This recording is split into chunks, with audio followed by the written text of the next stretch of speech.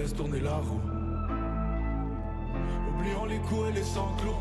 On fait ce qu'il faut pour que le vent tourne. Numéro uno, Rams et Vando. J'irai cueillir ma fleur dans le jardin d'Éden. À qui nage dans ce son j'avais les verres. Puis dans les terrains s'occuper les veines. J'teste dans la haine qui me pose dans le verre. J'irai cueillir la fleur dans le jardin d'Éden. J'ai la qu'une rose et c'est la plus belle. Fais-moi un dessin. On fait ce qu'il faut pour que le vent tourne. Les yeux rivés sur le grand show. Yeah, yeah, on me run des ventoux, yeah.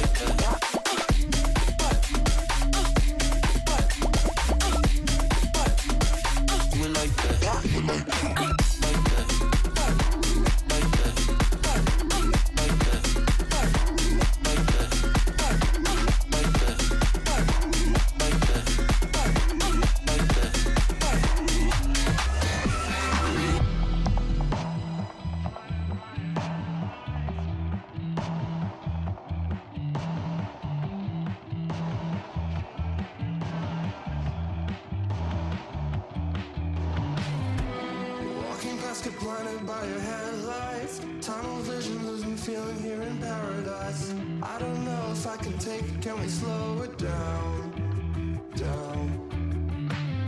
And telling me to stay low key and we'll be sweet. Got me feeling like I'm sitting in your backseat. I don't know, but I'm fine being here for now. I know we'll be fine if you stay here in my mind. Yeah. Talk me out of this crisis. Talk me out of this crisis. I found in your sights again. Don't know if I want this to end. Talk me out of this crisis. Talk me out of this crisis. I found myself in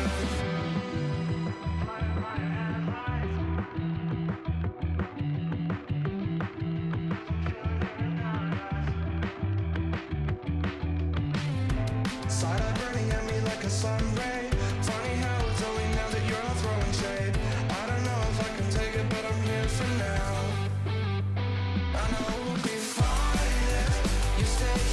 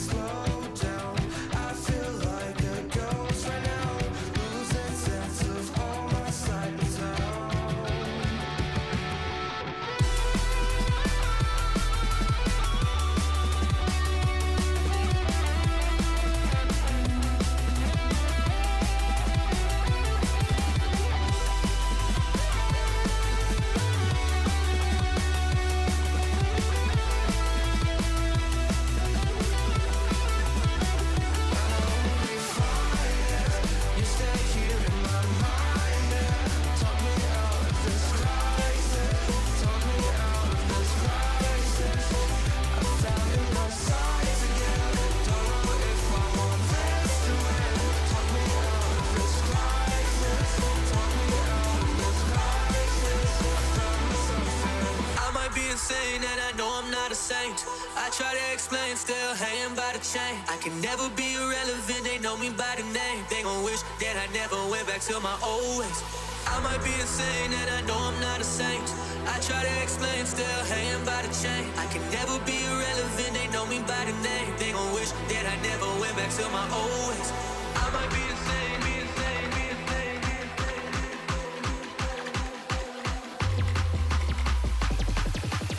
I might be insane and I know I'm not a saint. I try to explain, still hanging by the chain. I can never be irrelevant, they know me by the name. They gon' wish that I never went back to my old ways. I might be insane and I know I'm not a saint. I try to explain, still hanging by the chain. I can never be irrelevant, they know me by the name. They gon' wish that I never went back to my old ways. I'm high, don't try, I'm sorry. I'm high, don't try, I'm sorry. You don't know me like that, you come around with all that. I'm high, don't try, I'm sorry. I'm high, don't try, I'm sorry. I'm high, don't try, I'm sorry.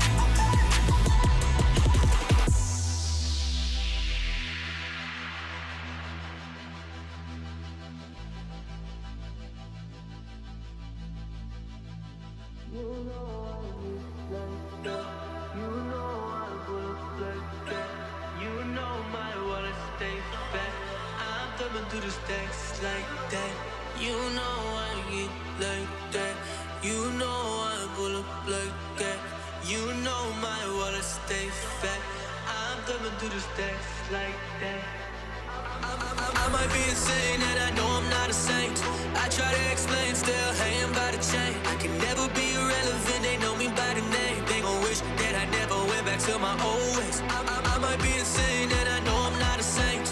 I try to explain, still hanging by the chain. I can never be irrelevant, they know me by the name. They gon' wish that I never went back to my old ways. I might be insane. I might be insane.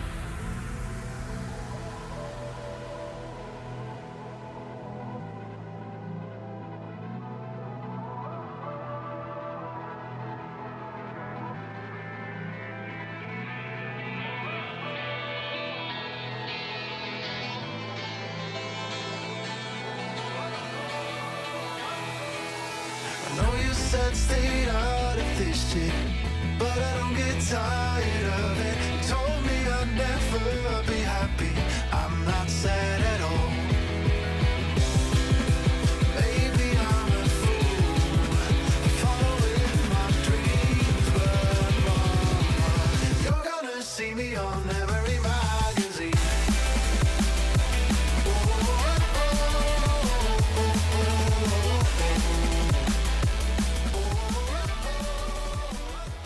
Vansilli once again at the meet and greet area. We had a chance to meet Mel just earlier, but this time around, you get to meet Dr. Valorant, White himself, and also 18-time finalist, play-by-play caster of the year, and one-time winner, the best, Uber. Gentlemen, I forgot my predictions for today, so please, I need your help. So XLG versus Fnatic later on this afternoon. Who do you have? That's not the game. It's XLG versus Sentinels. Damn, let's try that again. So XLG versus Sentinels, let's try that again. XLG. Wow, okay. He's very XLG good. I'm still on the Sen train. We're on the Sen train, and what about the one coming up, track by track, Paper X versus G2? I got that one right. G2. Yeah, that's going to be G2. Hey, I'm on the train, but I'm taking a break. I'm getting off at a station. I'll get back on later. All right, gentlemen. Thank you so much, and enjoy the time with the meet and greet. How do I not have my teams right?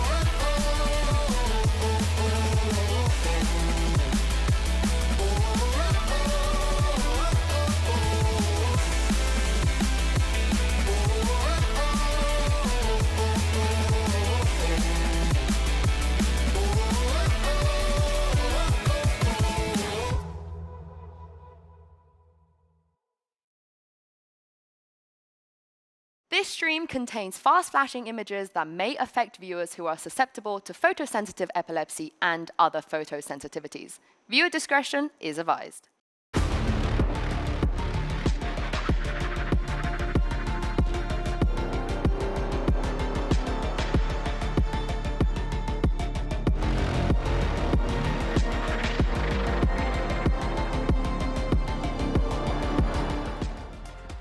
The heavy hitters are here. The #1 seeds have entered the competition, and the game has officially changed. Folks, it's playoffs time, baby. Hello, everyone, and welcome to Day 6 of Masters Toronto. We're coming at you live from the Enercare Center for 2 opening matches. Of course, I'm the current bald man yelling at you. I'm Golden Boy. You also got Mimi and Kukuka here to break down all the games, and we couldn't be more excited to be in beautiful Toronto, Canada.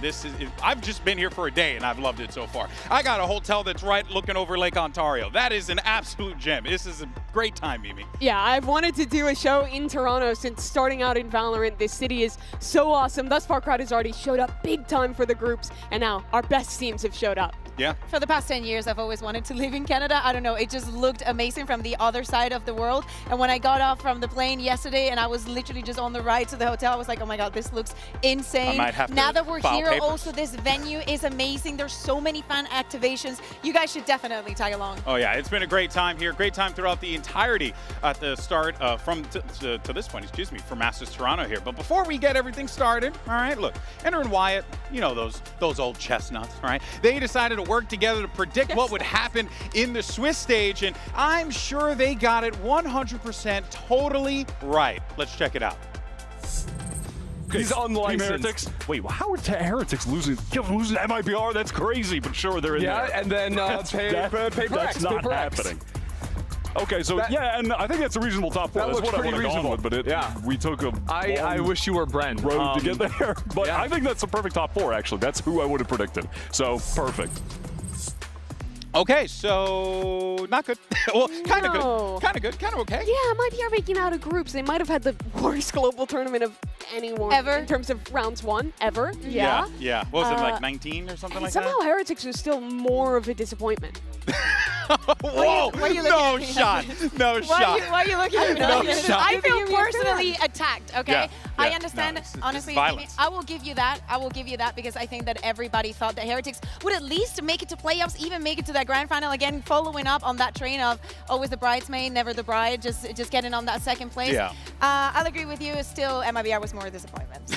I like this. So you got the dueling perspectives on That's each because side. you know our teams are better. Well, you know. Yeah, Team Heretics people thought would win the event. Exactly. No one thought that Thank about you, Mimi. MIBR. That's actually kind of true. All right, look, folks. Following the conclusion of the Swiss stage, we had a draw show where the #1 seeds got to pick their opponents. So, look, folks, if you don't like how the bracket played out, you just, you can blame the coaches. But for now, though, and we do want to let everyone know how the matches played out there because you ended up getting, obviously, Paper X getting chosen by G2. Yep. And then, of course, XLG getting, or well, rather, XLG choosing Sentinels, which... Yeah, that was a spicy one That to was pick them great. early on as well, like they did. But a real show of confidence to pull that out the gate. Yeah, it's also like the decision, right? When you are lucky enough to be being drawn first, you have the 4 teams to choose from. No doubt in their minds going for Sentinels, and we're going to see that later today, and it's going to be an absolute banger. Yeah. And then tomorrow you have amazing games too, right? You get RRQ versus Wolves, 2 teams both making their global debut here in Masters Toronto, and then you close that out with another great rematch, Fnatic The best. Gen G. Say it. It's That the could be a best. final. It is the best. Yeah, and I love during the rehearsal because I forgot that was they kind of defaulted to one another. So I think what's really funny is that they ended up defaulting to one another. Yes. Fnatic and Gen G, 2 of the best teams in the world, having to face off against each other first round. Kukuka, how are you in the fields right now? They never make it easy for Never us, do. but it doesn't matter. Like I remember Josh and Milan looking at each other at the end of that draw, being like, guys, we have to deal with Pacific after the showing that they've been given. So I think that both Paper X and Gen G are going to do amazing in this tournament. I had Gen G going super far. I actually think I might even have him win in the final. I'm so high on the Gen G. They were the best team out of Swiss. in my Right? opinion. Okay. They look Maybe like we're world- agreeing a lot today. We're agreeing too much. I feel They like. look like world beaters out there. It was unbelievable stuff. Of course, we'll see Gen G later on in the week here. But let's go ahead and check in with the one and only Van Silly, the hometown hero, who is here out in the fan activation zones with another hometown hero, familiar face. What's up, everybody? We are now playoff bound, and the doors have opened again at Masters Toronto, and we're walking around once again at the meet and greet area where you have an opportunity to meet one of your favorite players, your favorite teams, or even legends, just like Shopfire Rebellion Gold's Mel Angie. It's such a pleasure to meet you, Vans. I'm such a fan. Thank you. Nice to meet you. Are you doing it on purpose to make it very awkward that we can't do a... I would never do that to you. Why would I ever do that to you? Mel, thank you so much for... I'm running. I'm out of here. If you mess up the DAP, run the other way. That's advice from the hood, okay? I'm telling you that right now. Now, speaking of the hood, all right, well, maybe not. I can't wait to see how the follow-up to this. Canada has been a great host, and everyone is so awesome. But if you're not from here, you might get tripped up on some of the local slang. You see, I brought it back to the hood. And that's why we have a Canadian translator. Now, it's time for this very quick game. We took some agent lines and we fed them into our Canadian translator, and we're going to read what got spit out, and you have to guess who said the original line. What agent said So it's an the agent original voice line? line. It's an agent voice line written out here. So this is the line that says, "Oh, I'm sorry, I'm so sorry, just need to get through." Oh. What agent would say that? I think it's Viper, her alt voice line, get out of my way. Sorry, get out of my get out of my way. Yeah. Okay, Yeah. we got 2 Vipers here? Wait, no. that's Jet. That's Jet. That's Oh my- Jet. Welcome to my world, What is the Viper. Yeah, welcome to my but world. Yes. On the other Because side, she puts the poop gas all when over she's the place. on your team, what does she say? That. Yeah, get out of my way. We No, but I'm it thinking was of teamwork. Viper. Teamwork. Because there's Welcome different to voice my- lines for each yeah, side. for ally I and can't enemy. think of it. Too good. This is too good. All right, there you go. It's Jet, the enemy Jet. Get out of my way. All My right. brain is not that big. This next one. Please disperse, eh? Who says this? Please. disperse. Wait, that's It's gonna be Brimstone. like move. Or wait, no. Or is that Breach? Could be Breach. Doesn't Could be Breach Breach say- ultimate. Damn. Who would say? Could it be? please Could it be disperse? Harbor's ultimate? No. What does he say? Um, no. it's time to turn the tides, is what he Yeah. says. Yeah, that's God, not. I'm terrible That's at definitely not this. please disperse. My English is not that good. Yeah, and mine is terrible, which is crazy because you basically just Somehow meet me up here worse, figuring it yeah. out. Yeah, it's crazy. Public education system in New York, failed. It just sounds get out of my way again. You know. My guess is gonna be like Killjoy. It's gonna be move. Maybe her ult. All right. I'll get Killjoy, but I don't okay. really know. Killjoy. Okay, yeah, Killjoy. yeah. Survey says enemy Scatter. omen. Scatter. Hey man, that actually does See, track. I'm I would have. now, I would have never got that. I would have never gotten There are that. so many voice lines that just have some meaning of like, don't be here. Don't be. Like, there's like 10 in the Yeah. game. That makes it really All right, fun. here's the next one. Sorry, but creatures out on a rip, bud.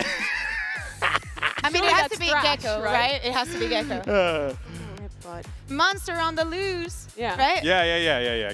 Creatures No? out on a rip, No, it's bud. gotta be I mean, That's- hey, yeah, go Yeah. on. I definitely do not feel racially profiled here. Also, the fact that he says, oh yeah, I love it, and then, oh yeah, sorry, perfect. That Oh, actually does God. translate. All right, next one. It's no longer funny because you're in danger. oh, Phoenix, joke's over, you're dead. Joke's over. You're dead.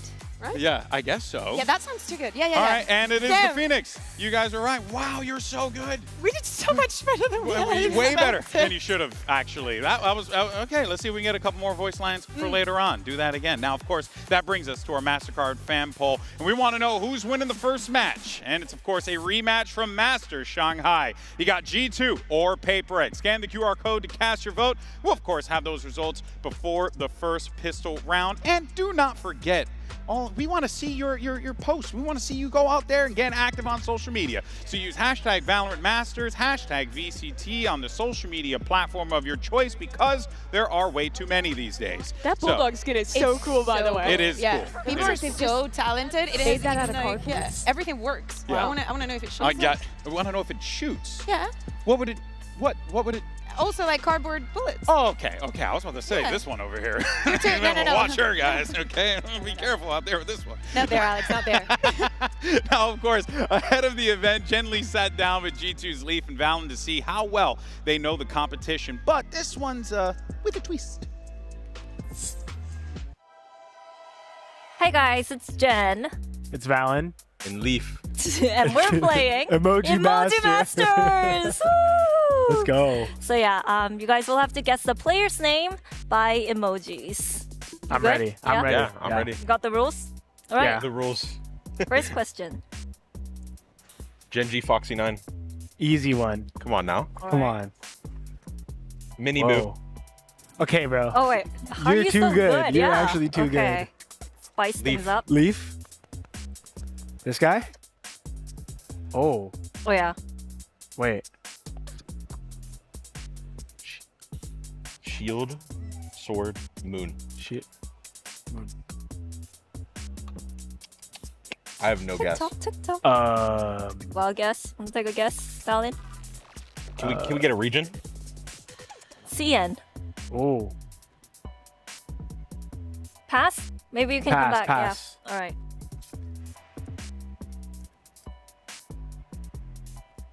Rain. Flowers. Like a lot of flowers. Someone's- And there's some rain. CN. You know, this is what happens in, flowers bloom. Oh, spring. Yeah. Ah. Good job. Okay. Next one.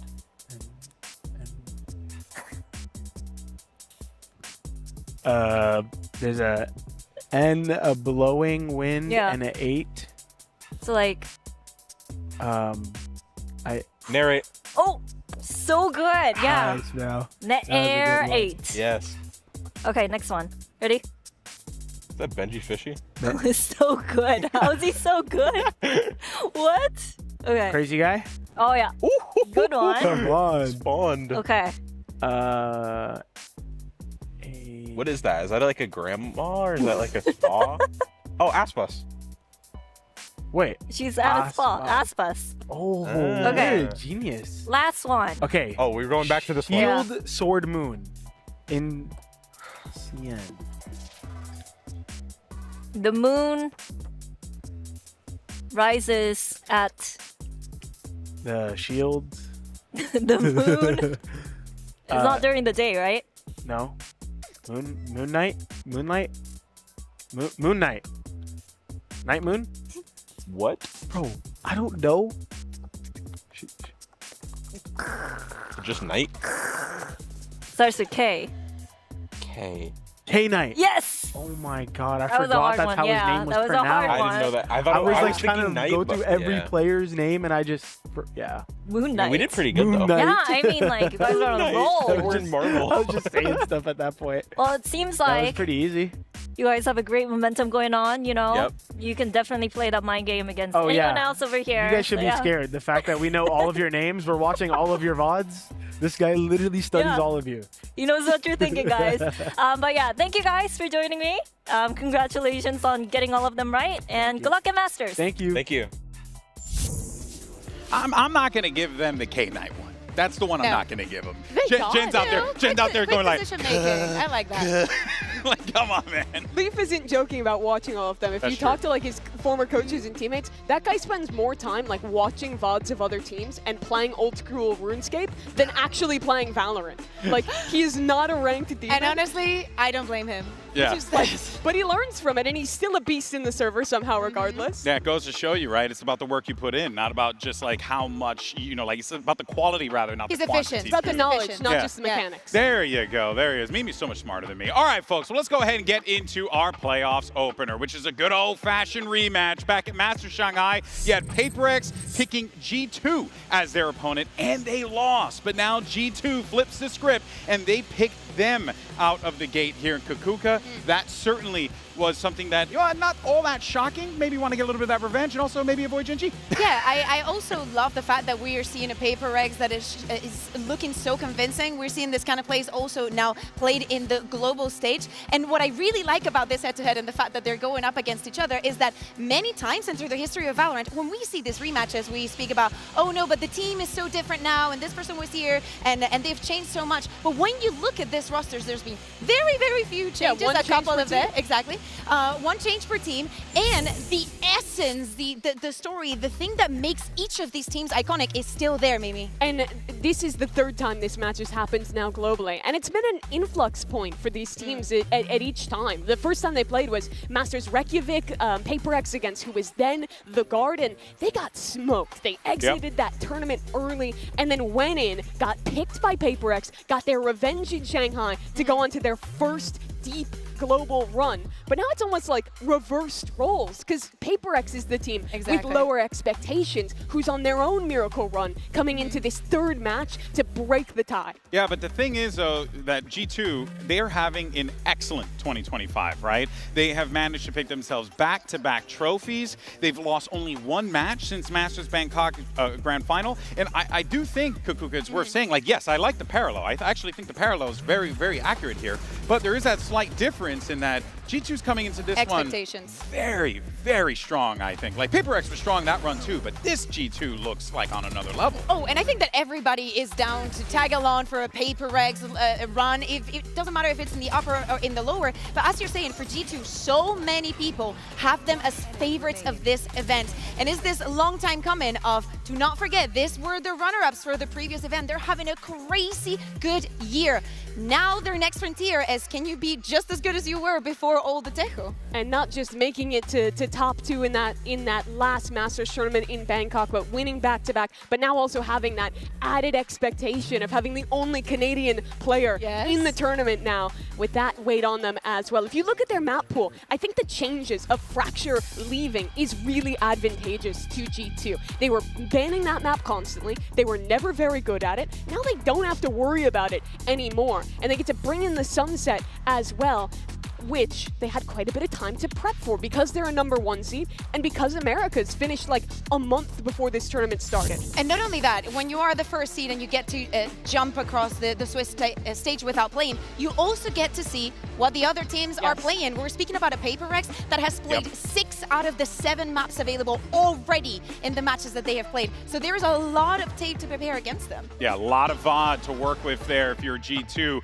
But of course, so getting more, focusing on some players here. You got Trent, who really did dominate Bangkok Stage 1 on that Tejo, and of course had that 100% pick rate on the agent in the stage. But Mimi, we have not seen a lick of Tejo all throughout this event. I would argue that Trent has been the best player of 2025. If they won that map 5 in Bangkok, I think he deserved to win MVP at that tournament. Yeah, he I think was we were the having that conversation, best player right? in stage 1. Yeah, we were. He was the best player in stage 1 in Americas. He was incredible in kickoff as well. But the big question is Teo. That's going to be gone. Was it Tejo or was it him? You know? I think it was him, because he was him. incredible when he was a Sova player back in the day as well. But for me, Bea, I think G2 was the best team in terms of meta read of the Teo meta. Now, it's a question of whether, into whatever this new meta is going to be, if they can be on top again.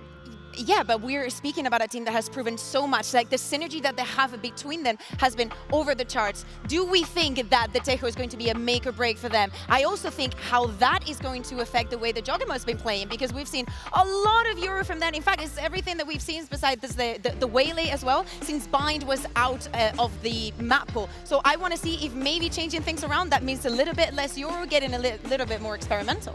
From the early stages of this tournament, it seems like we're going into kind of a controlled double smokes type of meta. And I think that fits G2 really well. They already play a lot of double smoke scumps, even with the Teo meta. Trent is a world-class Fade and Sova player. Absolutely. I think for most of their comps, they can literally just swap him over to one of those roles. And then the biggest question for me is what you're saying. Is Josh still a like 100% Yoru player? Or do we get to see him back on the Raze, back on the Neon, especially that Neon, which has looked so good for teams like Gen G? Exactly. If we think about texture and the effect that he's been having, I think that Joe can take a couple of pages from that book, because we've been very, very impressed, and it will definitely give them an edge. Yeah, oh, most definitely. I mean, this G2 team has so many avenues where they can get that edge. One of those individuals, we were talking about him earlier, is the guy on your screen right there. It's Leaf, man. This guy is confidence through and through. And when he's on your team, 9 times out of 10, he's hitting, he's shooting, he's absolutely cracked out. Mimi, this guy is really unbelievable. A true student of the game, and such a team player for this G2 lineup.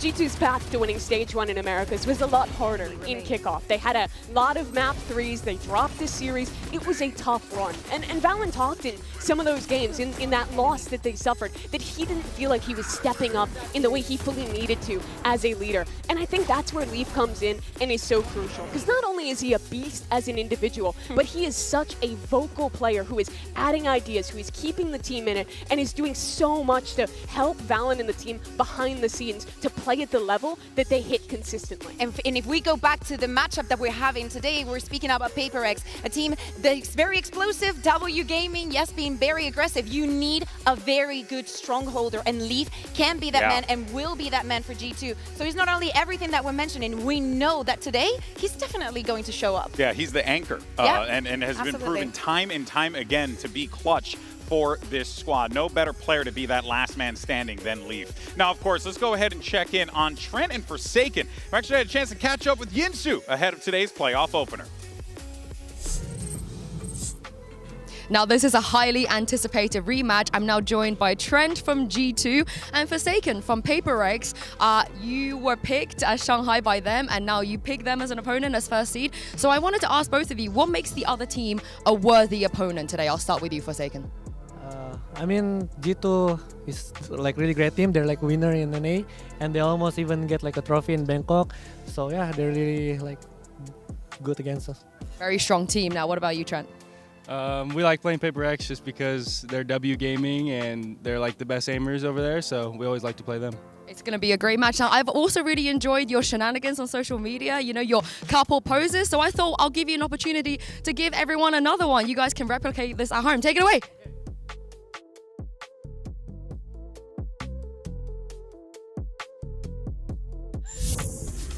You just gotta watch out. Forsaken can get low, all right? He can get low, go for the gut. That's what I'm saying, okay?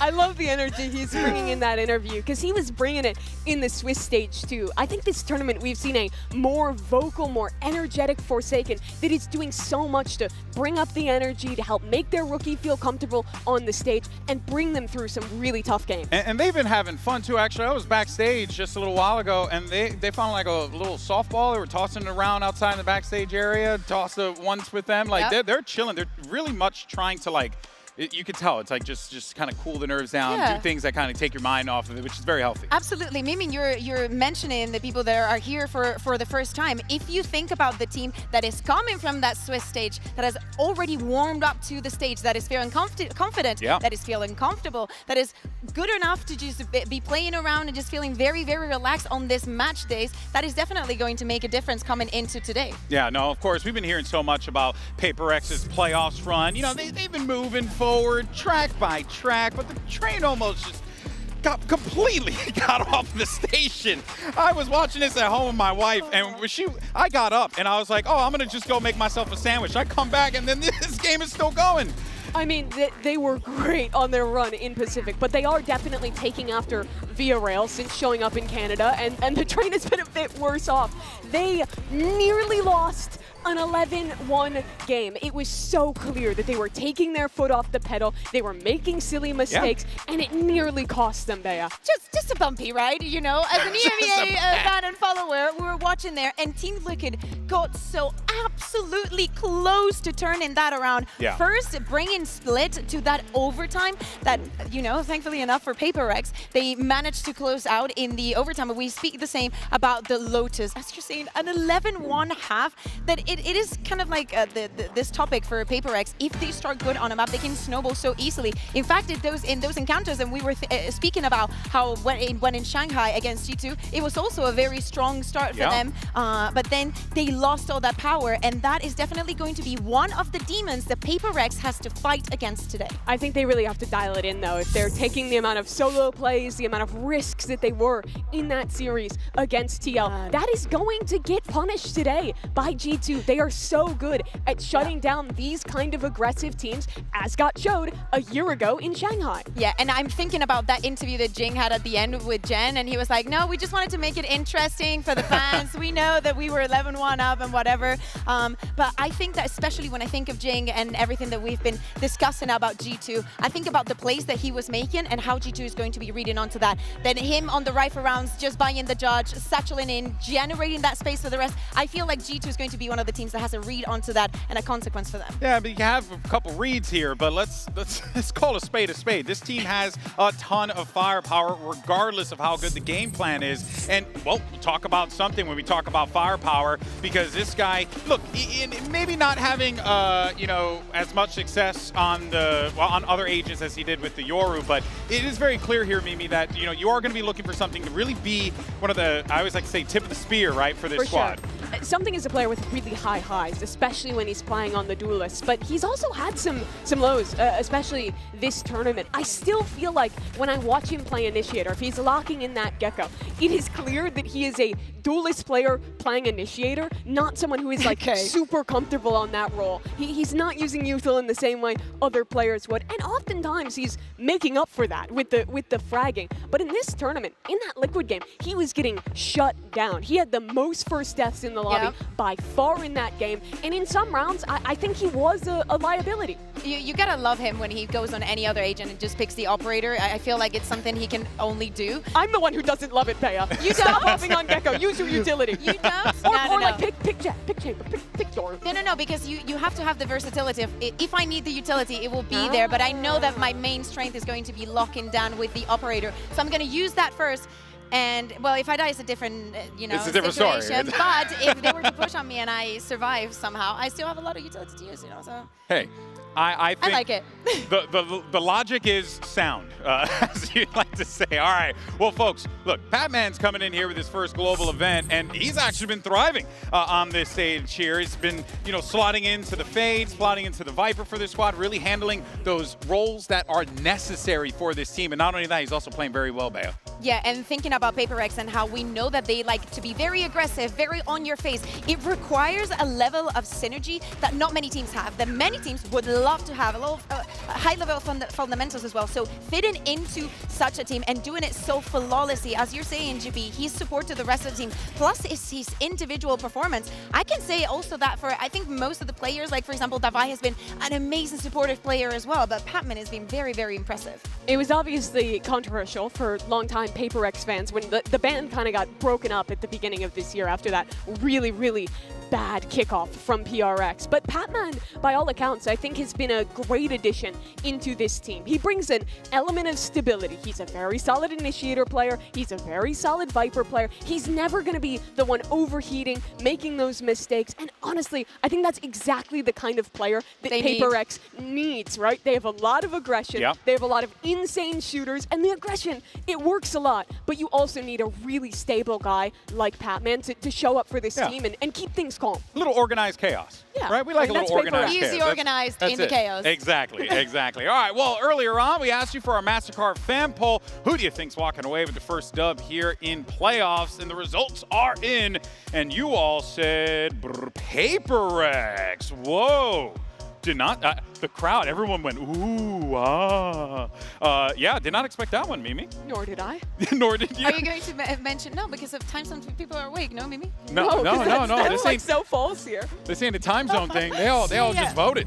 I think that is also result-based because we still have not seen G2. We have to see how they do without the Deco, and PaperX was very impressive, even though they almost nearly lost. I think it's very easy to be a paper girl, paper boy. It is.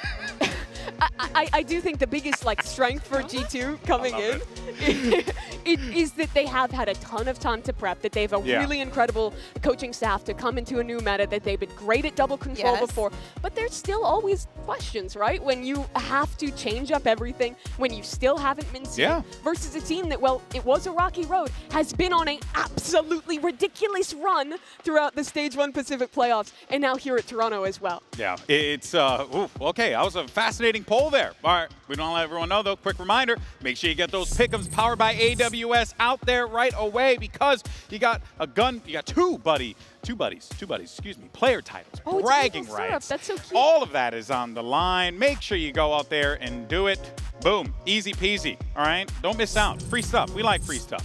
And let's go ahead and see what our talent predicted for this matchup.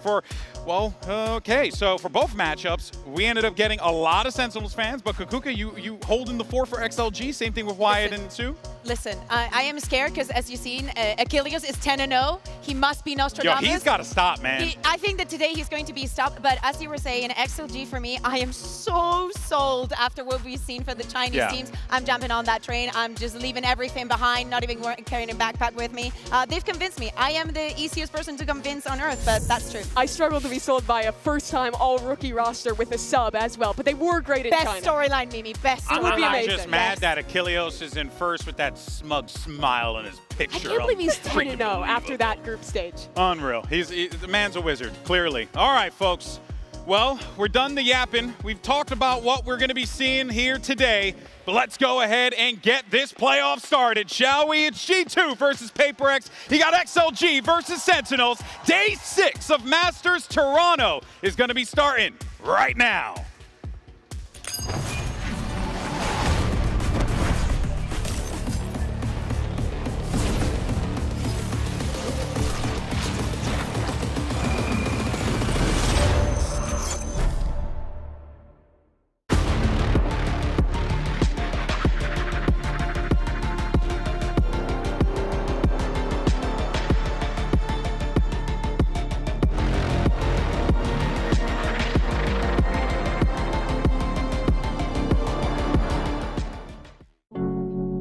We started from PC Club.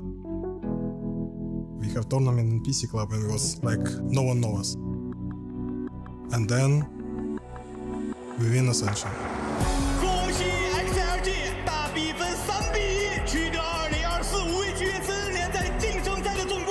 And then after Ascension, we start in kickoff, but we lose to EDG. After this, we practice a lot. We told ourselves we need to go Masters round. And we know we're here. I'm very hyped. We made playoffs. Signed, sealed, delivered. Sin City are back. A lot more progression than from Bangkok, so we're on the right track. I think we showed some good resilience, and I think we made it entertaining at the same time. Being from VCTC and first seed, we came here to prove ourselves, so we want to show we are ready. John will definitely have his hands full, but any team we play, he's going to do his homework and he's going to do his thing, and he's going to lead us to victory. No matter who you are, Sentinels is going to come out on top. We playing G2, they pick us. Last time when we chose G2, it didn't go our way. G2! They say to Paper X, you asked for this! You picked us! This time they chose us. We're looking to get our revenge. We were in the opposite shoes before, where Paper X picked us last year in Shanghai. Actually gave me a lot of motivation to beat them. But no matter how motivated or focused you may feel, just know we're gonna be more than you, and we're gonna come out on top. Jogemo, he stole the trophy from us. This could be it. Another chance for Jing. It's all over. EG are your Valorant World Champions. Every time I see the LA bundle finisher, it still haunts me to this day. For Jogemo, I know you've been hitting insane shots lately, but this time we're gonna shoot even harder. It's our standard at G2. We're built for lifting trophies. And for G2, back-to-back trophies! Right now, it may not seem like it because we don't have the international one, but eventually it's gonna come, and I think it's gonna be this team.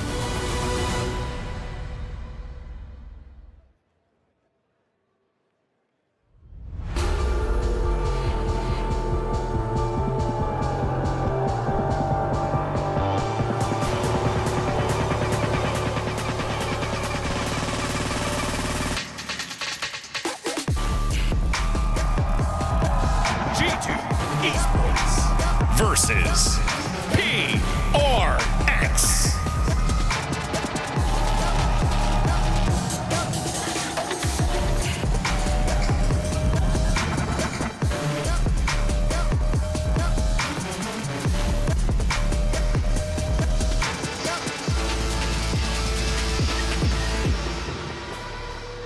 And here we go. It's time to kick off the playoffs here in Toronto. And we're starting it with G2 Esports versus Paper X, a rematch from Master Shanghai.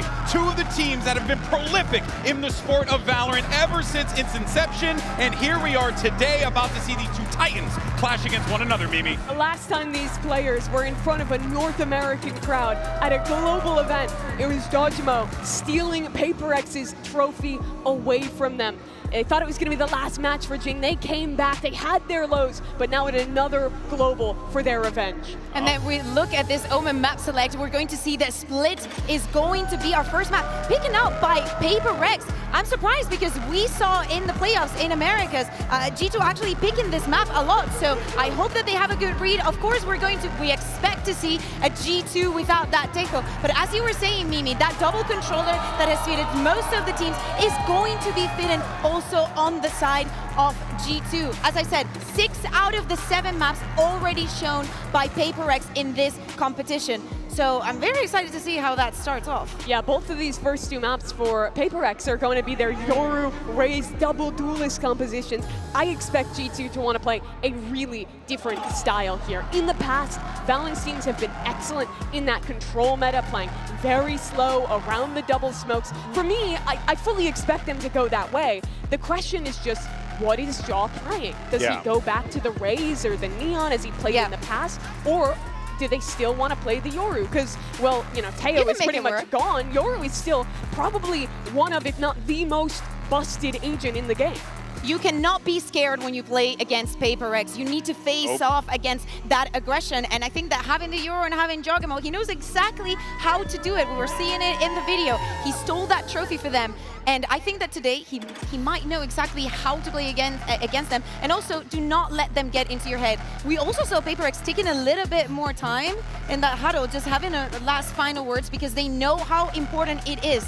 If G2 are to live to expectations, this is not going to be easy for Paper X. The only thing that should have been said at the end of that huddle, don't let go of the gas. Don't let go of the gas. That's my assessment. That Team Liquid game in the Swiss stage to qualify here for Paper X, honestly, they should have won all 3 maps. They should have won Split, and they should have stomped on map 3. It had to go to OT because they let off the gas, they started making mistakes. They have to show a much more focused showing here if they're to beat a team like G2. We really hope that they learn from their mistakes, because Mimi, you're saying they should have won. I ended up thinking they could have lost. Yes. They could have lost all of those maps just because they get into their own heads. They know that they can win, and when you get so close to it, you still have to push for the win. You have to be convincing. But if that was a Paper Rex that we had to see in Swiss, if it was going to happen, it had to happen in the past. And now when it comes to playoffs, when you're going up against the best of each region, you have to be prepared. Here we go. All right, so your answers have been given here. It seems like might be getting jog on that raise hover, here, right? but we are going to be getting nothing really that different from what we've seen from Paper now, Rex. from G2. Remember, it's live now. Oh, I didn't realize that. Okay, look at that. Yeah, I'm old, everyone. I'm old. Up just yet. I think you could just switch Trent 1-for-1 onto the Fade, and this comp works perfectly fine. Oh yeah, absolutely. But Jogamo going on the race, that would be a change, right? We're speaking of him just playing the Euro constantly. If we are to see that change, that would be interesting. Still, the hovers, they just want to keep us waiting. Yeah, potentially. But of course, to what you were saying before about Jogamo on the race, Jogamo on the Euro, he's also played the race plenty of times as well, too. So he's got that. It's been his best stage in history. Yeah, absolutely. But we haven't seen the race since Bind was in the map pool still, so... Yeah, good call. I've missed it, quite honestly. Leaf is going to lock the fight, but there's no surprises. This guy is one of the best lurk players on that role. He goes on the So Euro. intelligent, and yeah, and it is Fade. Fade. It's going to be the same thing. There's the Fade pivot. Okay, this is pretty much what we thought, right? You're still going to get the double flashes with both the Breach and the Yoru. You have tons of line control with that stun and the Omen Paranoia as well. This is just a straight up good comp, and it's honestly a really easy pivot away from the tail meta. Yeah, we're seeing here an 80% map win. That one loss that they had was an overtime against 100 Thieves, if I'm not mistaken, and it was a 14-12. You know, that another map that they could have won perfectly. So G2 should be extremely comfortable, and their opponents nothing. All right, folks, we're set for the first map of playoffs. So let's go ahead and send it over to your casters. Make some noise for Achilles and Paper Thin. Thank you very much, Tess. Here we are. Playoffs is finally upon us. And off the rip, a rematch from Shanghai. G2 going up against Paper Rex. This time, G2 having the selection. Yeah, I mean, pretty wild to think that we're going to see a very similar opening to Masters that we saw back in Shanghai last year. They also played each other in Champions, where G2 took them down 2-0 in the group stage. So a lot here to prove for Paper Rex. They're a team that looked like they might be cruising into these playoffs in that matchup against Team Liquid, and nearly stumbled at the very, very last moment, but got it together, got themselves here. These are two teams with multiple regional titles, but only one player on that stage has any global title at all, and that's Jogamo. So for everybody else, the path to getting that Masters trophy starts right now. The theme for the event is redemption, is reflection. Divine looking back on that moment, losing the trophy to Jogamo, wants to get some revenge here today. Toronto, are you ready to kick off the playoffs? Paper Rex starts on the defender's side for the entirety of this matchup. And they're grouping up towards mid. This is something G2 likes to do a lot on their pistols, is put mid pressure down. It doesn't matter what map it is. Push out, Trent lucky to escape with his life. Be a tiny little tick of damage taken there. Time to jump. In the meantime, A site. Doors open. G2 making themselves feel comfortable. Yeah, gave away so much information there with just Trent's little peek. But now, Paper Rex, I like this, trying to come from the top of heaven and flood in. Only plays to come through here for Paper Rex. HL's not going to be able to find too much damage. Just going to barrel their way down through elbow. Something in behind one is going to get out from Mountain. Jogamo responding in kind. Patman feeling one back to high. Flushed out. Now it's all down to Patman. Top of the spike, the swing. And Trent is good for the headshot. G2 claim the opening pistol. Yeah, I mean, just everybody trying to flood through that elbow, but that toxic screen has a great placement there to kind of keep the positions hidden just a little bit extra longer for G2. You can really line up and do some damage there. Great work around the corner. Jogamo holding the line behind the screen. And then they've got two players still over at main to lock that down. And that's going to be something Paper Rex struggled with a bit. You know, just thinking back to their match against Liquid here today, the retakes were a little bit off sometimes. You know, a team that likes to flood, a team that likes to go in that death ball, and good teams will cut that apart. All right, now G2's avoiding it. Seeing pretty much everybody aside from Divide. situated outside of A. This has been a lot of the eco rounds for Paper Rex on this map. Want to just grab the orb for sure. Even if they do get the overwhelm and push forward to find the leaf, would just be a ghost recovered. Would be the most impactful of weaponry, which has now been taken away from them as the Sheriff's going to be left on the floor. As Divide does get picked off. Yeah, it's a nice find. Let's see what Paper Rex wants to do. They're going to really make a go for this. Sometimes they will, but most teams will just die to the spike here, or at least try to. The real danger player is Leaf. Let's see if Paper Rex is going to be ready for that. A tremendous lurker. Never know when he's going to show up. A little bit of delay with the util. Yeah, just further cycling them back. Leaf, we'll see if he's going to be able to find another. Looks like he's going to catch the timing, so Forsaken does get taken down. He himself can go ahead and upgrade this Sheriff now. Trying to play for a couple more ult charges as he swoops around the back here of Ali. Peek coming in. Patman does manage to find it. He's a back kill. Pushes to the corner, finds Jinx stunned up. Patman gets another nice shot. 4 overall clean kills here for the fate of Paper Rex, but G2 otherwise will give themselves fairly clean anti-eco as they start 2-0. Yeah, pretty stock standard stuff for G2 so far. Just finding the openings, and if they see any space on the map, they're going to immediately take it. They're a hungry team. Omen killed. Patman doing his best there on the back line. Overall, G2 able to keep a couple of those Guardians and Bulldogs in, a little bit of a buy-up as well, but see what Valen wants to do if he's going to go for anything. Stinger, I was going to say, I should know better. Leave the Dream Seer to me. Least shocking purchase. As Trent sending out the Haunt here to see if he gets any kind of reveal as escort forward towards ramp. Not taking any chance of just getting caught by some stray sprays. Not even just TPing back across and through main. Seems like after this minor exploration, G2 going to look to change it up a bit. Yeah, already a little bit too much contact for their liking. And that's a team that this is a team that is very diligent about those kind of things. They are so smart about identifying who is where and understanding, what kind of opponent, setup they're going to be dealing with, and then looking to find the weaker side. And they seemingly have done so again, but Paper Rex starting to get a little bit wise to this. Well, eating the bullet there. Forsaken otherwise not able to find too much damage. Does get a glimpse, but able to bounce out into Garage and Leaf. Okay, does end up getting taken down. Joggermo finds the spot here. On the is going to be overwhelmed. Talon arrives from above. Forsaken with one more kill. Now traded out, but Patman still putting up the heroics, looking to do some more. Stem the bleeding as much as humanly possible. Shock right of the rope. Push over the top. Valen does end up falling the wayside. A dink across, but overwhelmed here is Jonah P. Paper Rex will get themselves a win here in the anti-bonus, but they lose out on 3 players. Yeah, I mean, I think a little bit of lack of mid-control this time cost Paper Rex. Not able to figure out how big the push is going to be from G2. I mean, Forsaken, okay, able to win that battle. Gets a second, but Divide gets trapped in a really awkward position where he just doesn't have any outs. They've got the crossfire from up on the rafters and through the box. And then the rest of the team is able to show up just in time. Forsaken going to be on his feet a lot if Paper Rex is doing well. He's been their hype man this event for sure. Absolutely. Looking to get him a bit entrenched here in Garage. One way now on the setup. That should give it away. Oh, he's going to push up into this, get up on top of the box, and Valen, I'm not sure if he's going to read this. Oh, Jonah P is Forsaken! Hits the transfer on the 2. Joggermo there eats a bit of damage, but he's able to go ahead and spare them any further catastrophe. When Forsaken's done that before, it's been a hold around the corner or in the cubby that Joggermo's looking at. This is the first time we've seen him use that smoke to jump up on top of the box. That is a great changeup from Paper Rex, and it costs G2 dearly. Player advantage for now going to be there in the hands of PRX. Divide playing closer at Male going to be spotted. Jinky in the line share damage, but on the re-swing, finds Leaf, and now it's all down to Joggermo.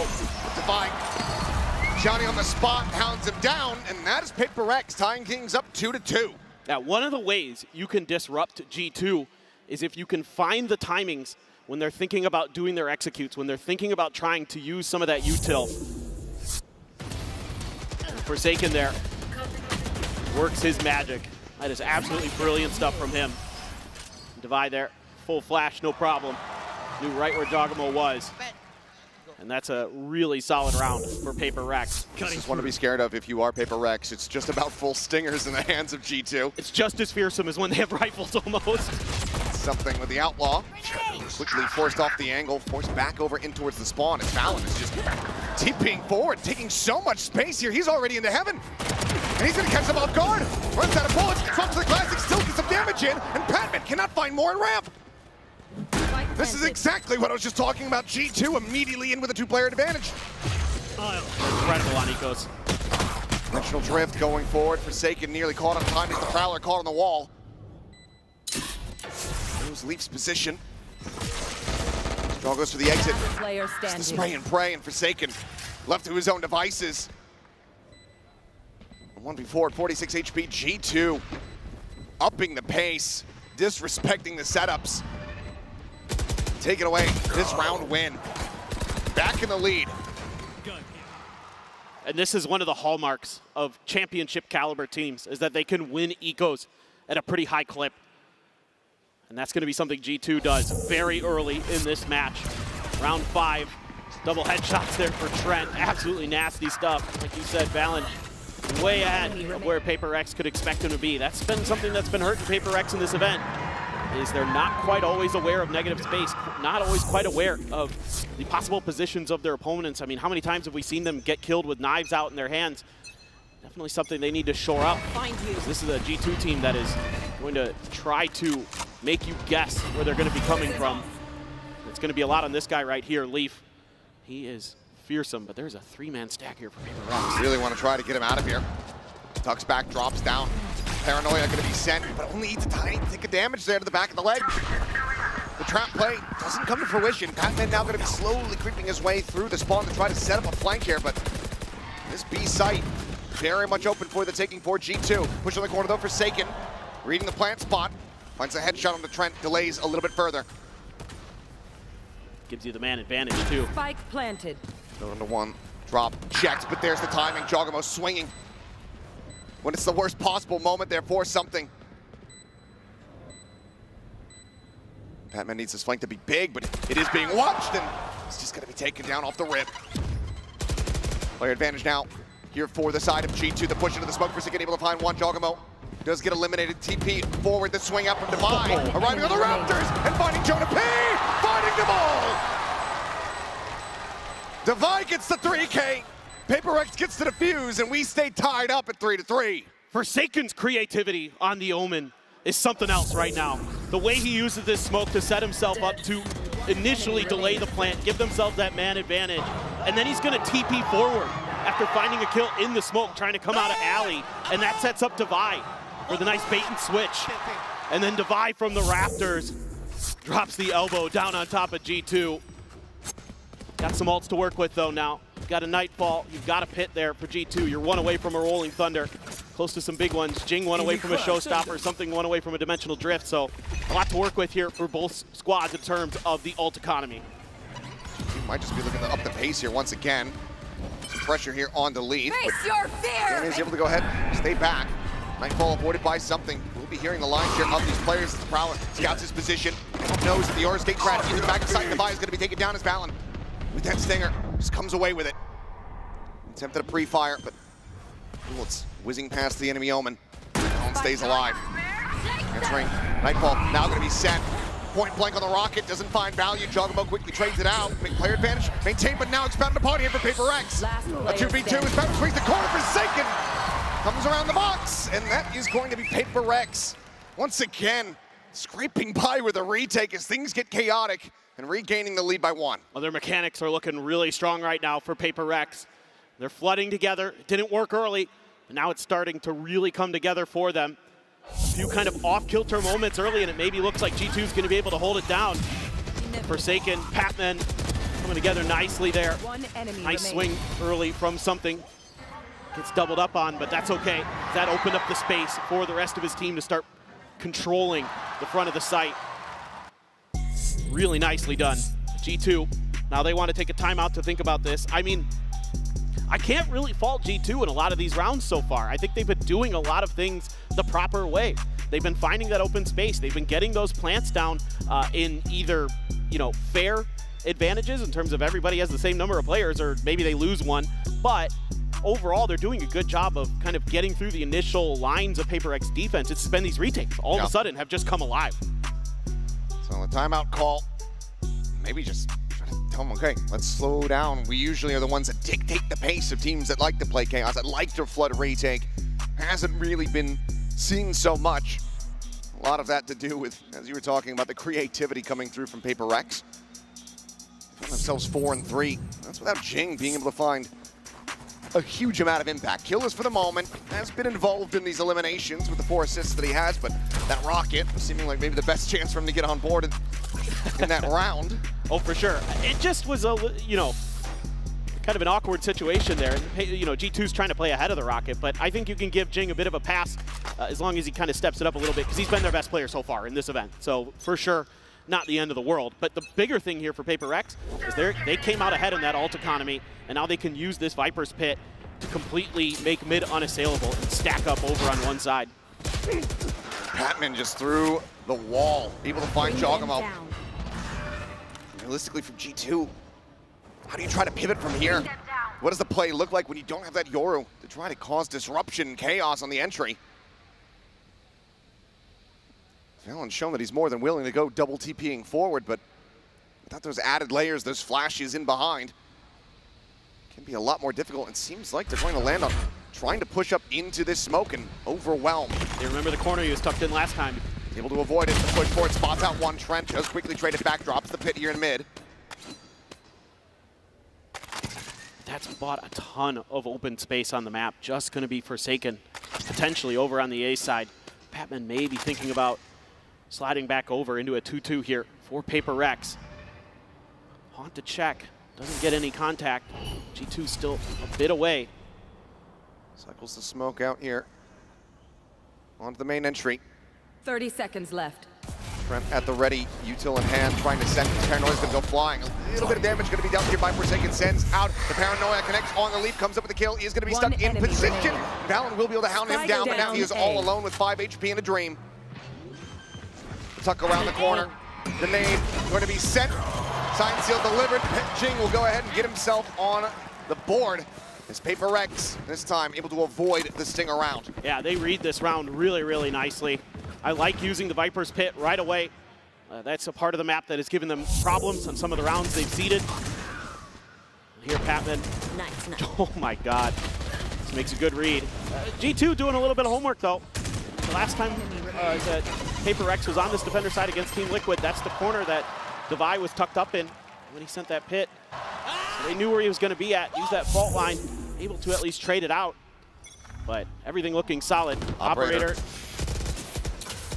Now in play. Poison's off. That's where the rounds start to get scary for G2. Something can line value. Oh, line swing out here from Devi. Jogamo tagged up. Something on the opposite side. Able to go ahead and flush out that enemy Viper. Removes the lurk.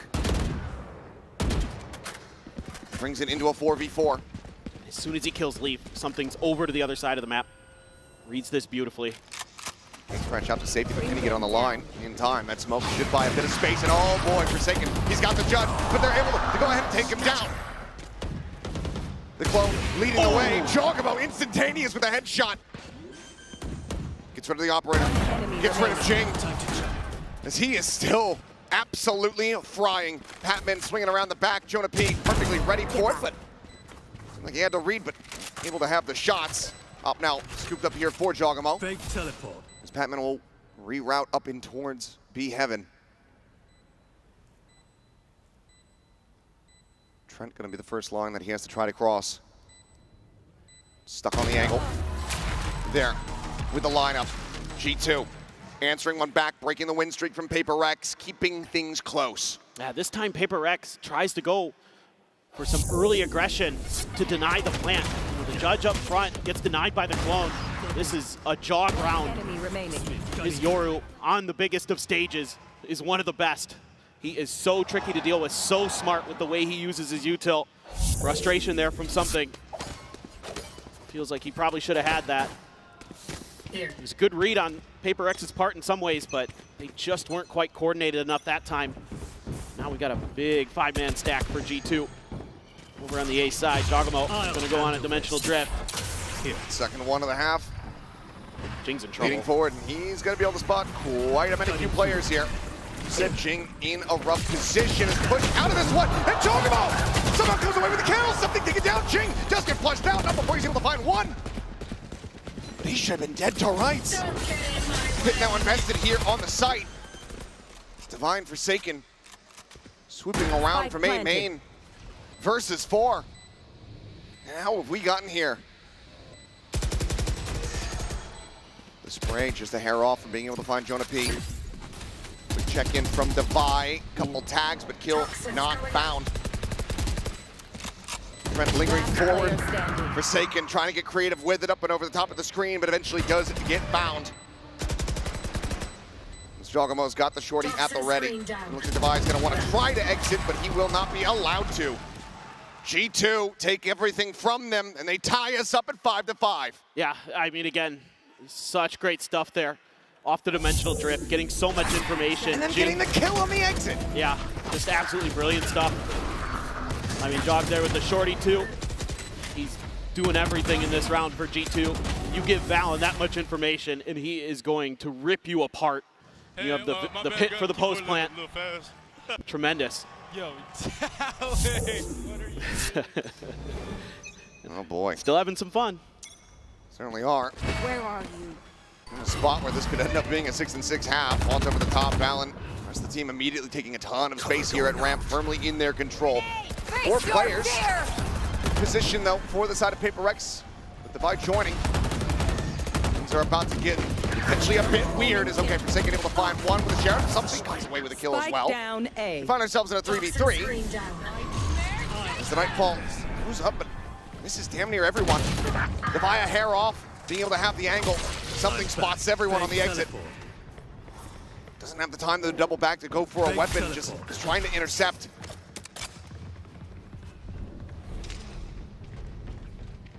Just all about timing here for something. You can see Jonah P aware of it. Being watched by 2. Jonah P swings back of the pillar. Patman now arriving. Spike planted. 2v3 with just the one rifle between them. Head's going to be spotted. Patman gets his taken off. Something will collect the weapon. He certainly has his work cut out for him. The silent drop. 2 flashes available to try to utilize. A double stack at backside. On the peak, nothing noted there. Sends a flash. And Jonah P able to turn it, able to find the kill. Team Ace and G2 securing 6. Yeah, even though the beginning part of this round looks like it's going to be pretty dangerous for G2. You've got the full 5-man stack for Paper Rex. The Nightfall just misses. Devi not able to catch a player on the exit with his Sheriff. G2 looking really good. I love the way that Jonah P is just firmly in control of the flanks. He is perpetually watching what is going on the backside for G2, especially if Leaf's not in position on those lurks. He has really done a good job. Even if he doesn't necessarily win the battles, it's still about having that info and having that awareness. Forsaken actually doesn't TP forward, TP back this time. So a little bit of trickery, trying to confuse G2 about how he's going to play this garage spot. See Valen looking for it. Wary of it. Yeah, that same smoke cost him dearly. So he's going to be very, very aware of it this time. Looking, see if he jumped up on the box. A little bit of spam in mid. That's going to maybe shift somebody over. No, okay, Paper Rex opts for a different angle. And something is not on the correct one if the swing comes through. Okay, does send out a shot. Looks like they noted each other. Quick check in towards Vent here from Jogamo on the silent drop. Patman watching and waiting. He's going to ride that right side rope up, though. Continuing steadily. Push for a little moment there. A quick peek. Should be a flash. And might just feel the back away, but just going to be the clone. So it does get information. They know that it's being watched. 2 players set up here. Inside of B Heaven. Devi, Jing. Looking to try to hold this line. Jing able to find one. Blast packs across the way. Gets out towards safety. Paint shells to try to buy some space and some time. If he finds another kill, would be a showstopper online for him, but he's not going to be able to get it. Leaf strikes him down. Patman now having to do everything. They cannot make it happen. 7-5, G2 are out in front of the half. A little bit of a run there early for Paper Rex, but G2 punching right back with 4 in a row of their own. Really found their groove there as that half wore on. But already some incredible scenes, some great back and forth between the two teams. G2 out with the lead, but it's a narrow one. We'll see what happens when we come back after halftime.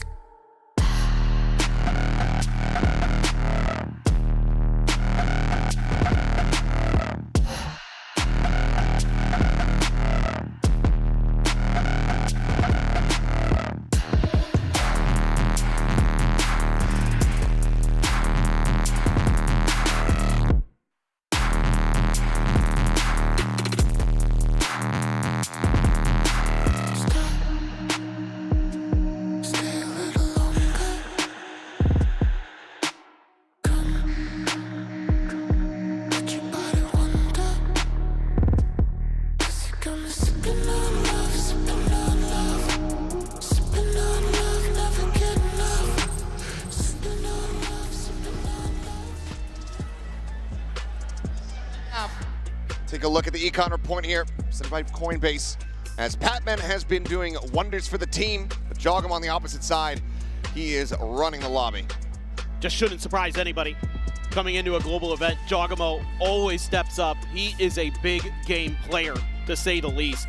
And he was tremendous with his Euro utility on top of having great impact in the fragging department. He is just so smart with the way that he pilots that agent. Then on the other side, something again struggling a bit here on the Yoru. Needs to pick it up, both the duelists for Paper Rex here on this attacker side. This should be their opportunity to start opening things up. Needs to be, but one of the things that's been very rough for Paper Rex at this tournament has been the pistols. Yeah. Haven't been able to get too many of them across the board and dropped the opener here. We'll see now that they shift over onto the attacking side, if they can find an ever important pistol win. Yeah, this is a very crucial one for them. It would get them right back in the game. Be a nice start to a side of the map that you feel like they should be pretty strong on, but G2's defense always something to be feared. So good at making the right decisions at the right time. Early util dump, but a fault line kind of back up the main forces of Paper Rex, but this is just a fact-finding mission, it seems like.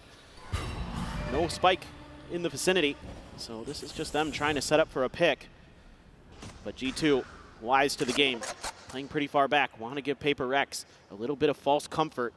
But you've already seen some of the initiator util, and if you go towards this A side, I mean, you've got the flashes, you've got the fades, you've got the breach util, the stuns, everything. So this is going to be tricky. Bit of damage suffered there on the Patman. Spike still going to be set in mid. Jonah P just going to be backpedaling. And it looks like the pivot will be coming through here from Paper Rex as they try to storm their way across into the B side, but there are still about to be 3 players here to try to greet them. Divide still over in garage. Lee spotting out one. Hits the headshot into a second. Forsaken will fall. And Trent seems to try to bring this one to an end. Might have been a fight back, but Divine out all alone. The spike on the Raptors. Jogamo about to fill that space there in heaven. Has the Sheriff, but it's going to be Jonah P with the Ghost. Was able to take him down. 2 for 2 on the pistols here on Split. G2 continuing on. A lot of players here dropping down into the open arms of G2. And there wasn't much util. It was kind of bothering them. See Leaf here on the initial one, gets 2. The second under Forsaken is ridiculous. He had taken 30, down to 34 health. Quit your tiptoeing. Jonah P there at the end holding the line, but they were just kind of playing back the whole time as G2, just trying to mirror the movements of Paper Rex. And they put themselves in a phenomenal position to take away Paper Rex's map pick. Little cheeky combo there off the rip, but mostly just to take control of the orb. And they will grab it. Devi, Sheriff in mid.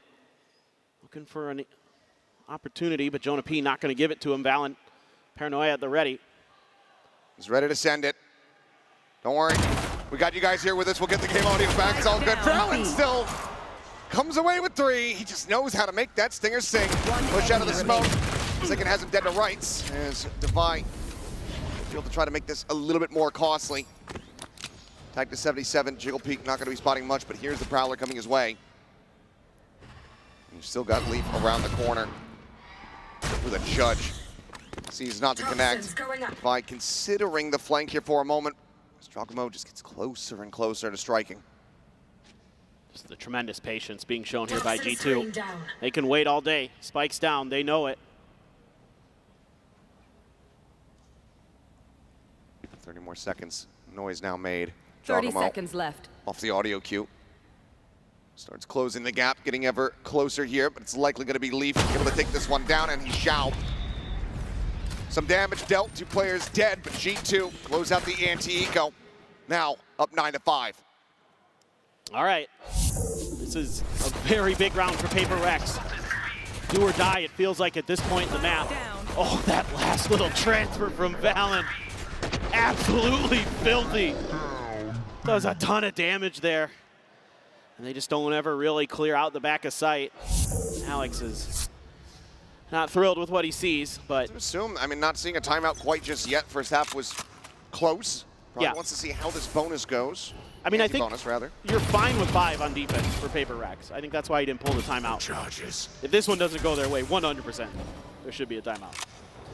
But once again, a mid-stack, a little bit of a pullback for G2. They're giving up some of this A main space, opting to try to maybe corral Paper Rex at Heaven. One of the problems for Paper Rex is they didn't control A Heaven at all, and it seems like they're not going to again. They're just going to flood the site. Now, decent spot of control here for Paper Rex. 5v5 retake, getting ready to kick off. This little peek in towards ramp here. Very much stacked. 3 players from Paper Rex sitting out through main.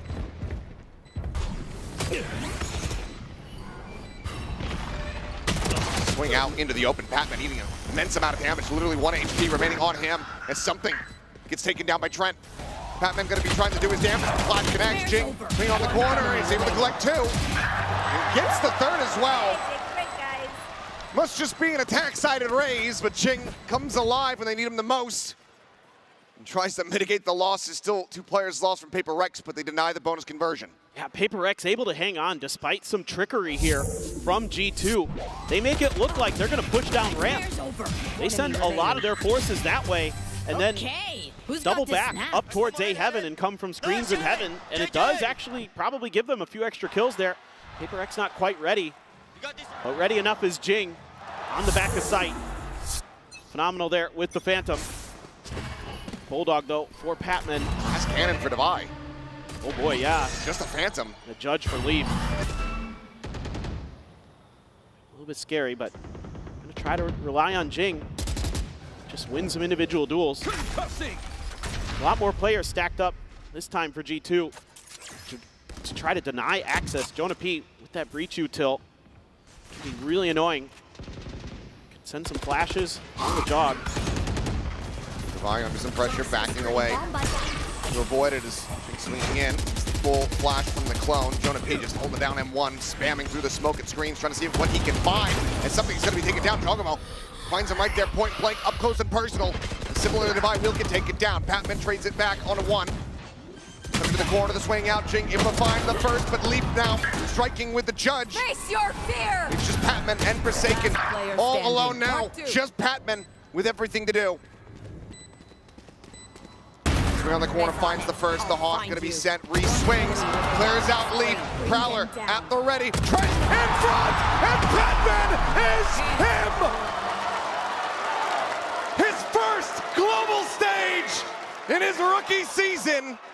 And he pulls off a Red Bull clutch to close the gap down to 2 rounds separating. What a find for Paper Rex Patman has been.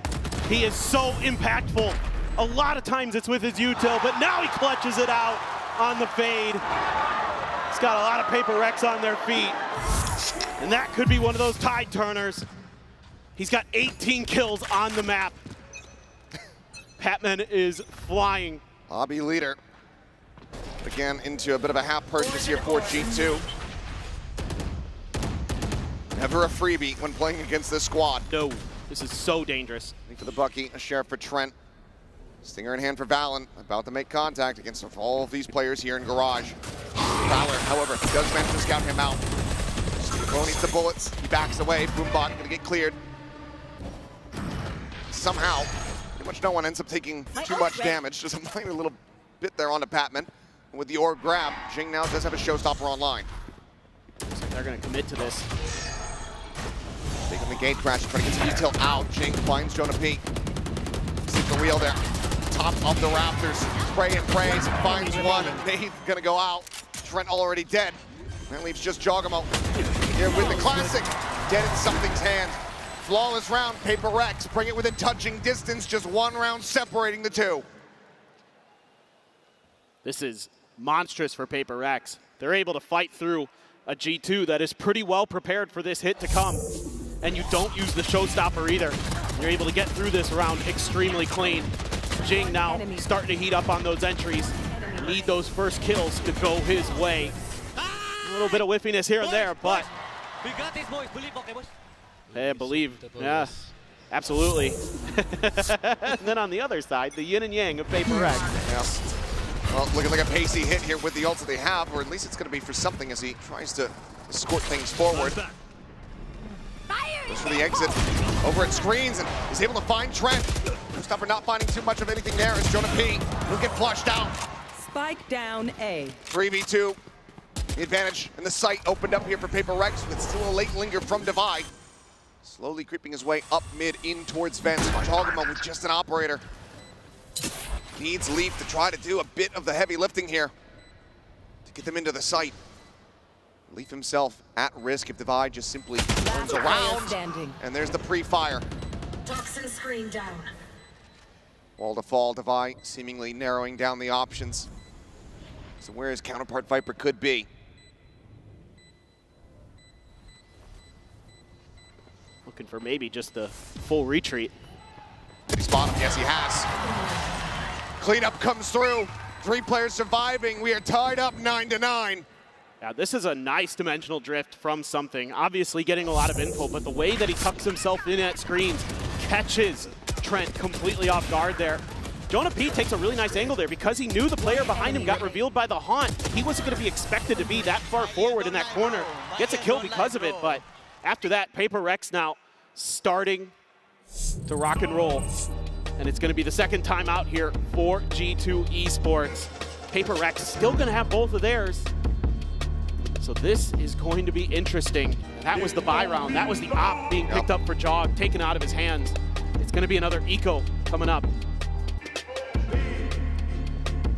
Behind that eco, a hell of a lot of ultimates. Rolling Thunder, Pit, Nightfall from the shadows, all at G2's disposal. Plenty to try to utilize here. Let's see if they're going to be able to pull off a little bit more of that thrifty magic off the back of this timeout.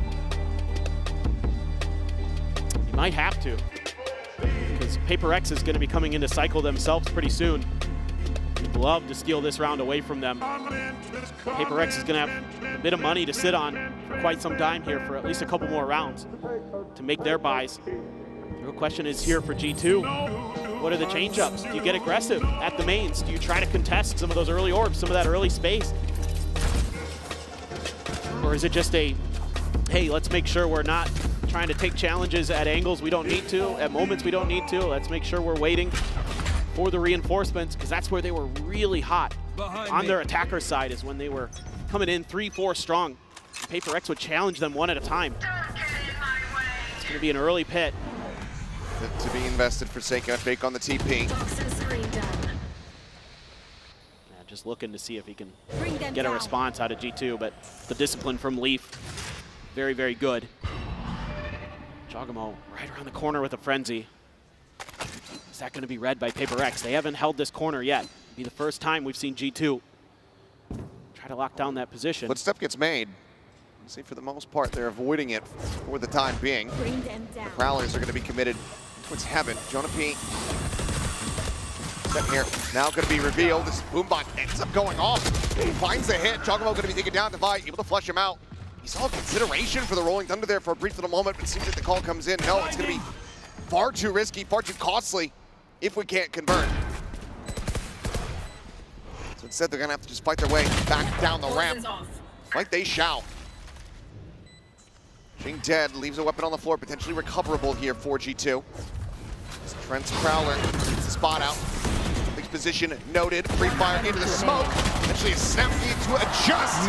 We'll find the remaining players as Pacman holds down the ramp. Paper X not allowing these half buys to find purchase, to find value. They regain the lead by 1. It's another rifle round with just the pit expended in the previous round. Yeah, now you're gonna have the operator again for Jogamo. Paper X didn't even run into his side of the map. Lined up. That's huge for Patman. Gets the Nightfall off the back of that too. So it's a really nice pickup there for Paper X to buy 1 away from his ult, so he can get the plant down potentially and get that pit right off the rip. Jog, he's gonna try to snipe there on the ramp, but Toxic Screen was up. Just has to TP out. Meanwhile, Paper X actually spreading the map a bit. Not getting too crazy here, just doing a little bit of fact-finding with some of the Fade util. Just kind of trying to decide how exactly they want to navigate this now. Probably really thinking about those other ults that are going up against them with that Rolling Thunder, with that Nightfall. Face your fear! Nightfall could just come out, might just see a Rolling Thunder very quickly here in response, and that's exactly what is going to happen. The Paper X anticipate this, they hug back. This Prowler on the chase, quickly cleared out. For the moment, G2 not fully convinced about this push. Valen blinded up here at backside, sees the TP, but Ching swings the corner and takes him down, keeps Forsaken protected. Divide didn't have the player advantage here for Paper X. Jogamo again, the operator. How do you get yourself back into this? And do you commit a Nightfall to try to identify these players' positions? Goes into the peak with a flick. It's just a hair off. Reposition comes through and something in behind them! Double pumps the shorty, survives with 6 HP! Paper X get up to 11. Great awareness here from Paper X. Realizing that Valen had TP'd behind the box. He wasn't still behind pillars. And Forsaken getting aggressive there on the Omen. Opening up some space in this reposition from something swap over to his trademark shorty. Gets a 3K. And that is huge for Paper X. The coordination today starting to look really good, and Trent, some frustration being shown. It's one of those moments you don't want to hit tab. You don't want to see how much damage you just dealt. Such a narrow margin of error. And something now. The attack off, striking when you least expect it. Clone to try to lead the way. Jogamo not fooled by that. Does manage to quickly trade it back. Sends out a flash to the site. It's already being taken here by Paper X, who look to get themselves up the map point. Out in the open with this plant. Jing looking for a timing perhaps, but ooh, Jonah P with a belter of a headshot there off the Sheriff. He's able to note and deal with that enemy raise. Patman on the push. Nearly cut in half. Does manage to stay alive. That brings it now into a 3v3. Welcome G2. to my world. Decent position. Valen ends up getting taken down. The pit now in play. Just go ahead and try to seal the deal on this. Divide with Clip Leap there, right in the leg as he goes bounding forward into that pit. Jonah P now, no other recourse but to try to back away and hold on to this operator as Paper X look to try to chase him down. Forsaken storming his way through the vents, taps the rope, rides into the top. Jonah P finds the first. Divide wanting to try his luck. Tries to flush him out, but Jonah P will be able to cut him down to size. Unfortunately, is still only at the halfway point to a Rolling Thunder, but the operator does get saved. Great opener here for something. Patman using that seize into just an aggressive push. You never expect that.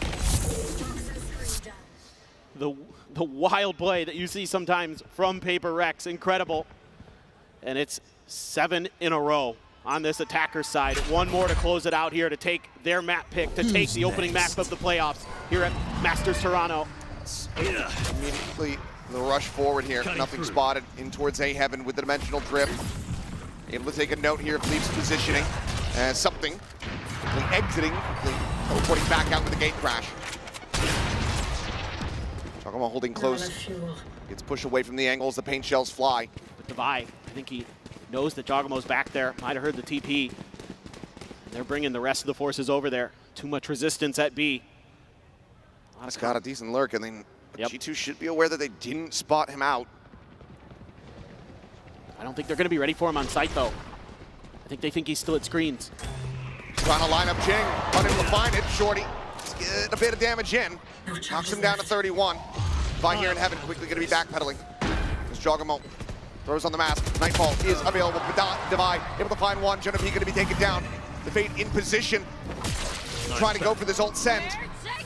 Sends it out, but it's only going to find the enemy Viper. Leaf, get TP at the back. It's actually Valen arriving here on site. Leaf, as you say, trying to go for this flank. Ends up falling down to 32 HP, but Valen is able to find Divide at the same time. And now the site looking to be in the hands of G2. Something up and over the top, dealt with. It's all on Jing, finds one. Showstopper's gonna be too late. The defuse has already come through. G2 break the win streak. And they persevere as they look for 2 more wins to take us into OT. Yeah, another big round here for Giacomo with that dimensional drift. And then Leaf striking at the perfect time and doesn't overcommit. Doesn't find a kill, but that's okay. Still holding this angle, and Forsaken just kind of gets torn between trying to deal with the screen's position or deal with the lurker. And he pays the price for it. And now maybe a timeout. Not to be seen. Not to be seen. Find you. Still just rely on the players to sort this themselves. So far, they've been pretty good at it. Been able to find those moments, those adaptations. Trying to use Jing to get a little bit aggressive towards mid. And again, G2 is playing very passive at the early parts of these rounds. It's really, how ready are they going to be for Giacomo's forward position with that operator? Haven't seen this yet. He's holding on the other side of the toxic screen. Ducks back to try to avoid the boom bot. Will get spotted.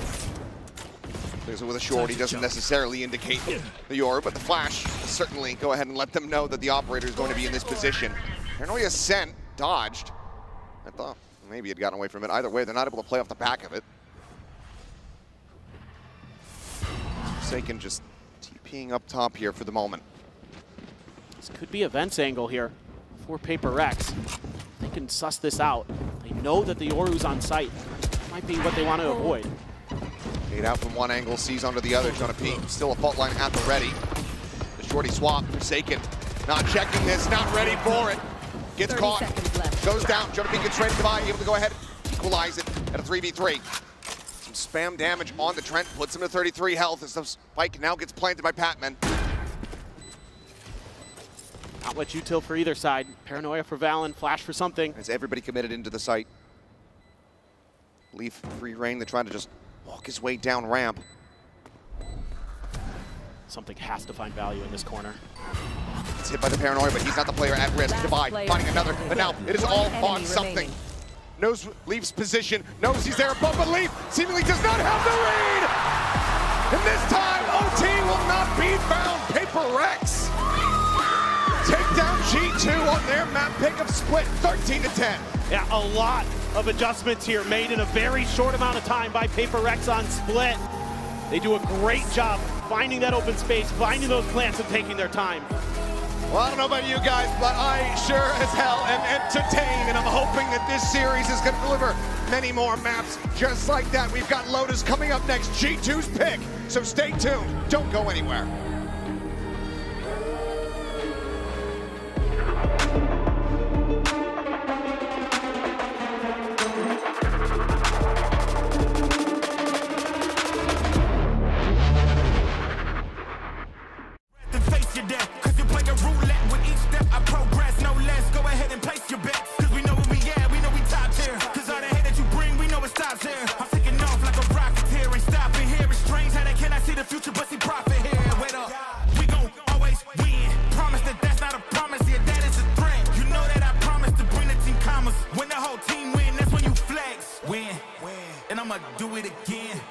Watch me win, then watch me do it again.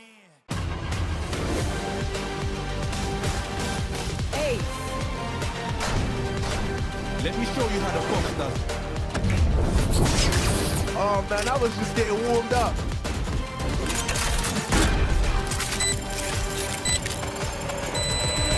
Spike defused.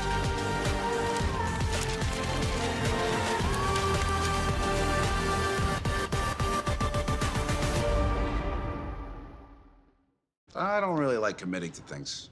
I'm scared.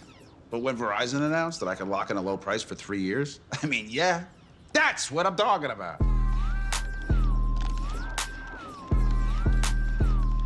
Can you hear me now?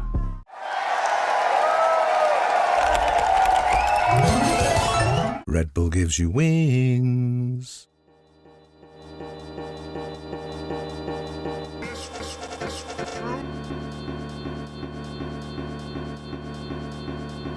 It won't be long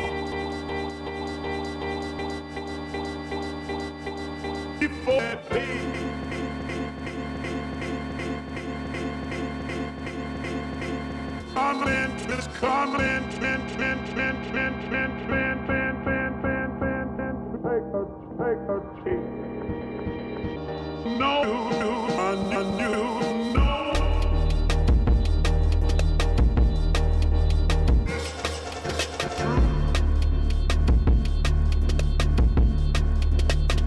It won't be long.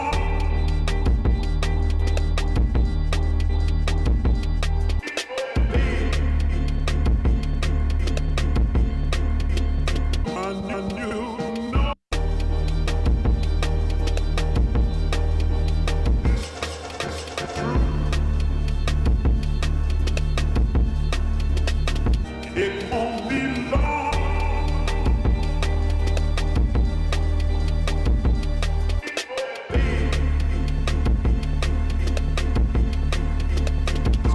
It's coming.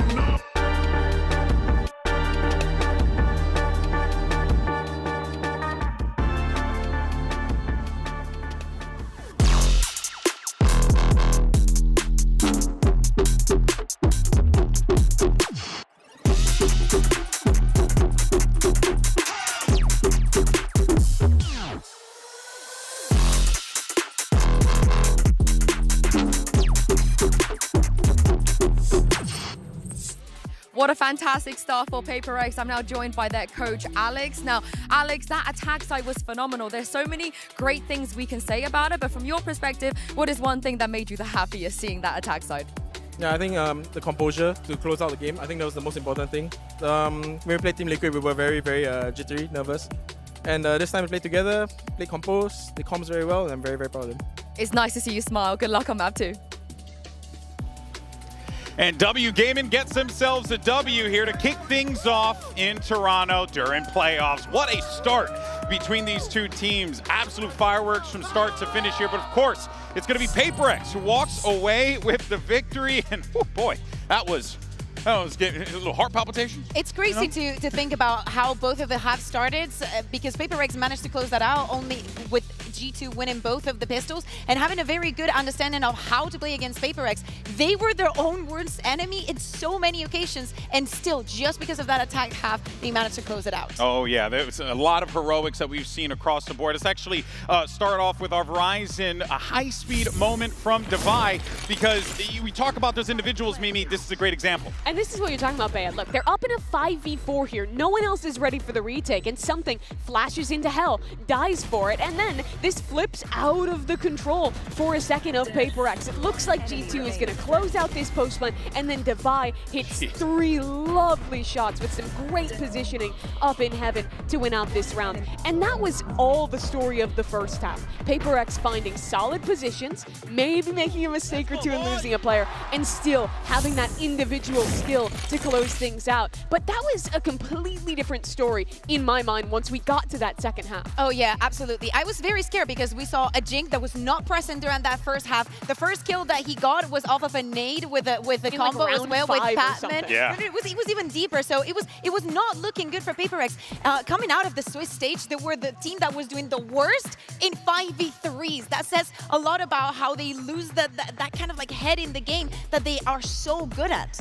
But they looked great on this attack side. I think the team fighting looked much improved with this Yoru Raze composition. The synergy was on point on those dives on A, and G2 just could not figure out how to hold that site. They tried to go for more hard anchor rounds towards the middle of that half. Towards the end, they were going back into playing a lot of retake, but Paper X showed much better fundamentals and also, of course, amazing individual play to just win out, pounding a round after round. Yeah, and one of those individuals, we talked about him briefly, right, making his debut here in a global event. It's Patman, who just looked unbelievable, really.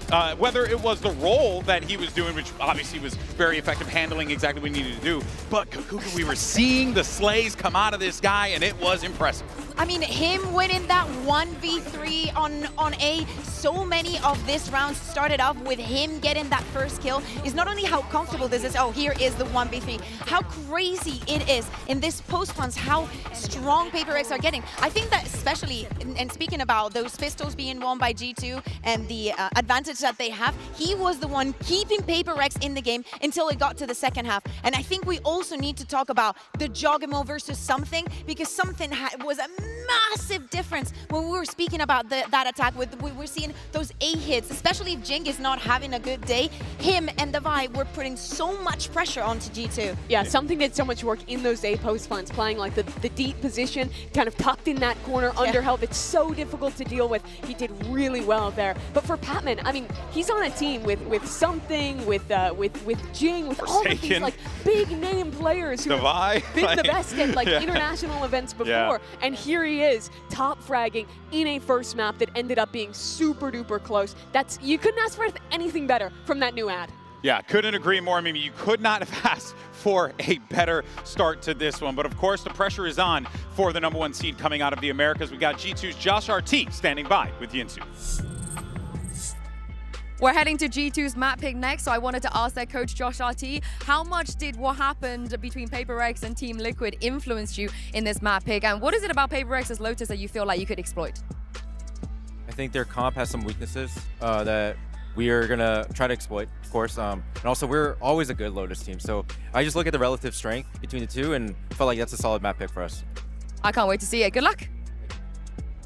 Hey, and I cannot disagree with that. It always has been a solid map for G2, so they feel confident in that regard. Of course, we'll see what happens here as Lotus is going to be up next on the docket, and then, of course, if necessary, we'll be taking a trip over toward Icebox here. But what do you make of that one, Kukuka? Do you feel like Josh RT's given us some info there? Not much. I think that he has a great point, right? We do not expect him to be playing the Tejo, but they have a lot of record. Good point. In fact, before the composition that they're playing with the Tejo, before that, when they were running the Viper and the Killjoy, it was against Paper X that they played their last map before swapping around. I think that they have a good read. I want to see what they do against that double duelist. Again, if we see a different face of Jing on that attack, that could be a very, very big tell for the side of Paper X. But on the other hand, Split could have also been a very good pick for G2. Yeah. Like, I think that overall, this veto favors them a lot. So, something that I do want to point out, though, is you could really see, though, as well, the momentum that Paper X do lean on, especially in that Split game, because that could have gone either way, Mimi.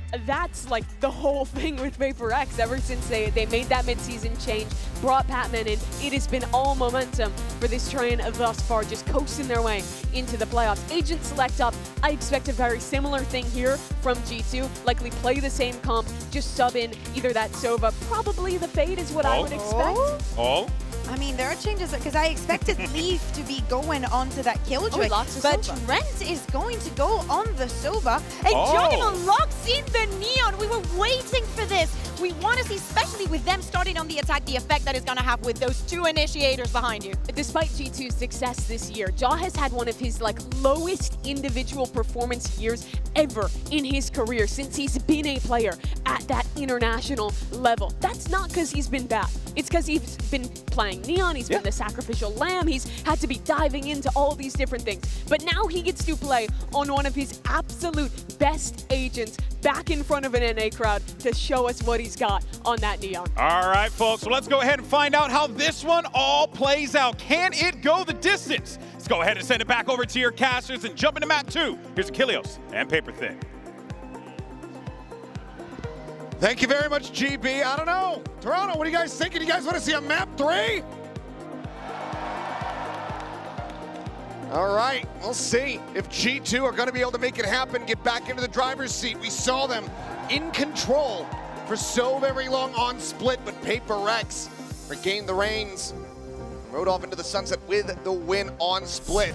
Let's see what happens as, once again, Paper Rex pistols have not been kind to them. It looks like it might be a full 4v4 scrap here early. Turns from the flash, Jarmo on the peak, dead. Jing, off to a significantly hotter start this time around, finds that opening frag, and that is a ton of the entry power out of the hands of G2. Because you have that Yoru, you're able to quickly pivot over to the other side of the map here to match G2's movement. Instant damage taken there from Valen, Divide the cleanup. Finds it, and something will get overwhelmed, flanked through the site. Poison Orb lobbed in, and on that peak, Divide ends up losing his life. 3v3. Go from a very strong start into a bit of a lopsided round now for Paper Rex. Oh my goodness. Full stairs push coming through now for G2. This is madness, but Forsaken and Patman are lined up. Cluster together, the swing, Forsaken able to tuck back around the corner. Just get stunned there by the fault line, clear on the recon dart, and they have to re-pivot back. G2 quickly evacuating, breaking down the baby door, but already you've got Paper Rex arrived here at upper. Looking to try to take them down. Leaf gets himself a third, but Jing will get 3 of his own. Paper Rex claim their first pistol here in the playoffs. And this is the side of the map where Paper Rex did so much damage when they were playing Team Liquid. It's crazy to think that these first 2 maps are the 2 maps that went to OT the last time they played. So far, so good. Able to avoid any disasters on split. And they got the pistol, and that's really got them fired up because they need those. They were still able to win split without a single pistol, but it's the buy up here for G2. Stingers and a Sheriff. They're looking to nullify this. Just take that pistol away from them. As for now, weapons not being fired. No confirmation on this force up. Some shots here from something. Backpedals, avoids the fault line.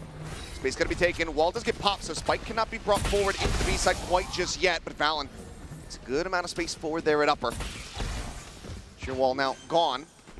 No, it's tucked here at the connector, sends out that paranoia. Players arriving here from main. Jonah P. Attack down low. He and Leaf both eating an immense amount of damage. Trent though finding his timing, swings around the back, collects 2 kills. Something Divide, both gonna be eliminated.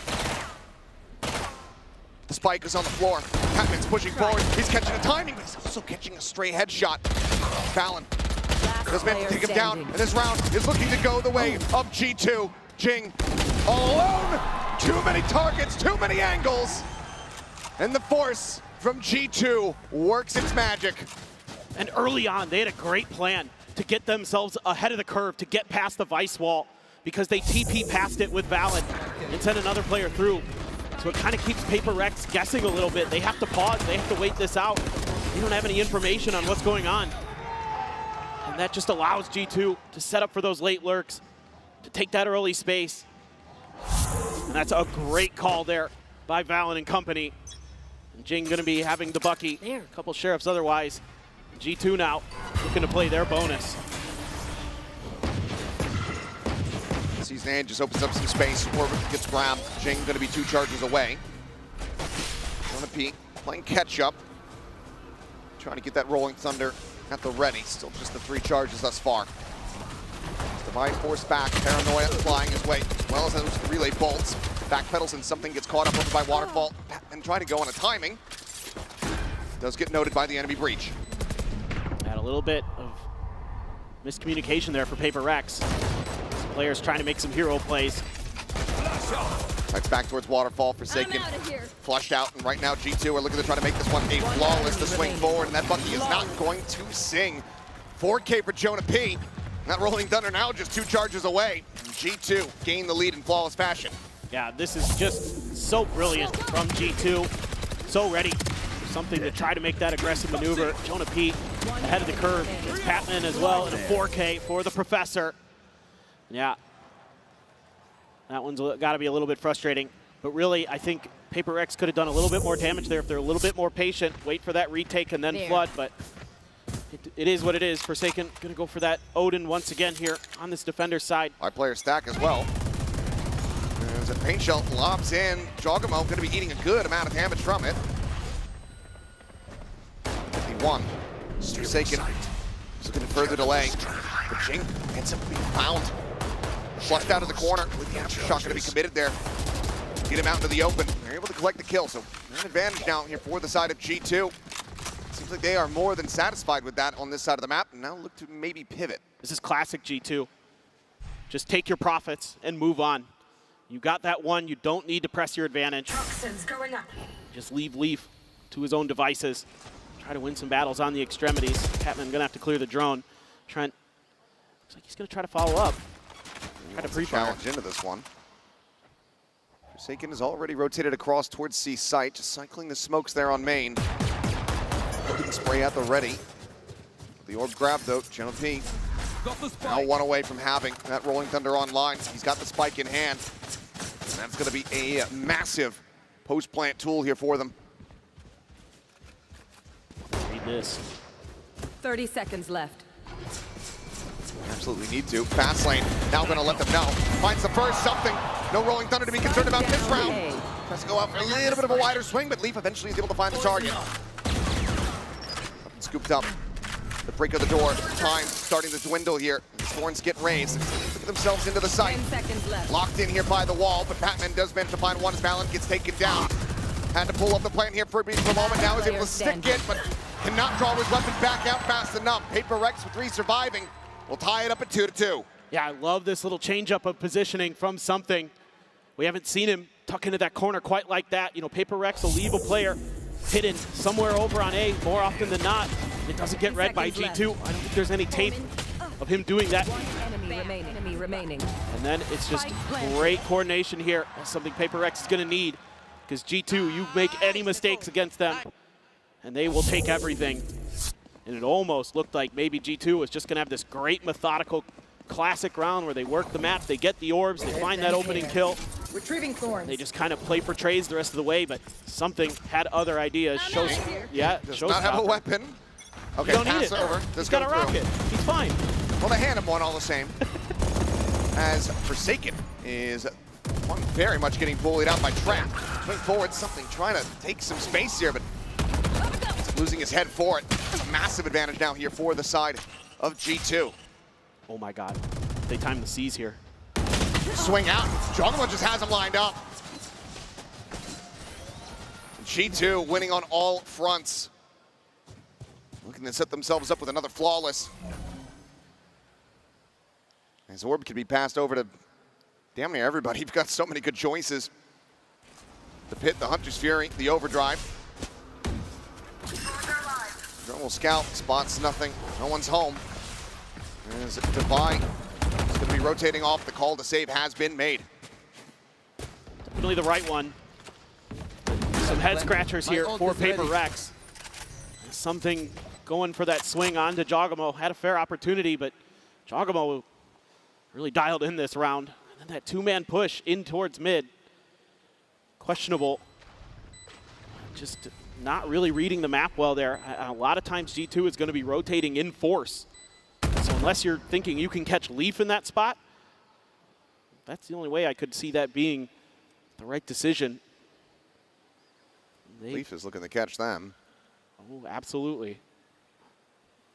Not in the most vulnerable positions, though, as the door just force a rotate from Devi, so should be able to dance around this as we wait for the spike to go off.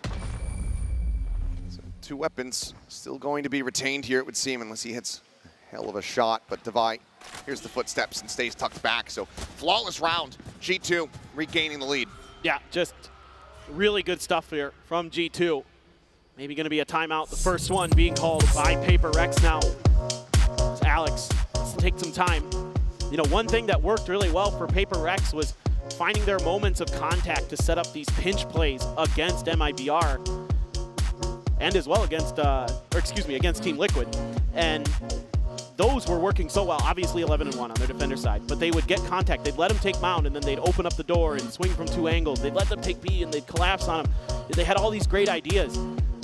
But G2 is a very different opponent. They aren't going to give you those opportunities. They're going to be really diligent at the start of the round. Again, looking for those early advantages, looking for that first kill, and then they're going to start working the map. They're going to look to see what you've left open because you've lost a player.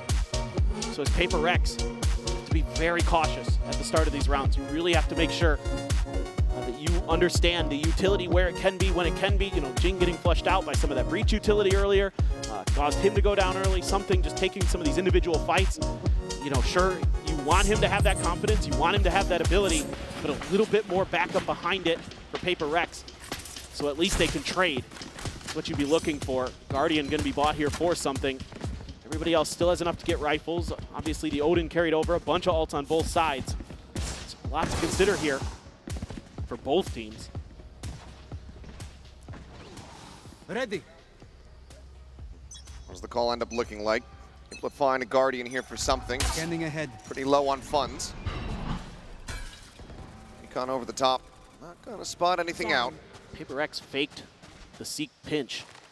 They sent out the Paranoia and some of that Fade util just to see what the response would be.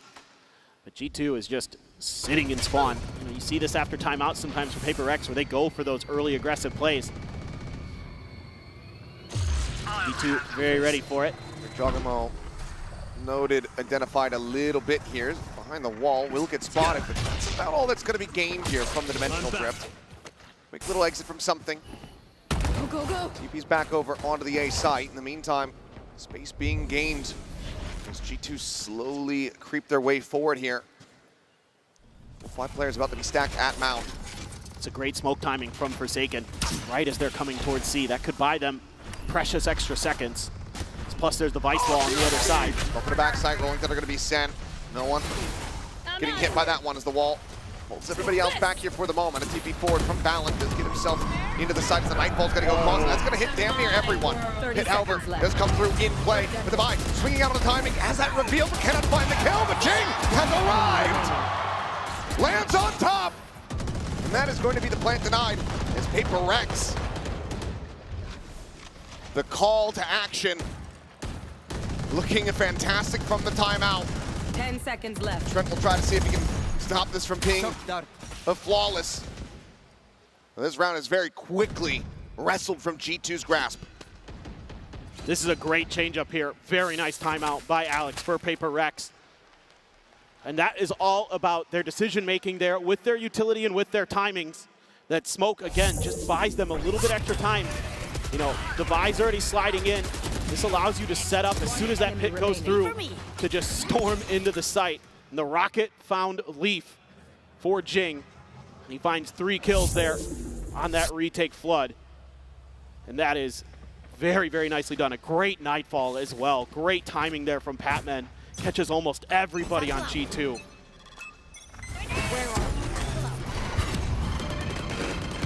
This is just an orb grab here for Paper Rex. Nobody home for G2. They're going to be pretty well aware of it, so quick pivot over to B. Oh, what a stunner from something. Something not clipped by the relay bolt nor the Paranoia. He just hits one hell of a shot. Against that entry power, the tip of the spear gone. Throwing that curveball here at G2. All you're sitting on for ults now is the Hunter's Fury here for G2, so love to save that for the post plant. Forsaken here on a timing, wants to spray just in case there is a rotate. They're going to seed the A side over here, our Paper Rex. Not sure if they even hear that drone. Forsaken will sling over to stairs. Position. Maybe try to spray through the wall, but the wall is not raised. And on the jiggle peak, we'll be able to spot out a multitude of players. The question is, G2, do they pivot in the connector and try to get a plant down on B? Jing is watching. Swung out wide. 30 seconds left. Trent is trying to fish for him here. Jing unable to avoid the stun. No swing coming through from Leaf, however. He gets away scot-free, but Valen pressuring forward, able to find one. Leaf now going to be taken down. Jing able to find another before he falls. Clutching from behind, and there's the cleanup. The loss of Jogamo in the early stages of the round leaves G2 reeling. They fight back. They're showing their tenacity, but they're just not able to find the round win. Well, you're seeing an extra little bit of patience here from Paper Rex in these last couple of rounds. You can see Valen scratching his chin a bit, trying to figure out how they're going to deal with this. Some good paranoia, some good flashes this time. Jing on the point of attack, holding the line nicely to find two. A great flash and just a smothering here. Paper Rex coming from every direction. Re-clearing that space on A really nicely, or Forsaken in something. Here we go. G2 though, not gonna fall for it. My ultimate's ready. This an immediate pivot over. Everybody was there from Paper Rex. That spam is doing a ton of damage. Showing it down to 31. Hunter's Fury sent on the prowl, and Forsaken dead. Trent able to find value there. It's an early kill. And that's the smokes that you no longer have to be concerned about. Tap at the door, try to get some kind of reaction here out of Paper Rex. Throw the smoke as well. Something likes to play up in these a bit. They're gonna just pop flash and push out of this one. And that's gonna be Valen taken down as TP out. Jogamo is able to find one, overdrive. Escorting forward, finds the headshots across onto Divine. It's just Patman and something with 40 health between the two of them versus 4 players on the side of G2. Seems like as the pendulum swings, we're just gonna be trading back these round wins. Line will not connect, but something just dropping down into the site, instantly noted and dealt with. Jogama with a huge round to keep things neck and neck. As he gets the ping reveal at the end. 4K here for the Neon, 4 rounds for G2. We remain tied up. Yeah, that's a great momentum swing, a great economy swing here for G2. Able to get themselves right back into the thick of it, using some of those ultimates to great effect. Jogamo, Desk was talking about his Neon, and he's showing you why. He is so highly regarded on that agent. Absolutely destructive with the overdrive. Jing one away from another showstopper though. It's Paper X looks to line up for another A rubble fight. G2's just been holding back on these, maybe sending Jog out a bit. Oh, Jog instantly able to find the kill. Forsaken again. First one to fall here for Paper Rex, having a rough go of it. Thinking about it, I'm not sure. Yeah, no, 0 kills, 0-6 and 4 at the moment here on that Omen. It's been a bit of a struggle for the emotional leader of Paper Rex. Valen goes to check the A site. Doesn't stick it, just seeing when he can spot out, trying to garner some interest from Paper Rex towards A side. Something gonna be trying to make his way around the back here of this team. Spotted onto the leg of Devi. Just flying through, but he's taking so much damage and taken down. Bring them down. Valen clearing the Prowler, still watching for this angle, but not able to win the fight. He does manage to find one, but Patman now flushed out for the swing in. Needs something all alone. Trying to find a little bit of additional impact here, but Leaf holding forward, catches him unawares. It's G2 now reestablishing the lead. Yeah, just a little minor adjustment here on this opener for G2. Just look for the pick, throw out some util to make sure that the area around the orb is just not going to be assailable for the players of Paper Rex. And you catch Forsaken trying to hold an angle there just a little bit. Phenomenal work by Jogamo on these entries. He does have a showstopper and a Bucky. It's a weaker buy here for Paper Rex. A couple Sheriffs, a Guardian, 2 Buckies. And we've seen Paper Rex try to get Forsaken. Might be trying to TP him forward.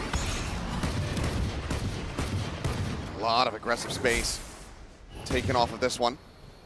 The wall raised. He's just going to go pushing forward. Finds one, finds two. Cutting him down. The paranoia now going to be sent next onto the 3 remaining players. Aftershock try to create some space. They deny the weapon grab here. You gotta suspect the Forsaken's gonna walk into this smoke. You just have to suspect it as G2. He's just gonna grab the gun. Weapon gonna be picked up, juggles it back. Says, I'm more than content to continue playing this with a Bucky. Does eventually backpedal.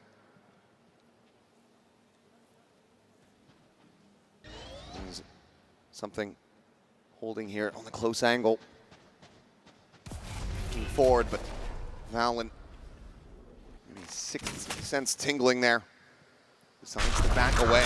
Doesn't peek in onto the angle. TP check from Forsaken. Not sure how much was spotted there, but drone could pretty much tell the story because you're going to be anticipating that all these players are going to be remaining together, but oh, just blind dart. Yeah, blind dart through. 30 seconds I think it left. does get clipped by that one, but then TP's forward, up into the smoke. Doesn't check down. Gets the reveal on the Valorant though. We'll be able to hound him down. And my God, Forsaken.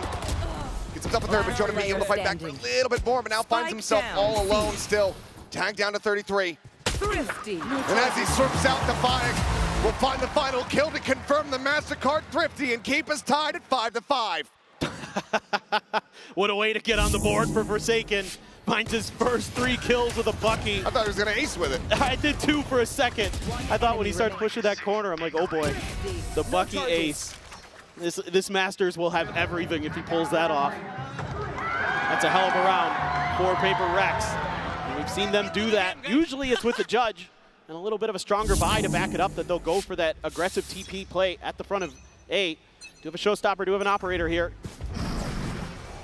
Something. Gonna be looking to see what he can get done outside of C. Slowly pushing up, but Forsaken, okay, well, looks like Bucky is gonna be the answer. Gets himself a rifle, gets himself dead. Off the start of the round once again. Push forward, Leaf, likely favored here on this peak. Something gonna have to be Johnny on the spot, and he is. Woo. Closes out the kill. That's G2 realizing how much lack of control they have on that side of the map. Trent has to have his head on a swivel. Yeah, you can still expect that maybe Patman. Oh, Allen. Gun barrel spotted, clips him just through the corner of the wall there at stairs. Vilo in his own right, a clean upper a lot of the times, but just cannot hit that hospital flick. Fallon comes up with a second elimination. The patience paying off for G2 there. Fully expecting that repeak. Jing similarly. Could be doing very much the same, and the spray is just off. No more. Patman finding one, wide swings out, gets a headshot, but can't get the kill. G2 find themselves with 6-round wins. One more round to go at the half. Yeah, just G2 so aware of Paper Rex's tendencies. Again, getting those players just far enough out that they can find that opening kill outside of rubble. And then Valen doing a great job. 4K for the IGL. Having a great one, and yeah, I think you got to be a little bit frustrated there. Again, Paper Rex just kind of falling one by one. You have this showstopper, and it's a weak buy. Forsaken, of course, going to double dip into that Bucky again. You know, you can see that G2 very wary of that showstopper. And see if it's going to be pulled here. With Jogamo, that's the last target you want to have. That Neon has the escape ability. Get away.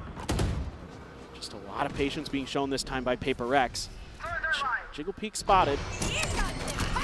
I'm trying to get a catch, but trying to get the Neon, gonna prove to be difficult, and the showstopper doesn't actually go deep enough. Otherwise, it might have actually been able to find him. The decay was there. Levi, though, pushing forward onto the B side for the final one. Forsaken comes off with another Bucky elimination. So Spike gets ready to be planted. Showing up at 1, audio list just sending out the flashes. The quick pivot across over towards the C side comes through. Forsaken trying to chase. Has upgraded to a Vandal. Wants to try to catch them off guard. Corner plant, the push forward, right here, into their open arms! Spike down, C. Forsaken. Valen's got his ult. Playing it so intelligently, and you're right, Valen does have the from the shadows. Grab the Wants spike. to try to get the shot there on the Jing. He's unable to do so. They know exactly where he's at. Patman on the corner swing. In perfect position, as we are perfectly balanced 6-6 at the half. A phenomenal back and forth from both of these teams. You have to love the adjustments. You have to love what you're seeing from both squads. really putting on a good show here. Some great fundamentals, some great individual plays, some great lurking. That is exactly what you wanted out of this matchup. High stress environment. We're going to get ready to send it down. Yinsu is standing by for an interview with some of Jonah P's biggest supporters. Toronto, show them some love. It is a very special experience being here, being able to watch these games live, and I'm bringing you guys a special guest, Jonah P's brother, Justin P. Can I call you that? Yeah, absolutely, for sure. How are the nerves? You know, this game, it cannot get closer than that half. I'm stressed. I'm a bit nervous. Not as nervous as I was for the final Bangkok. Watching at home, my hands were shaking. I'm probably still shaking a bit now, but I'm really excited for him and all of G2, and I know they can do it. Now, you've supported him every step of the way through this journey. What does it mean to be able to watch him on a stage like this in Canada, you know, in his home turf? It's amazing to be in Canada, be at home, to him being the representative of Canada for the G2 scene, and also being able to come here because we're from Montreal, so it wasn't that bad of a drive, and being able to see him live is amazing. It's incredible. And lastly, is there anything you want to say to him if he could hear you right now? Just remind him what I said. G2 has boss energy. They can't be like if anybody can come back, they can do it. He can do it. I believe in him. I know. Every time we used to play together back in the day, everybody accused him of hacking every single game. So he just had something special, and I know he has it, and I know he has it in it to win today. That's right. We believe in G2, don't we, guys? We believe in them. Thank you very much, Justin, for joining me. And let's see if G2 can close out this map. We shall see. Neck and neck between the two teams here. PaperX 1 and 2 in pistols. Let's see if they're going to be able to find themselves a second here on Lotus. Granted, of course, they did drop the anti-eco in the follow-up round. Yes. So some other concerns to be had, but you still won the pistol. You still got that going for you. You came out 6-6 on that half.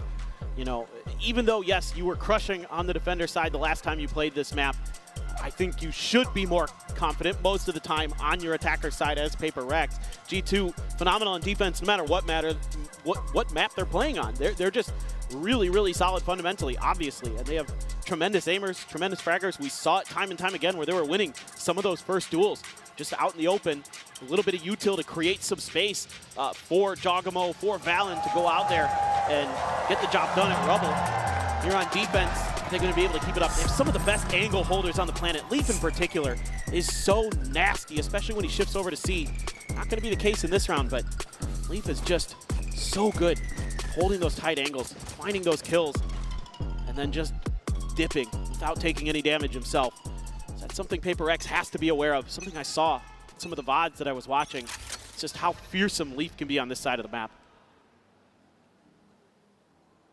triple stack in towards B here for G2. Fan out. Looks like PaperX anticipating some aggression on that mound side. Something in the meantime is just out on a solo mission. Has the gate crash set up back over at the spawn. Trying to go for a quick exit, but he wants to try to draw some attention. It's just a timing hit. Portal closed. Oh, he's not going to TP. I thought maybe they'd TP, but he's gained so much space. PaperX is going to use that instead. They had a couple different options. This is the one they're going to roll with. But now it's going to be a double re-clear of this tree position here from G2. Want to make sure that they haven't actually lost control of this, but something finds the instant one-tap. Trent backpedaling, trying to stay alive. Something in for the challenge.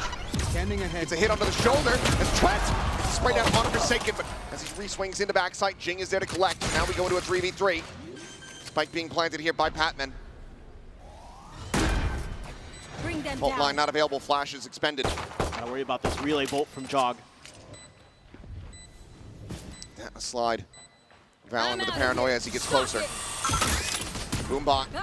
Sent, not able to find any damage there. Steel coming through. Jing, however, just swinging forward with a frenzy. Looking for a little bit more, but Patman will take the final kill. PaperX tie it up 2-2 in pistols, and they gain the lead here in the attack of Lotus. I love this pistol setup from PaperX. It gives them a lot of different options in this round. And it's like, if something doesn't make any contact, we can go back the other way. Otherwise, if he hears something, if he senses something, he has that TP to go over to C. They can explode to that site. Something there. Does a nice job. One of the things that G2 does against PaperX, they do these little shoulder peeks to try to get them to pre-fire, and he actually holds and waits for the repeat from Leaf. Takes him down. Nice try by Trent. Did a good job, and it is another force buy here from G2. Paper X have to be banking on this. Right here.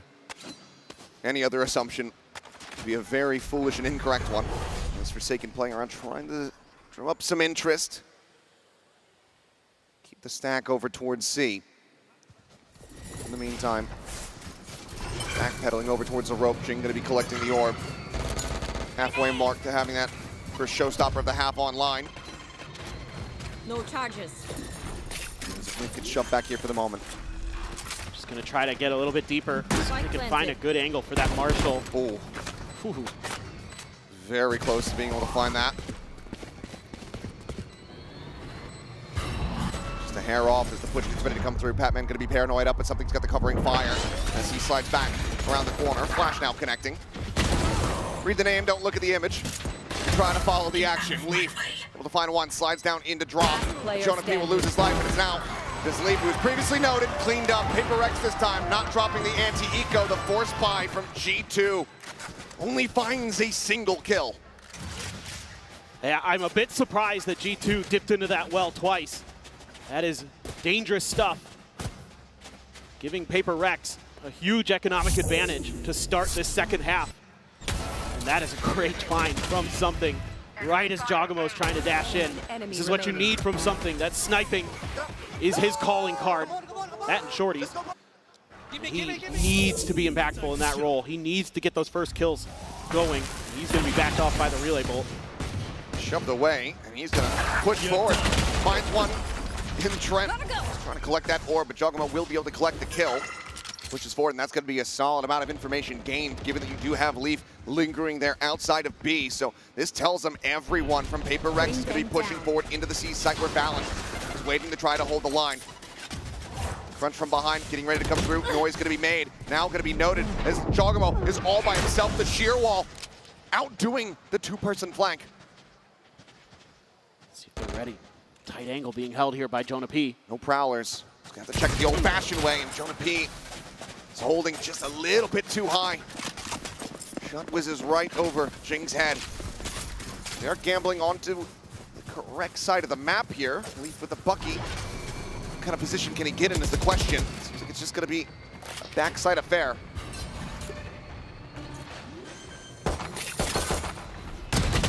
Shot flying, but still too much distance. Cannot find that kill. Paper Rex looking to move up by 3 rounds. So many of the little things here for Paper Rex that they're doing much better than we saw in that first half in the Swiss stage.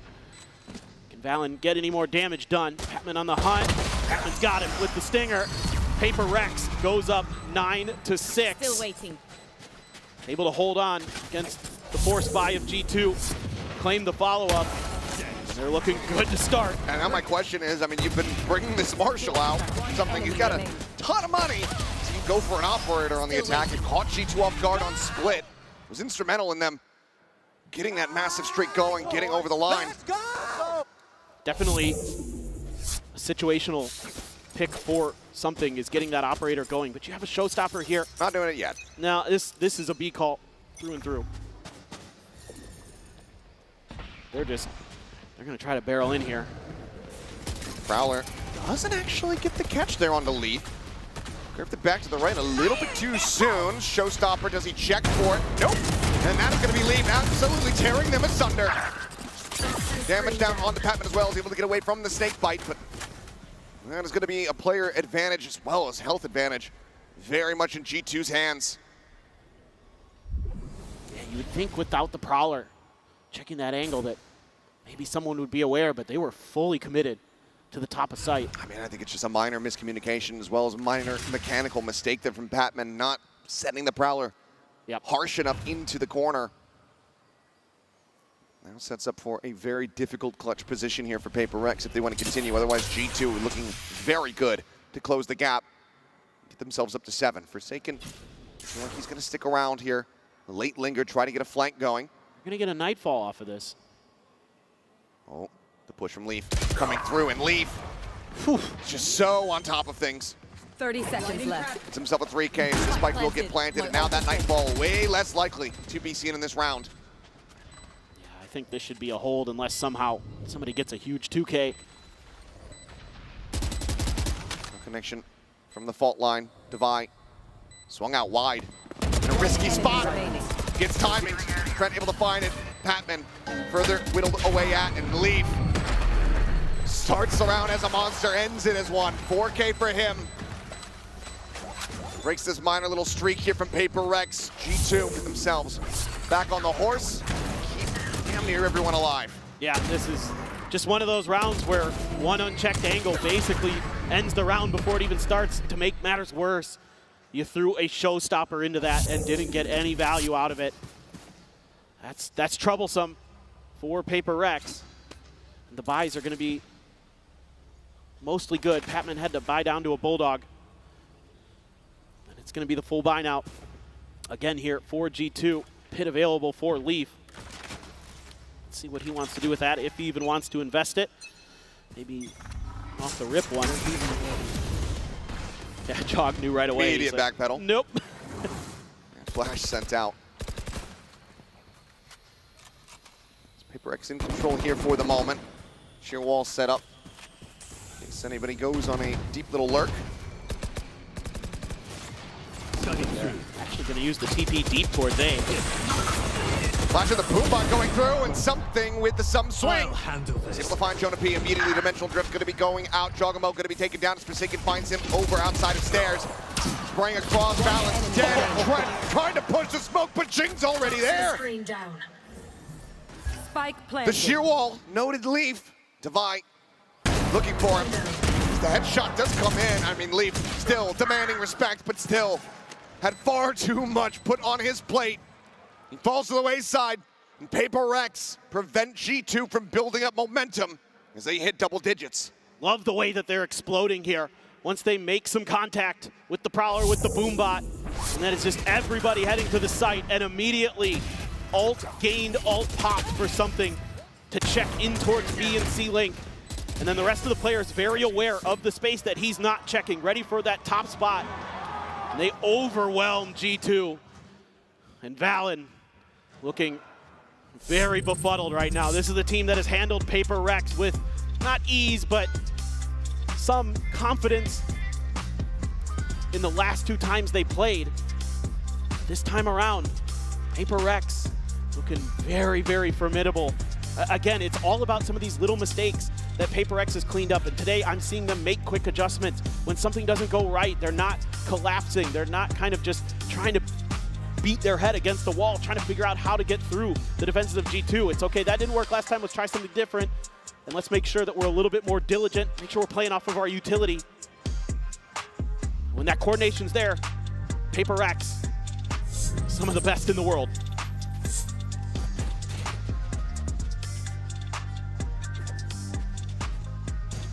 First timeout call here from G2. A pit available. Hunter's Fury, one charge off. The players, the coaching staff, knowing that they need to prevent this momentum build up here from the side of Paper Rex. Can't just bet on another PRX TL situation occurring once again. Nope. Didn't happen on Split for you. Seemingly a different Paper Rex today. So once again, G2 pushing forward, this time committing to the rubble control, and will be able to force the aura away. The pit immediately going to be invested here from Leaf, looking to try to make them reroute. And the Hunter's Fury similarly trying to catch them on the entry.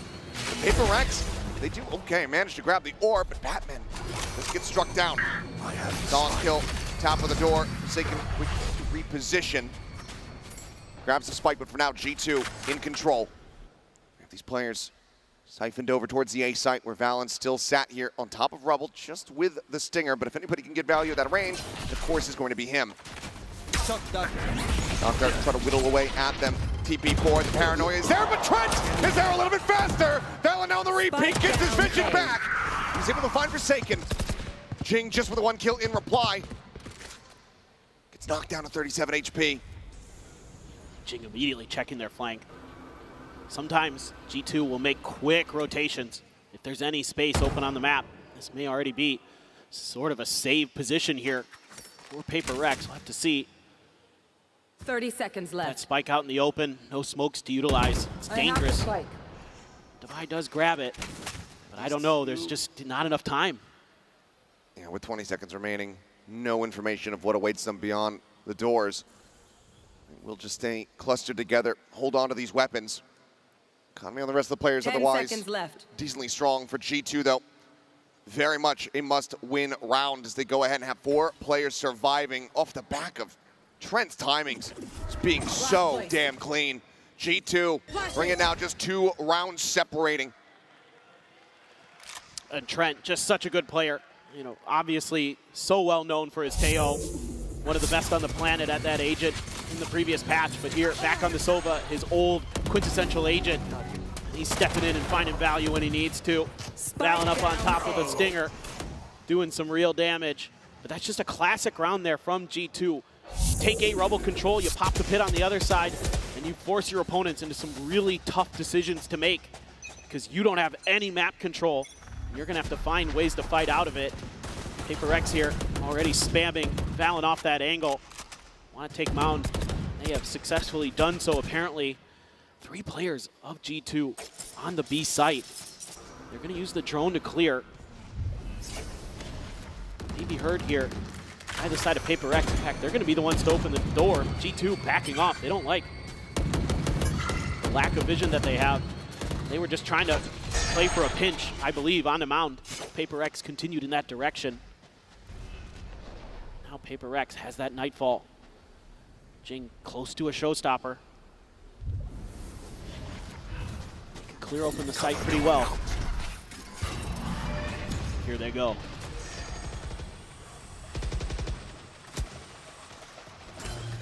Into the site for free, relatively cleanly. G2 playing back, playing respectful. Clone eating the shots. Paranoia, however, connecting on the multiple players. Shove them back. Face your fear. G2 try to get clustered together. Nightfall, I think gonna be a bit of a whiff here. That's what that push out was for. Going onto the corner, Relay Bolt gonna be connecting something. Pretty much stuck here in position. And Jogamo cleans up too. Forsaken doing his damage to try to keep his teammate protected, but he cannot make it happen. The slide in Divine. Cuts down the Neon, but Trent finds Jing up over top of the box. A 2v4 now. Has to swing out, and Patman's only gonna be good for 1. Fault line does not connect. As Divine tries to split his aim.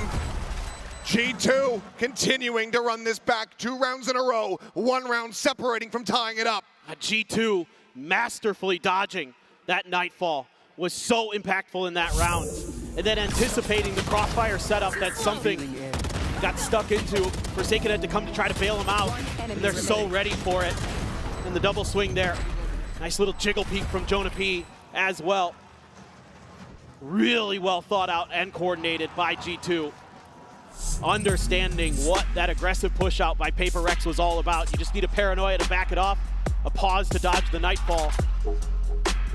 Now it's going to be Paper Rex's turn to take a timeout. G2 has closed the gap to just 1 round.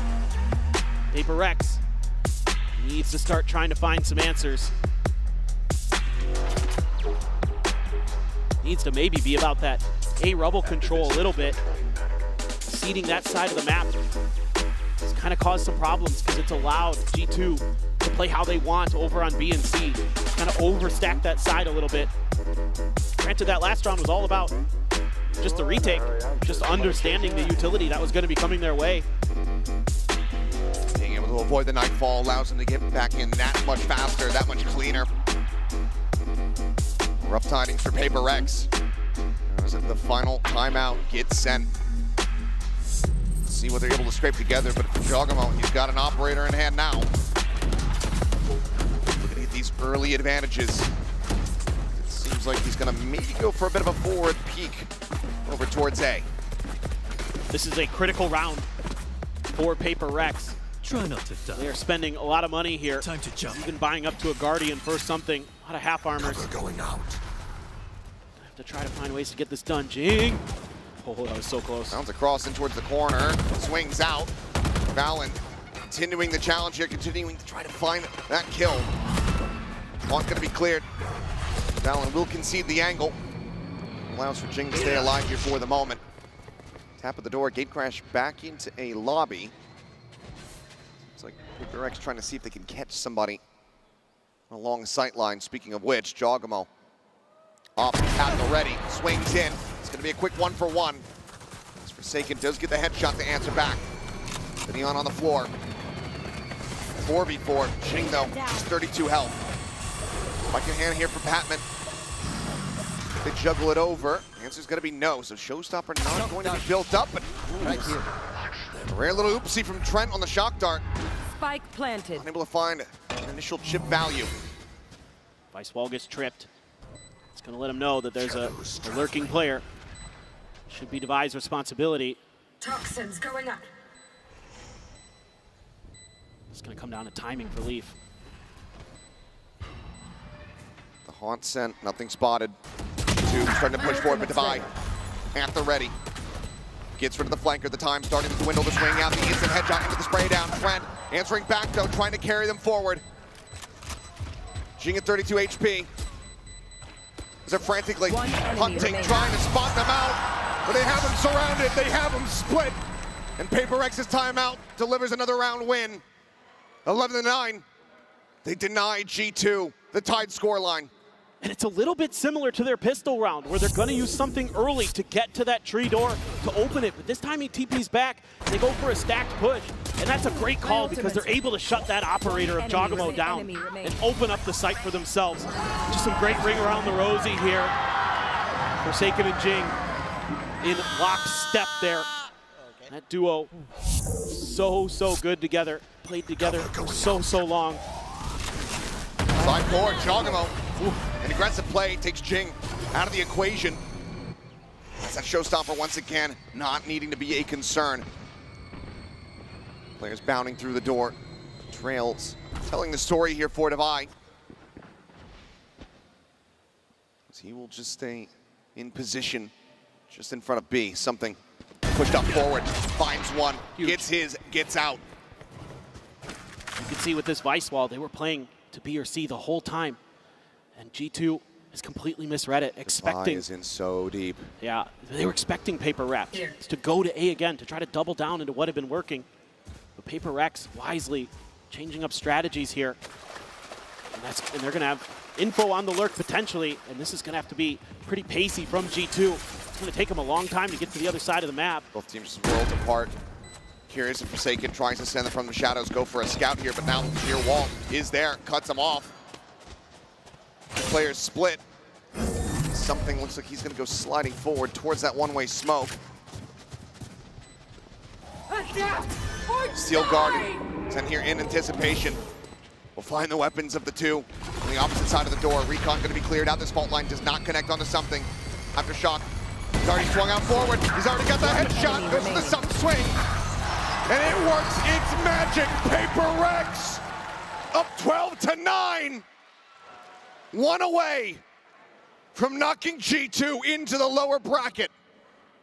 This is just really good calling from Paper Rex. Round-to-round changes are absolutely befuddling G2. They're seeing a very different Paper Rex today. It isn't just full-on early committals. The first side of contact not always going to be where Paper Rex is going to go. Something with these early lurks on the Yoru have been giving them fits.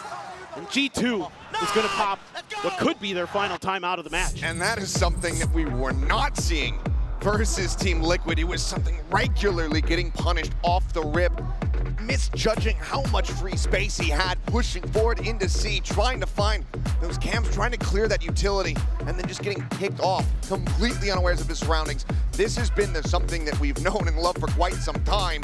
He's finding that impact on the regular. Right there alongside Jing, who is leading the lobby. A big bounce back from what we saw. For G2 now, though, an all-in send. 3 rounds needed in a row to take this into overtime and do what Liquid could not, as they look to try to extend this over into a third and final map to still have an opportunity to keep themselves in this upper bracket. And a couple big ults to play with in this round. You've got that Hunter's Fury, you've got the Rolling Thunder. Trent has been so on point with these Hunter's Furies. He's always seemingly good for one. He has been, but that thrifty impact, that forced buy, hasn't been getting as much value for G2. It needs to right here, or it's all going to come to an end. Outlaw in the hands of something. TP, top of rubble. Opts to not stick around, doesn't want to overstay his welcome. Backs off, and they're able to avoid the gamble here from G2. Plant will provide a nightfall for Patman.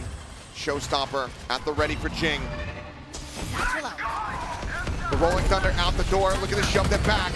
Smoke gets cycled in with the Hunter's Fury, able to find its value. Forsaken's gonna be taken down, Showstopper lobbed in to no avail. Something does manage to find one, Jonah P gonna be traded out. In the end, as the dust settles, it's a 4v4.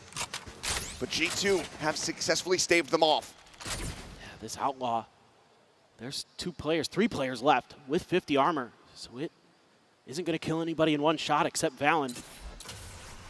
So this buy, see if something can still get value out of it. Another great lineup there by G2, just pushing for that space to get the easy angle with the Hunter's Fury onto that choke point that Paper Rex is trying to force their way through, but it's going to be a spot onto something.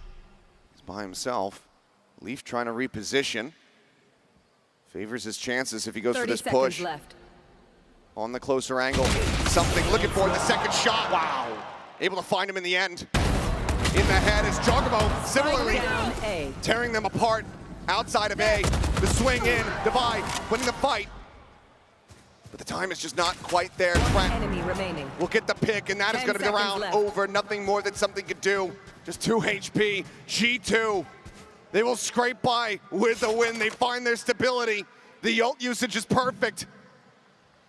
And now they need 2 more rounds to take this into OT. This is a great call here from G2. Willingly giving up space on C to set up for this ult combo. It works a treat, and then just Paper Rex just kind of not accounting for somebody being at the door. And yeah, they're just walking right by it, not even checking it. And that's a tilter for sure. You're also giving G2 the ability to get some guns into this round. They get a little bit of their economy back. Leaf is going to have a judge. Paper Rex is a little bit scattered. Stinger and a Bulldog in the mix, plenty of half armors. It'd be a great time for Jogomo to try to go for that Outlaw, but wants to play pacey. Speaking of which, Dimensional Drift immediately sent here from something. Bounding out of it. Shorty's in hand. He finds Jonah P. Jogomo taken down by Jing. Trent pushing forward, able to find one, but he's quickly overwhelmed. A 2v4 with Leaf for the judge. It's Valen fighting one, fighting two, fighting three. Valen! The captain, the IGL, the Omen God, looking to keep them in it, and he has it! The 4K, the dominance! As we are 1 round away from being taken to overtime. Another just round where it feels like Paper X has a good opportunity, and then one position that they can't beat. 1 by 1, they swing. 1 by 1, they fall, and Valen steps up, and that's got G2 right back into it. All it has taken to change a map for G2 has been that one play, that one clutch from one player. We saw it from Jogomo turning the tides on Abyss versus T1 at Bangkok. Valen is hoping that he has done very much the same here for his team as they look to get this into OT. Right here. 1 away from the Steel Garden for Divide. Peeking Jogomo, able to spot out multiple players. He's got that overdrive to boot. That is so scary. Saw what he can do with it earlier. Blind spray out. No contact found, Patman. He's gonna force the tuck back here for the moment. Tap on the door, Jing. 1 blast pack, the judge in hand. Boombot to try to check. Jogomo pulls up the angle. They look to back away, but a lot of this is on Divide. Spike being planted, finds the first, but he doesn't anticipate the second layer. Turns back, identifies it, but still loses his life. Something at the same time, able to find Jogomo. And that's going to be a player advantage here for the side of Paper Rex. Hasn't meant a ton for them in these past couple rounds, but the paranoia will stave them off here for the moment. The 2-player split, Valen, Trent, in through tree, Jonah P. Checking stairs, watching for a late wraparound. Forsaken on the push, is able to find Valen, traded out. Patman holding close, finds it, and it's all down to Trent, and he cannot make it happen! Paper Rex come to this tournament seeking redemption. And now they can say, you asked for this, you picked us. The circle of time. From last year to this year, Paper Rex was beaten down by G2, and they find their revenge here, and they go forward into the playoffs. The Pride of Pacific, Paper Rex, will continue on after what looked like it might have been what you could call a heartbreaking loss, or win, excuse me, a heartbreaking win that would have broken some teams, and they came right out here and they beat one of the favorites to win this event 2-0. The mirror image, the reflection is inverted. Paper Rex take down G2 and keep themselves in the upper bracket. They will take their bows in front of these elated fans as they have pulled off something that not many people thought was going to happen here today. Do you know what? He's abandoned the train. I'm happy to take the reins. Ladies and gentlemen, all aboard, choo-choo, full steam ahead. As Paper Rex look immaculate. We're gonna go ahead and send it down though, as we will hear from our players in the Verizon post-match interview. Track by track, this Paper X train just keeps moving, and as they pick up their first win here at playoffs, I'm gonna try and grab Devi over here for a quick interview. Hello, come and join me, come and join me. Come and stand over here. First of all, congratulations, Devi. You get your revenge on G2, you pick up this massive win here, but my question to you is, how did you mentally recover what happened against Team Liquid? Because often that is the most difficult part. I mean, after the Liquid game, it wasn't easy, I would say. We went back and we had a team talk and everyone was saying their parts and we tried to understand from each other's POV, and from there we worked on that because we knew that coming to the playoff is not gonna be easier than the Swiss, you know. What was your reaction when you saw the G2 pick Lotus? Because it's still a little bit traumatic, right? I mean, we kind of knew that when G2 got the third pick, they're gonna choose us because I think at the moment everyone wanna avoid Genji, so we knew that G2 gonna pick on them in that moment. But I mean, you can't really complain much. You just have to work harder, and the better team win, you know. When it comes to the conductors of the Paper X train, there's a few of them, but I want to ask about Mini, because throughout stage one back in Pacific, we heard you guys talk about Mini's helping you a lot with your defense side. So coming into this tournament, is he still helping you guys? What's he been up to? Yeah, he's still helping us. Usually after matches, he would give us like some notes to work on it individually, especially on CT. I mean on defense. So yeah, I mean it's working out great, and hopefully even though we close out 2-0 today, I'm pretty sure there's some notes that we can work on. So yeah, can't wait to go back and read his notes. Well, what notes did he give you specifically? What did he say you need to do? I mean, usually for me, he just focus on the ulti because sometimes I don't really use the ulti much because I was lurking and stuff. So yeah, just the utility wise. Very last question. 3 Pacific team in the playoffs. A lot of people underestimate your region. So what is it about Pacific that you think is so strong right now and is better than the other regions? I think, I mean, every region has good aim and stuff, but I would say just in terms of aggressiveness, I think the Pacific play better in terms of the other region when it comes to good day, you know. So yeah, I think in terms of aggressive. Yeah. Well, it's a very good day today, Devi. Thank you very much for joining me. We'll see you again in a couple of days. Up next, XLG versus Sen. Don't go anywhere.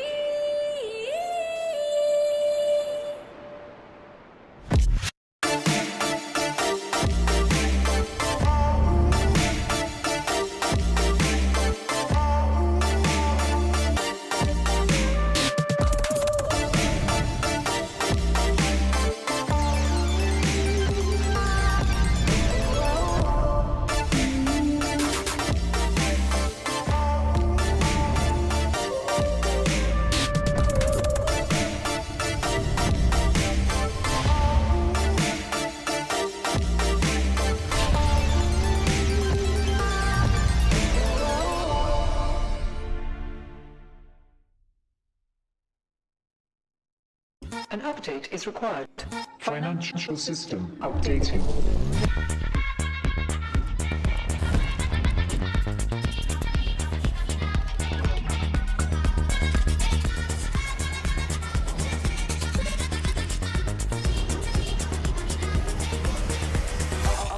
System updated. We will dance to get. The future of money is here. Feels good.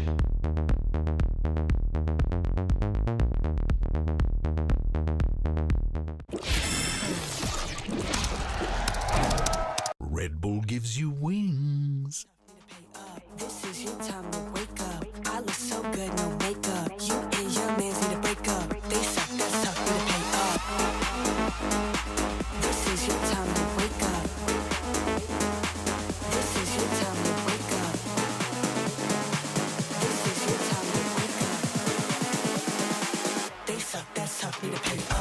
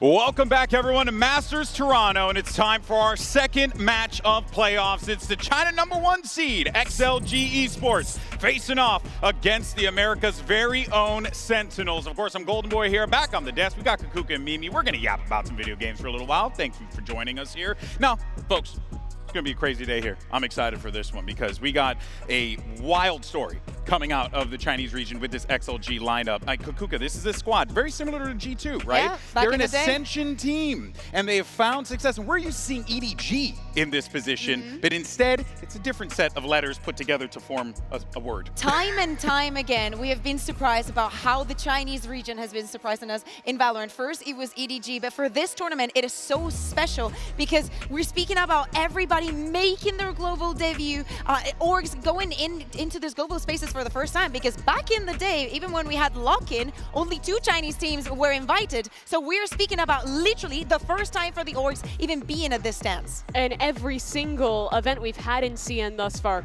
EDG has won the trophy. Every single global event, they have come in as the #1 seed out of China. This is not only the first time a non-EDG Chinese team is coming into this tournament as the #1 seed, but it's also the first time that these players will make their appearance at a global event. It was truly an unexpected run to make it here. Yeah, Cinderella story without a doubt. Now they find themselves not just hoisting the trophy in the Chinese region, but also a big opportunity to hoist a global trophy over their heads as well. But let's go ahead and take a look here at the map pool and how this favors XLG Kukuka as we get ready. I mean, things might be a little bit scary because as you're seeing, they were pretty good at that fracture with that 4-1 that is going to be removed from the map pool. But I want to go back and again and think about how you were saying this is a Cinderella story. We cannot forget that even though, and it's so weird, they are the first seed, we would be very surprised to see XLG making a real good showing here in Toronto, making it to the finals, even though they're that top seed. In many occasions, we've spoken about teams, oh, they were able to dodge this team and this team, so maybe they were lucky enough to get in the position that they are. It is not the case for XLG. Yeah. But they are coming in with a substitute playing on the roster. YOU is not going to be here for Masters Toronto, so they've had to bring up Midi onto the team. And this is tough for any team to have to make a substitution coming into a main event like this. But I think it's especially true when it is a team who all of their players are coming and having this experience at a global event for the very first time. Yeah, it kind of trips me up too because like XLG, this is the debut for them. They chose Sentinels. That is so crazy, the fact that they could choose to go up against any of the 4 teams that made it out of the Swiss stage. And there was no doubt in their minds they wanted to go up against Sentinels. But again, Mimi, I think that we have to go back a little bit into what you were saying, not having, well, you having Midi coming in, a player that does not have that much experience. And yes, we could say that for some of the players in this team, but especially having that change coming into this new meta, knowing the Tejo usage that already the team had, plus Midi being a player that mostly has been playing on the Tejo, leaves us with a lot of questions, right? Yeah, if you look at this XLG team, I think the most simple way to sum up how they play is they are a squad that is built around letting Rarga thrive. He is their star player. He had the best stats in pretty much every metric of anyone in China for stage 1. And a lot of their play, especially on the attack side, is just 4-1 lurks with a 4-1 looks with a lurker on one side, and then just setting up a ton of util for Rarga to go in and have these massive rounds. But that was also in the Breach Teo meta. So now not only do they have a different initiator player subbing in, but they also have to kind of deal with the changes with the patches coming in, with Teo not being viable anymore. But what I do know is that Rarga should be expected to perform because he was so outstanding in CN. And look, I'll be honest here, right? Rarga's coming in here with a lot of weight on his shoulders because not only is he coming in with a lot of hype, but also, let's not forget, we just saw the #1 seed America's team lose on stage. Why? Because who knows? Maybe PaperX had more time in the oven, more time to be able to work on some stuff. Sentinels had that same kind of time as well. And XLG are coming into this one pretty much fresh because they've never played at a global event before. So you're looking to really see Rarga step the hell up and carry this team potential. Not carry, but really shine. The thing that is definitely going for them is having the extra time to deal with all the things that are against him, having to change a player, bringing him in, also learning from what the things the other things the teams have been doing. But I agree, GB. We have to look at G2 and what had just happened against PaperX. I just pray that them picking onto Sentinels without having having a single thought about it means that they really have a read on them. Yeah, I hope so as well. For this team, you know, historically when we've seen non-EDG teams come out of China, a lot of the time people think of a squad like FPX, who was crazy, who had like their own like super unique style. I think XLG have been playing like really normal meta Valorant. They don't play a ton of super out there comps. They've been pretty into the Yoru. They were super into the Teo. They're just a fundamentally sound team with a absolutely excellent, maybe arguably best in slot duelist player up there with Kong Kong in CN. And then you have Happyway, who also has had some excellent showings. They don't do a lot of crazy stuff, but they just have great players and solid fundamentals. Yeah, and those fundamentals are certainly going to be a thing that they'll have to lean on as they take on the Sentinels in just a little bit. But we did get an opportunity to catch up with a player who, by the way, I think top 3 names in the world, because it's like one of my favorite fruits, the Coconut, standing by with Yinsu ahead of his Masters debut. Let's have a listen. I'm now joined by Coconut from XLG. Now, I think the question on everyone's mind is, being Seed 1, why did you choose Sentinels out of all of the opponents you could have had? Well, today is our coach Hoyo's birthday, so, you know, we got to give him a good birthday gift. Oh, okay. Thank you very much and good luck. I do sincerely hope Coconut got that fist bump. Now, of course, moving forward, though, we have Sentinels who took down 2 Chinese squads to qualify for playoffs, and now they have a shot to shut down the whole freaking region. But of course, you know, I think it's safe to say, Mimi, the road was not a cakewalk for Sen City. No, they had a pretty rough kickoff, missed out on being able to do that much at Bangkok, going out in the first round at that tournament. But now they come back here. They make another America's final. They play some really good Valorant, and have showed up to a global event and made it out of the group stage, which I do think there was questions of how that would go, because they weren't a #1 seed. They didn't have a huge amount of time to prep for this event, and they were one of the biggest Teo teams, at least coming from the Americas region, but they looked really strong in that group stage. Yeah, one of the players we were just seeing right there was Narrate. I think that the fact that the vibes are back for the side of Sentinels, we know that makes a massive difference for them. But them being alongside Gen G, 2-0 qualified out of that group stage, as you're saying, just going up against the other 2 Chinese teams, they could go 3 for 3. Why not? You're Sentinels. That is the way you do things.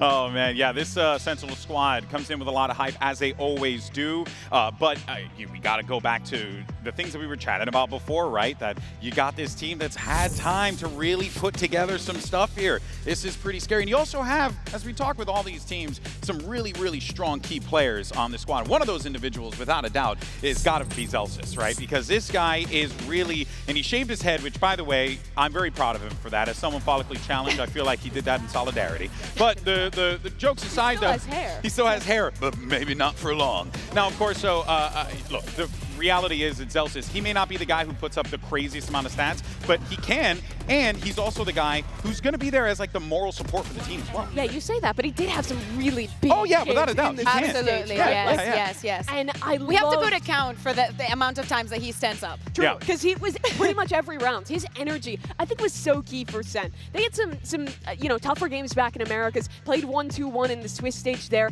as well. And not only is he playing so well on the Vise, I think when he's, especially I think like Lotus Seaside anchoring, he's so good in those solo anchor positions. But he's also bringing huge amounts of energy to the team, keeping them in these matches. When they bombed out of Bangkok, they talked about the fact that like the team wasn't all there, the comms weren't out up to snuff, and it all went so wrong for Sen. But it's clear Zelsis is taking it upon himself to change that in Toronto.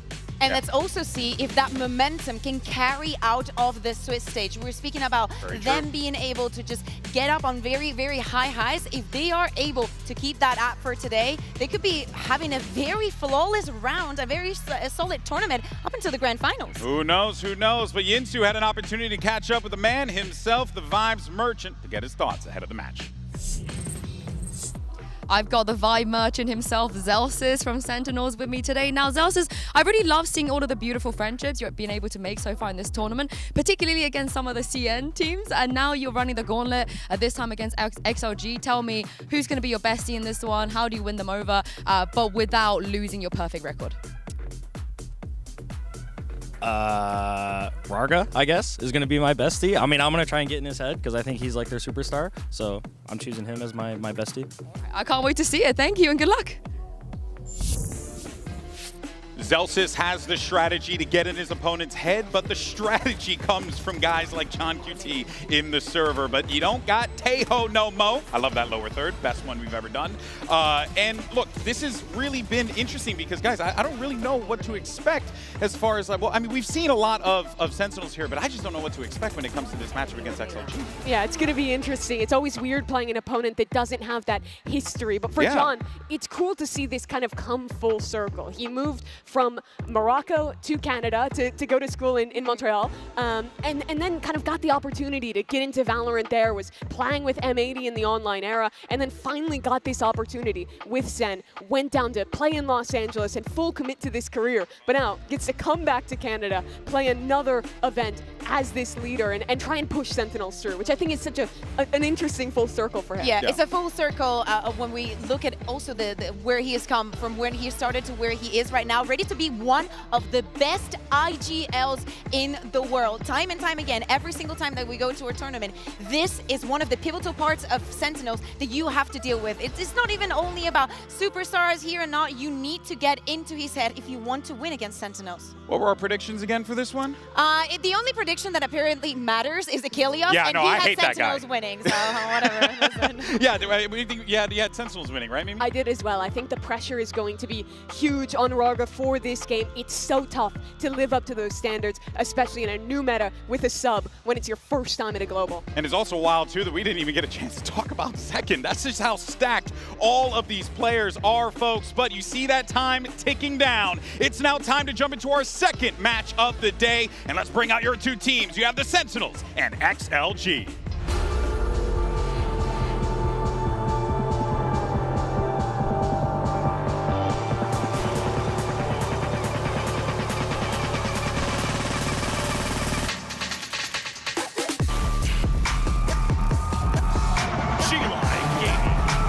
Versus Sentinels.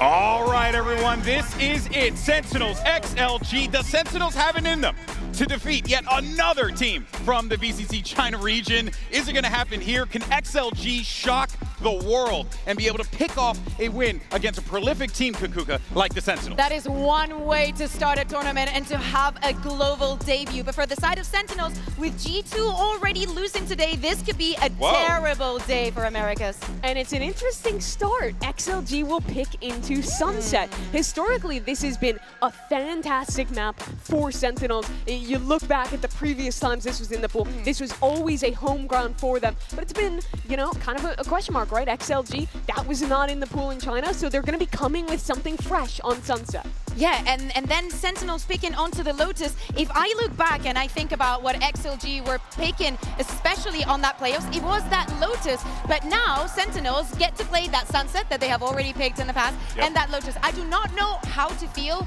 about the Sunset pick. I want to think about the time and them wanting to bring a surprise. Ever the showman. Ever the showman. Yeah. Why not? You look at this team, I mean, he's in his element. Those XLG players, they're stepping on a stage like this for the first time at this scale, away from home. And for Zelsis, it's just another day. He's so comfortable in those positions, trying to get in the heads of those XLG players. I still think it's wild that XLG picked Sentinels here, but you know what, though? There had to have been a reason. There had to have been a reason for them, confidence-wise. They felt like they can take them. I mean, obviously, they said it was the clout match, all that stuff, yada, yada, yada. But I also think, from a technical perspective, there might be something here that XLG could very well be keeping under the hood to maybe catch Sentinels off guard. Who knows what that could be? But of course, Sentinels, they have a lot of hype here. And what I'm worried about is if that hype begins to die down because XLG starts winning those rounds, how does that play out in the mental? How does that work out in the server? There's a lot of question marks here, Mimi. I think that's where you see the growth from Sen, from Bangkok to now. Players like John, like Zels is really stepping up in those moments to keep the team in it. Yeah, no, very good point there, right? What a turnaround that this team has had. And of course, they're no strangers to going up against Ascension squads and needing to deal with those teams.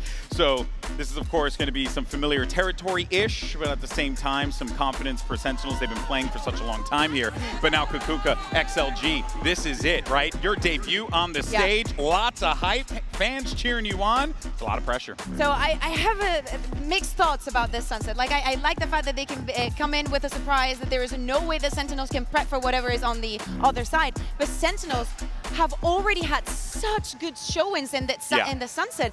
So for them, this veto is looking so favorable. But at the beginning of the day, I thought the same for G2 and PaperX. Yep. Like that veto looked too good for G2. And it feels like on the other side of the world, things are looking better for the other teams. It is interesting to consider XLG's position here. Most of the time when you're a debut team at a tournament, you have basically no pressure, right? Maybe you squeak in as a 3rd or 4th seed, but they won their region. And now they have their chance to live up to that, to do what EDG has done in the past. And looking at the composition here, seems like XLG, as they did in the past, kind of going with the meta. A double initiator look with Rarga on that Neon. I mean, no surprises, very vanilla in that sense. I mean, I like the fact that Rarga is going to be in something that gives him the mobility. I believe he was the first Waylay that we had in Tier 1 back in the moment, so the innovation is definitely there, but they're playing it pretty safe for what I expected them to do. I expected something like, I don't know, the deadlock and whatnot. Right? Like, I love the deadlock on this map. Yeah, that was kind of perplexing. We saw the draft come in and the Omen map select, and we're like, oh yeah, you know, XLG. Wait, XLG picked Sunset. Wait, they're debuting on stage. This is a gamble here that XLG are running. But I don't think there's a better comp to set Rarga up to shine in his opening match here. He gets to play Neon, which he is excellent on. He gets to have both initiators pumping a ton of utility into supporting him. This should be a really good map for him to start hot. Sentinels waiting to lock in their final agents. Should be doing so in a minute here. Don't expect anything too crazy. But of course, anything is possible in Valorant, as I've come to learn over the years of covering this game. Pressure's on though. Sentinels just had to watch their brethren, the #1 seed G2, lose in that opening matchup. Can they bring it back for the Americas region? But XLG had to watch the same thing. The Sen squad beat both of the CN teams back in the Swiss stage, trying to get revenge for the other teams from their region. Narratives. we got it in spades over here. You want one narrative? Hit me with the narrative. This is the first time that we're even going to see mid lane breach on an official. I know that we're speaking about setting players up and whatnot. Well, this is no YOU. All right, folks, we're all locked in and we're ready to go. Toronto, let me hear you as we send it over to your casters, my coworkers from Americas, Uber and Wyatt.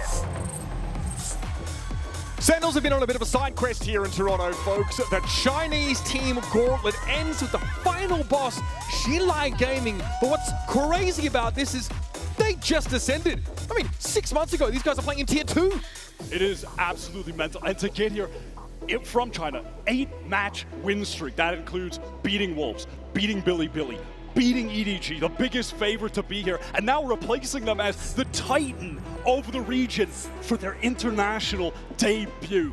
First showing for all of these guys. Xinlai Gaming, the last line of defense to redeem a whole region. It is the Wonder Kids from China versus the unredeemed Sentinels. Make some noise, Toronto. Let's get this one started.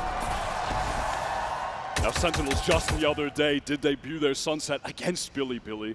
You know, curiously, after banning it in their first game against Wolves, they have an all-time 75% win record on this map.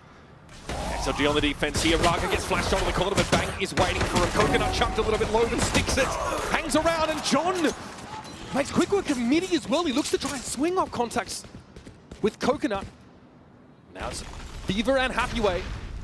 Neither particularly proximate to the site as Happyway steps up first, going on a little bit of a solo endeavor. Was able to sidestep that relay bolt and aware that Zekin is still on the corner, and eventually there's going to be a multi-swing coming his way. He has to know it. Viva's still not here. Happyway's fighting for himself right now. Viva slowly creeping through the link. No, going to double up. XLG opting to play together here. They know where Zekin is. We can't go to get that information towards the backside as they scale forward. Time dwindling a bit.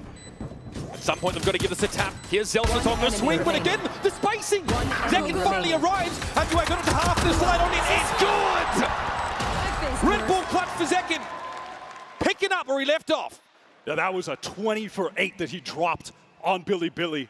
The first time that Sen played Sunset in this tournament. He was lethal in that game. White hot right now. This is how it plays out. A lot of individual moments in this pistol round. Really comes down to John here. I mean, you can see the XLG players, they are swinging for each other there. They are double-faced into him, but they just can't connect the shots. And the IGL, who has also been individually in really good form, got a lot of multi-kills in that aforementioned Billy game, turns up already too. Watch out for Shilai Gaming on these eco rounds, folks. Astonishingly effective when it comes to the thrifties. BLG felt it firsthand, getting thriftied 5 times over their last series against XLG. Tagged. There is no free round against this team. Rargo, when he picks up that Sheriff, is so dangerous. But what I like from XLG on these rounds is that they play it basically like they still have a full buy. Really strong fundamentals in these rounds, really great trades. He's also saw this late lurk in mid, though. Wants to find a timing with that Stinger after the spike's been planted. And he's heard the obvious rotate through Boba. There. Sen, no, Shilai Gaming are coming.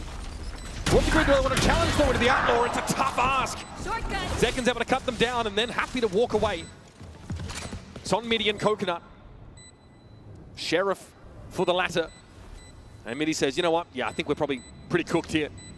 John, though, would love an early Rolling Thunder. He's about to get more than he bargained for potentially on this swing out. And yes, we'll be dropping that Stinger away. Zelsa should be quick enough here to take the kill. Midi will be unaware, not on the line. Okay. That's XLG all turned into all dwarves.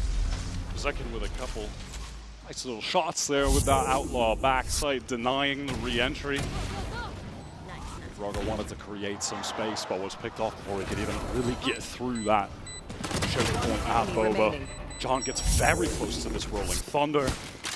It's looking good for Sen right now. And John has actually picked up that Outlaw. They want Zekin with a rifle in his hand so he can be the space creator, get it deep, take strong duels, or rather, you know, with that strong weapon, take duels. Sen might look to show presence early in mid. That's the standard top mid smoke thrown. Kuka mentioned it on the desk. I'm interested to see how effective Midi is going to be in this Breach debut for him. Hasn't played it at all with Trace's team this year. They're play off the fault line here. Sentinel starting to make their way on towards this B site. C's thrown in. Hakuway is going to be forced to remain in this position. Paranoia, though, coming through from that Boba direction. There's XLG trying to set something up, but their anchor's up, ready to actually play off of that util. But there's Coconut and Hakuway coming alive. And John brought down in seconds. Raga finally joins the party, but his team has paved the way. Look at that from XLG, the way that they all just swing out of that dark cover together. What is so impressive about this team, the fundamentals. Their players are rarely, if ever, caught making individual mistakes, overextending on their own. It's always a double face, a triple face. They love to push out of smokes together. Look at the way that they're able to support Happyway. Really beautiful stuff.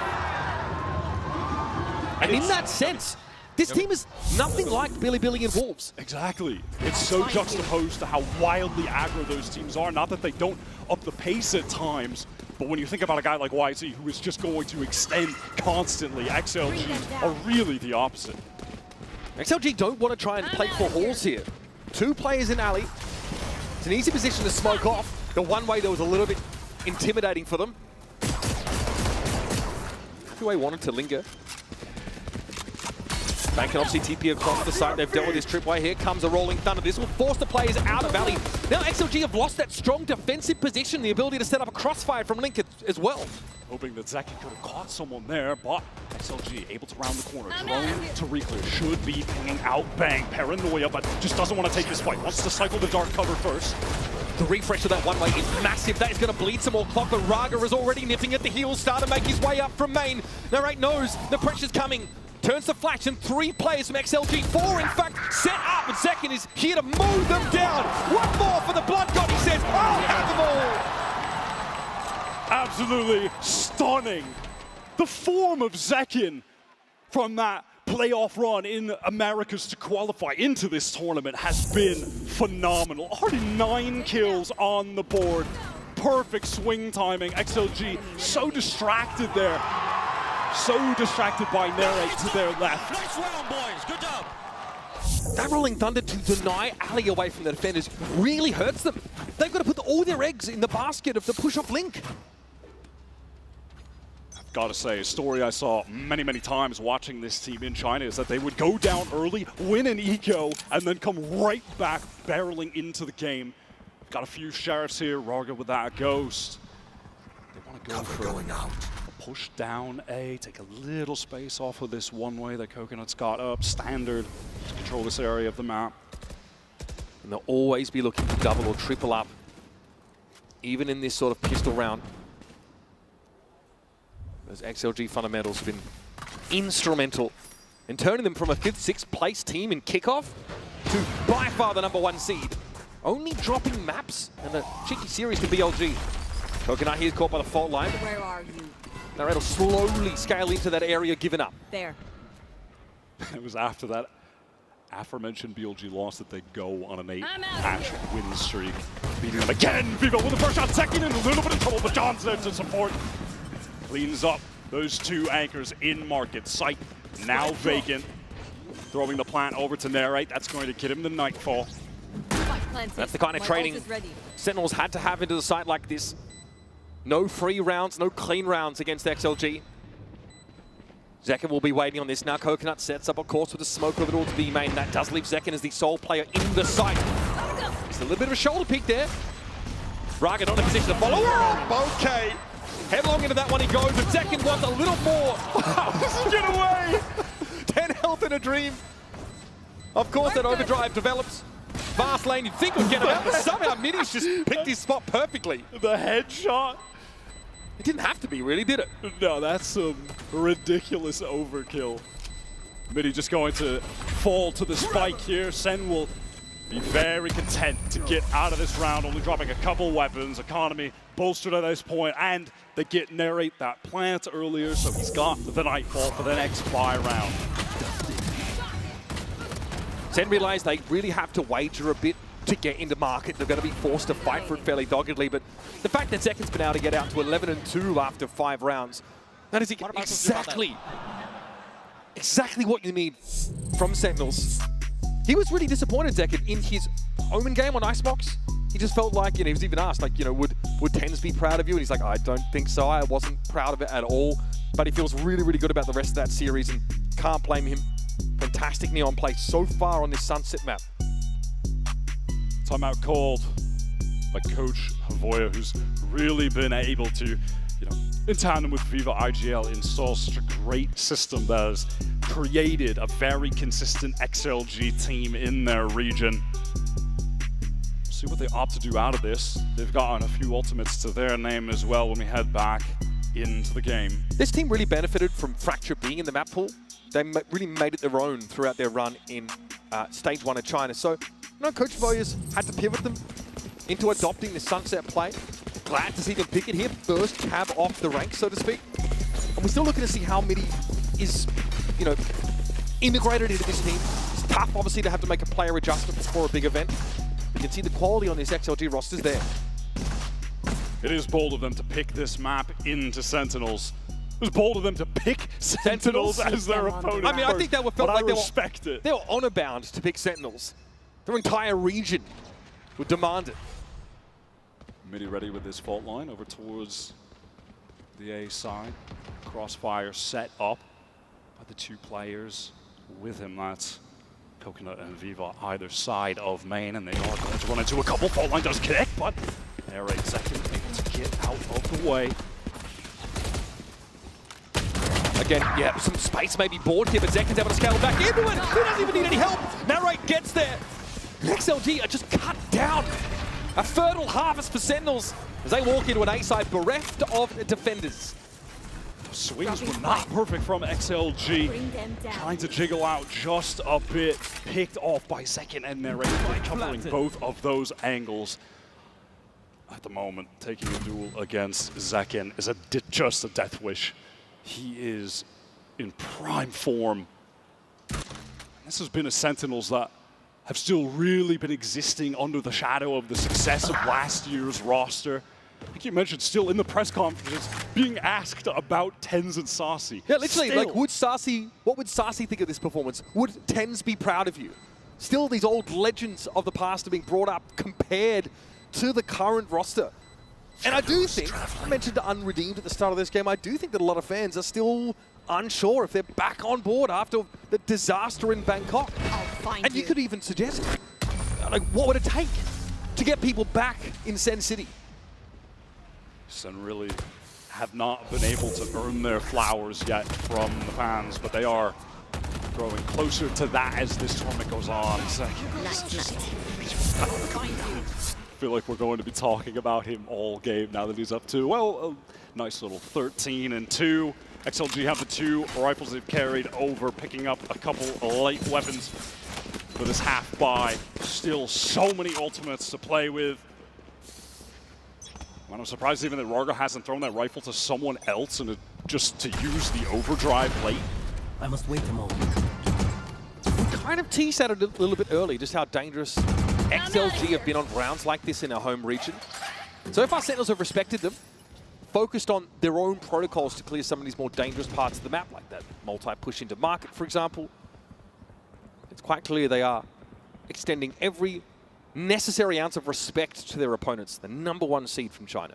Playing quite passive at the moment. They were waiting out any aggression that would come towards A main. Narrates Prowler reclears as Zelsis just holds down B main. Nightfall is going to come through the site. Now Second extending through elbow. Second Prowler used to clear all of this out, make it safe for him to get right into this site, take the space for the team. I love that! Happyway reluctantly gave up elbow as the Util came in wide, but he never really left. And that's Rarga able to take a clean duel against Bang, who was trying to get through that one-way dark cover. Look at Zelsis on an absolutely mad flank. He was just chilling in B main. And now, John looks like he wants to get out of 30 dodge seconds from left. Jordan, come on. Into spawn he goes. Coconut with only a sheriff. And he's got a sense that Zelsis could be somewhere close by. Perhaps not that close. Cyber Cage there for Zelsis. He might look to play around that neural theft. Also, John holding it down in mid, but time is short. They've got to get John out of mid. And he's brought down by Mini. Zelsis would have to try and salvage. He needs to find Rarga, but he's run off. There's no chance for Sen in this round. He's just on the run with the movement. Catching off the spike in mid. John was operating slowly, a little hesitant to cross. And by that time, XLG have already began to rotate towards that B site. And Rarga just heads up play. I'm gonna just run. There's no way that Zelsis can get this plant down in time. Oh, I love that, yeah. Happyway had one of the only 2 rifles brought into the round by XLG. And there was a ton of util to force him out of bed, right? Relay bolt, there was a Prowler. He hung around in the dark cover and then found a bizarre moment just to spring back in. That instant snap onto the second, milliseconds before getting traded out. Same from Happyway. That is a wild TP forward from Coconut.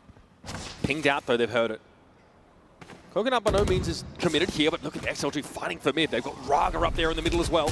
Paranoia, Bango has got around in a bit of a timing that XLG aren't ready for. 1 by 1, they crumble. Mini's able to get 2 on the round, but Happyway's going to fight for his damn life. And I'm sorry, are we not interested in the extremities of the map anymore?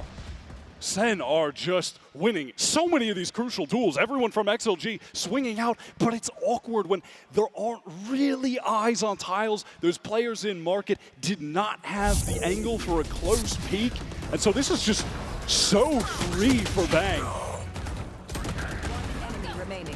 Yeah, he's ahead of the Paranoia that Coconut throws out. And they don't expect him to be so far forward. And he's there like a second or so early. Right there. Sen have consistently kept the economy broken for XLG.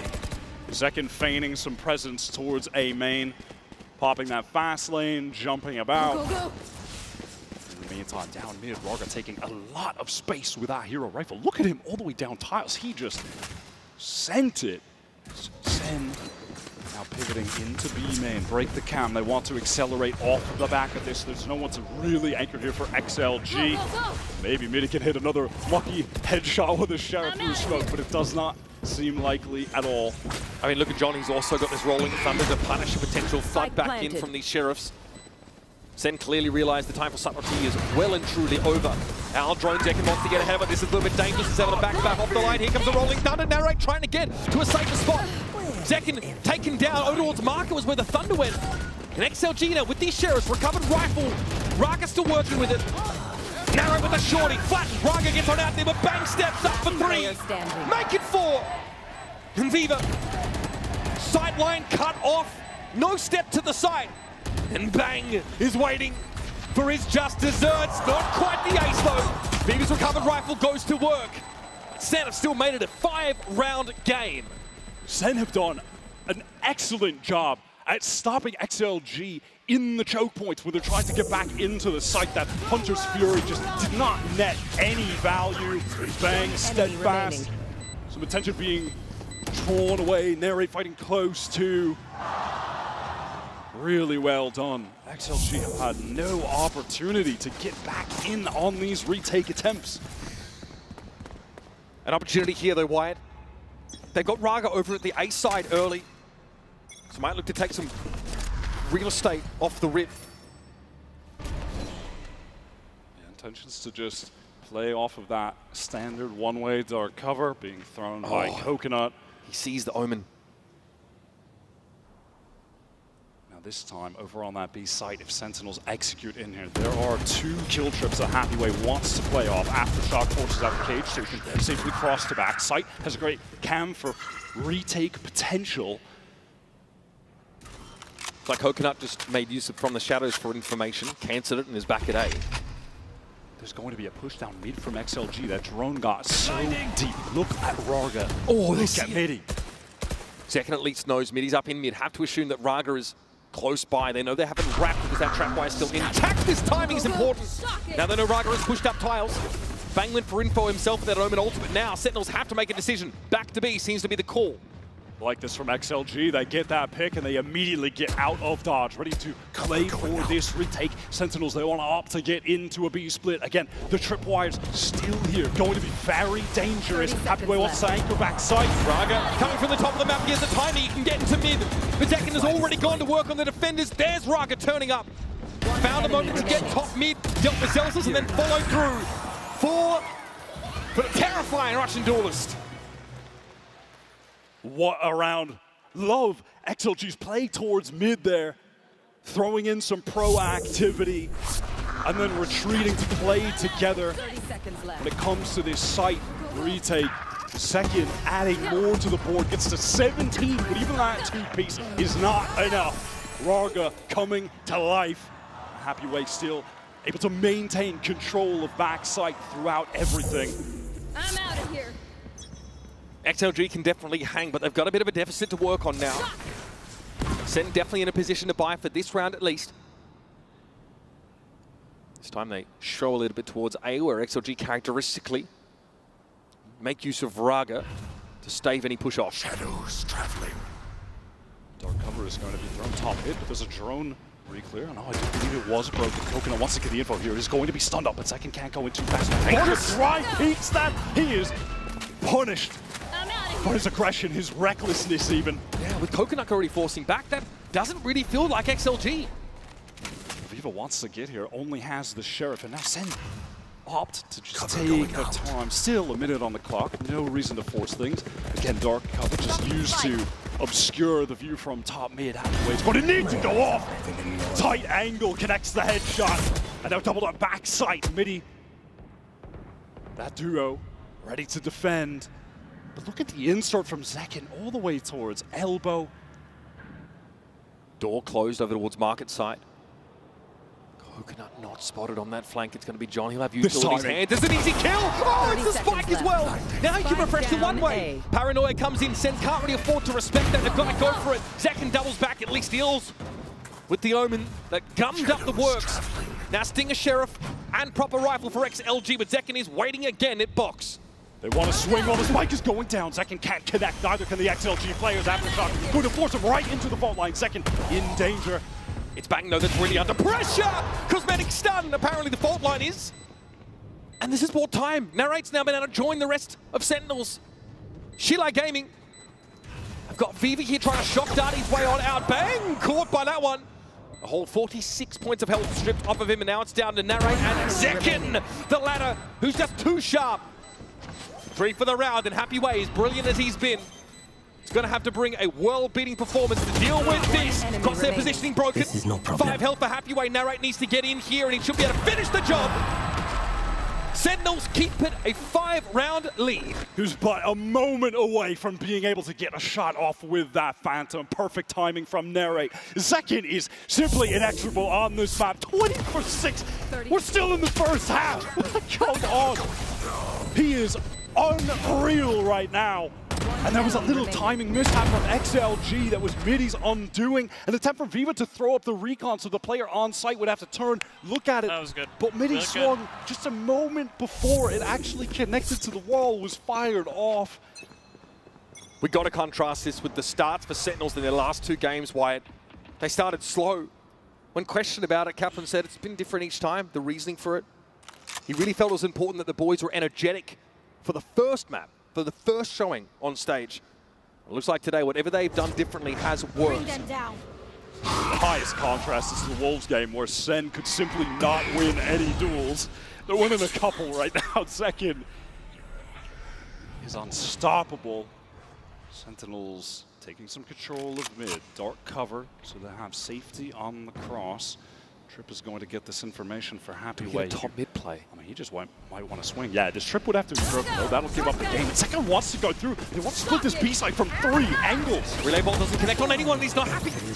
Not ready for Happyway to be tucked in on that corner. That was a cosmetic stun if I've ever seen one. Rogo wants to get into backside. He wants to anchor Happyway duo. The 2 stars of XLG, the best aimers here to anchor. Oh, okay, that's good. Happyway at least able to make the trade. Normally, Raga's used to being set up by Happyway, but here they're going to have to go with solo.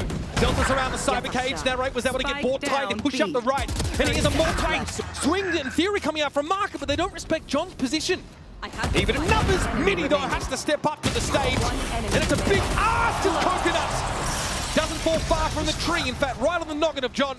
It's a Red Bull clutch for XLG to end the half. The trade attempts are going completely awry for XLG, but Coconut clutches up to get them 4 on the board. As you mentioned, Sentinels here getting the exact contrast of the beginning against the other 2 teams from China. They are white hot. Second is looking like an easy MVP shout for this map. Good start, yes, but it's about how you close here in Masters Toronto. We're getting a second half of Sunset coming at you on the other side of this quick break.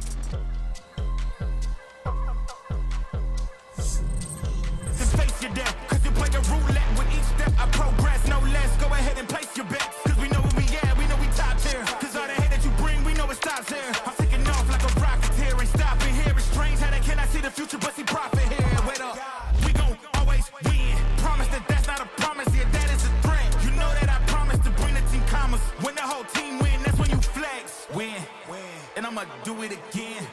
Watch me win, then watch me do it again.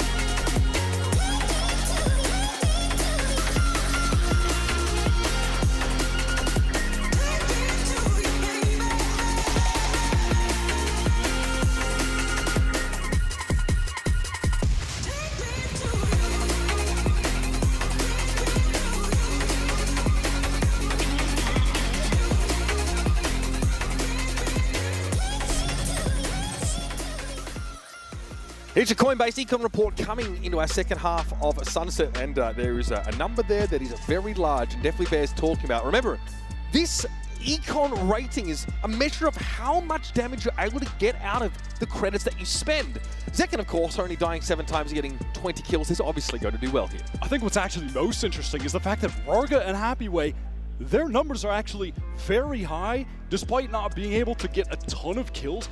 That's because Sen were constantly putting them on the eco, so they weren't actually spending a ton of money throughout the half.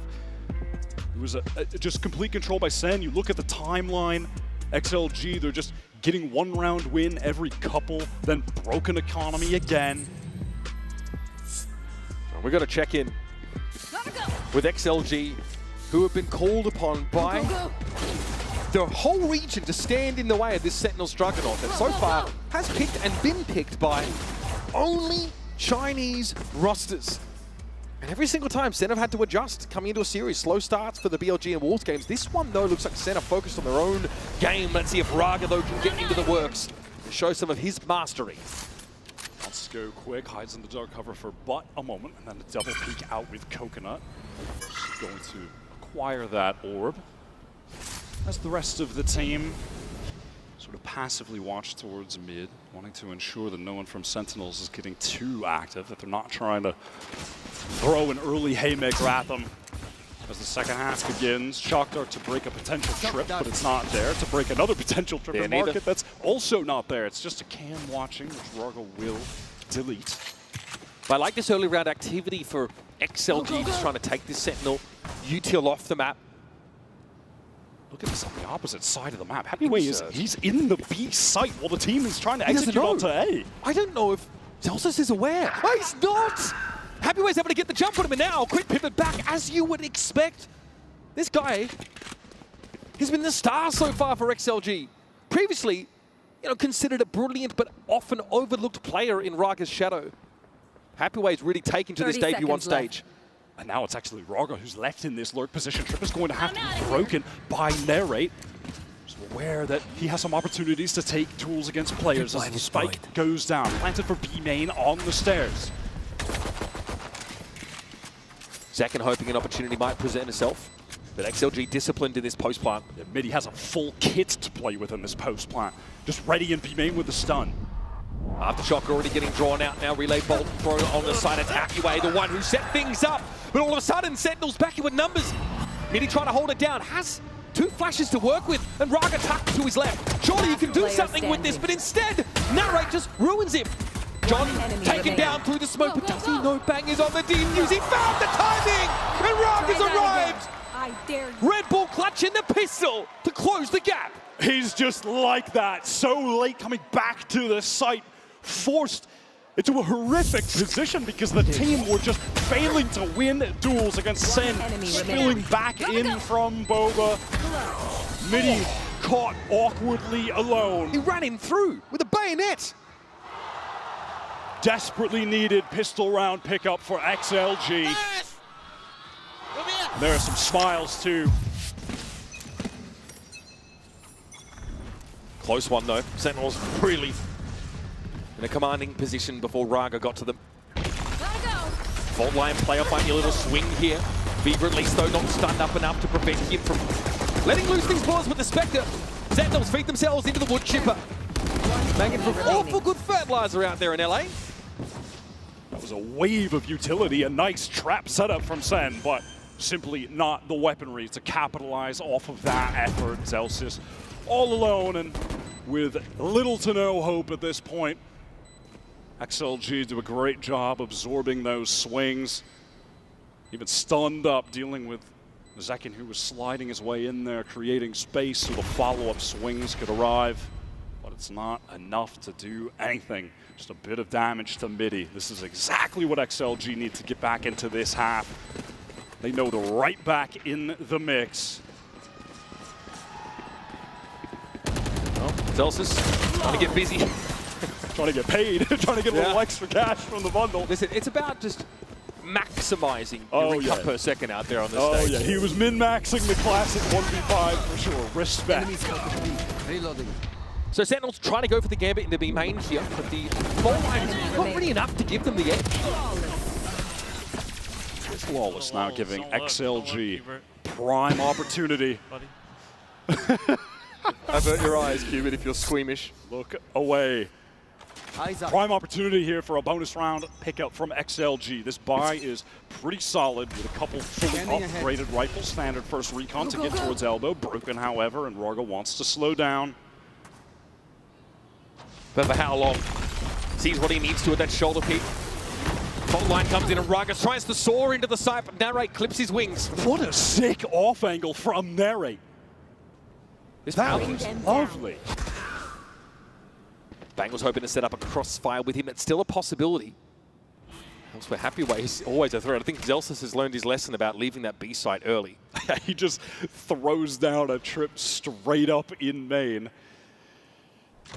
which are pretty easy to break now. You don't have to commit a paint shells or aftershock like you did on the very old version of Sunset. That's going to be taken out by Happyway, and now Zelsis has to fear a little bit, though that cam is going to cover the full cross. The one he's got thrown up in market as XLG taking their time, peeling away from A, working into mid. Zekin likely going to be in a 1vx scenario in a moment. Cam broken. Happyway working his way into B. I like that idea. Let himself be pinged, but the timing isn't quite line up. Zelsis realizes, yes, yep, Happyway is here, as always. Able to get the better of him.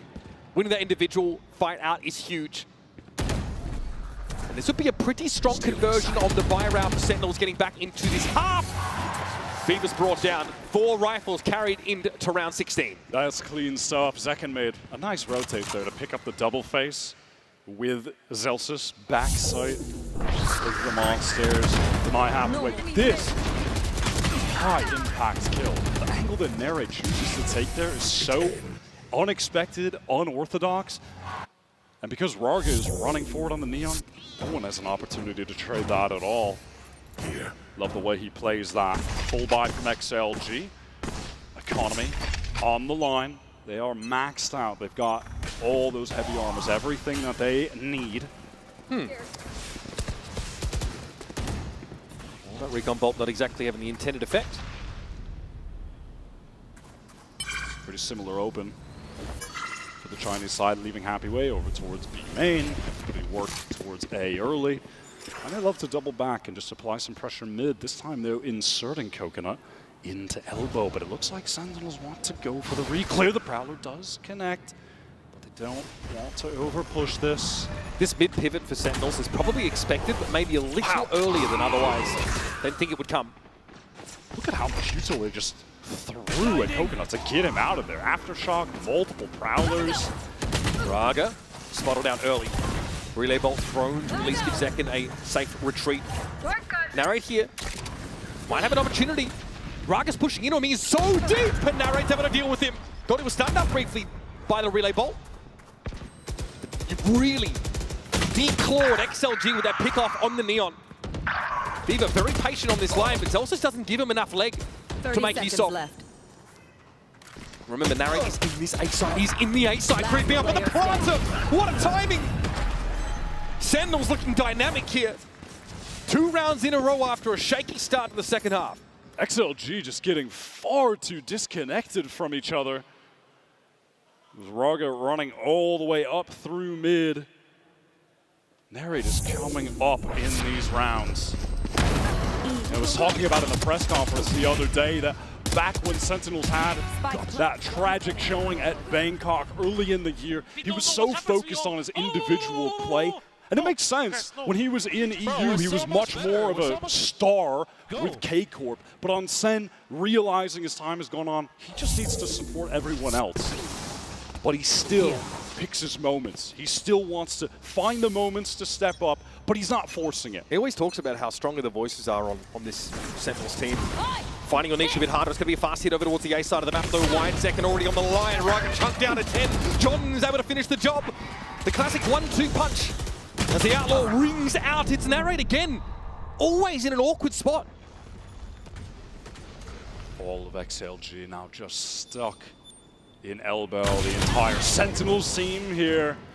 You can always expect Zekin to have the Outlaw on hand on one of these rounds where the opposing team has a depleted economy.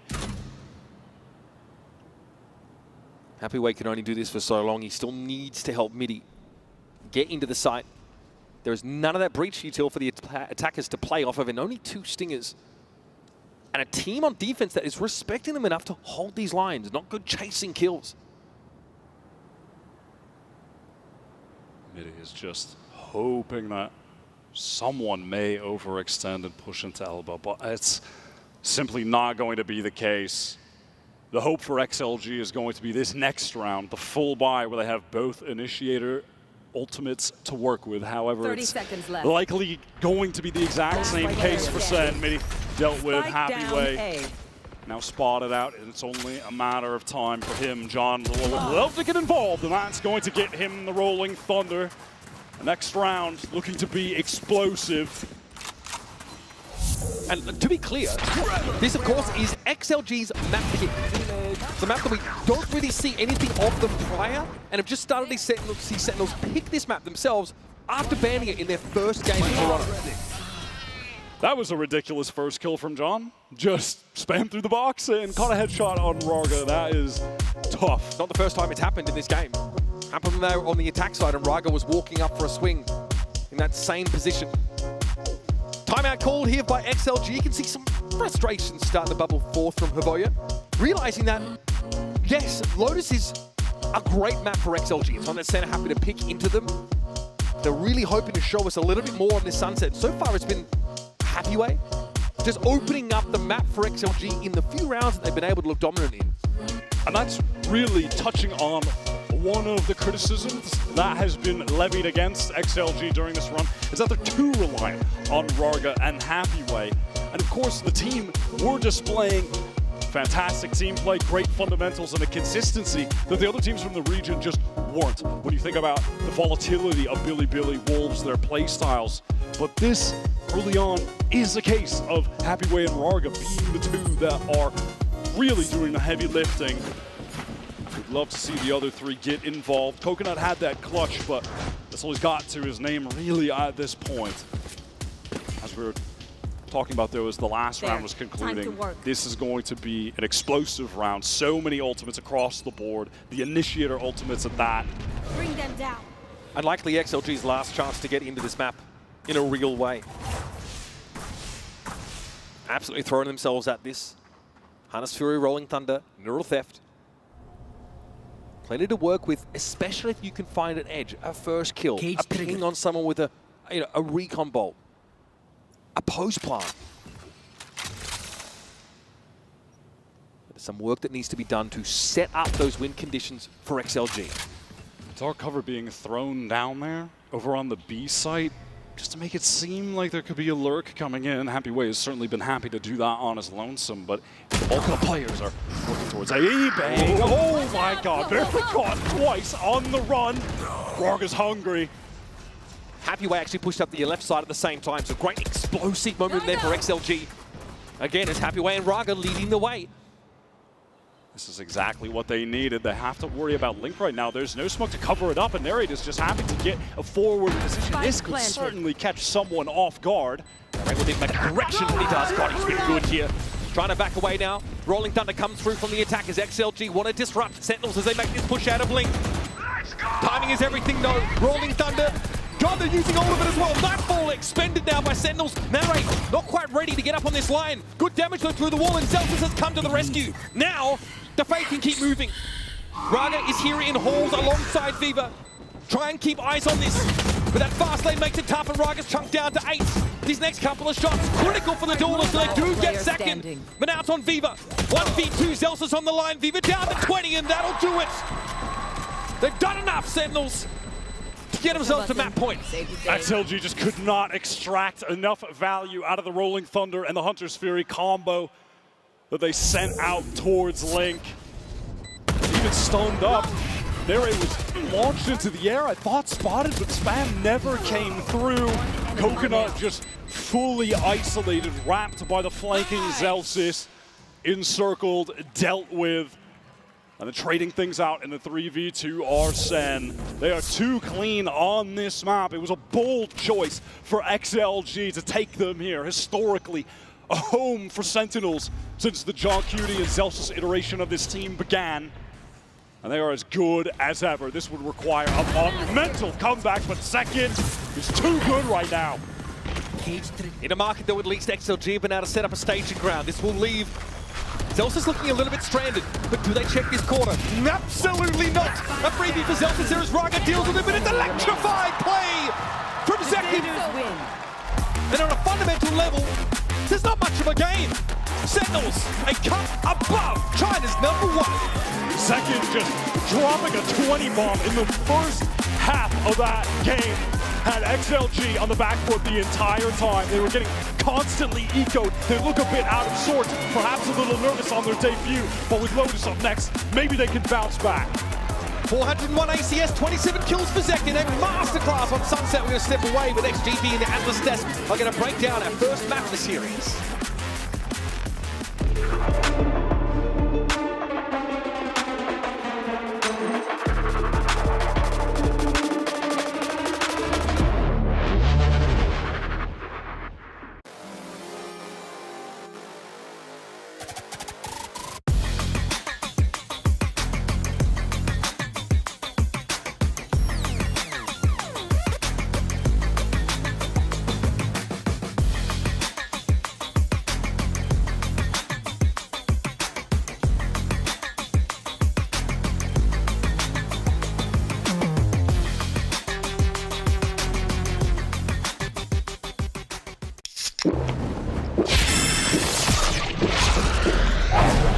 Red Bull gives you wings. Hey. Let me show you how the folks does it. Oh man, I was just getting warmed up.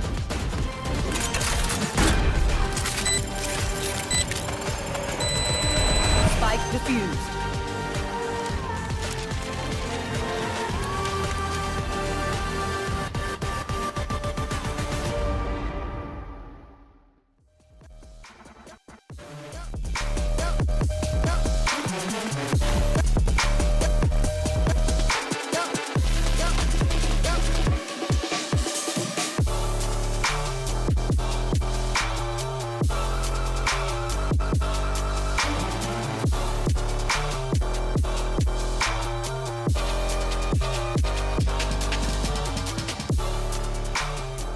Toronto, how are we doing so far?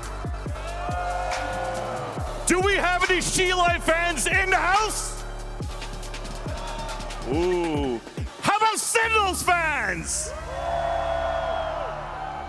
I'm already pasty. I'm yelling way too much. I need to drink some water. It's time to hydrate, everybody. Let's get our waters up and let's have a little sip and make sure we hydrate between the maps. Now, go back. Why is everybody so shy? Just start drinking. I'm asking you to drink. Drink. Yeah. That's going well. Anybody else drinking in the crowd? Put your cups in the air. We're gonna try to find you. Just drink like it's Harbor. You know, Harbor's all full of water. There we go. Oh, we're going back and forth. We're going back to me. What's going on? Come on, let's cheer for Settles one more time, chat. There we go. We got a little bit of it. There we go. Take a sip. Don't be shy. It's okay. That's right, H2O. High quality H2O. That's good to go. You don't have to cheers. Get that sip in. Chat, do we know how to drink? Do I have to give rules on how to drink as well? There we go. How's that water? Oh, got caught off guard. All right. Okay, make sure you get your bathroom break too, because the match's about to start soon. So let's go ahead. Thank you so much, everybody. We're gonna go for a quick break. We'll return for map number 2 between Sentinels and G-Line.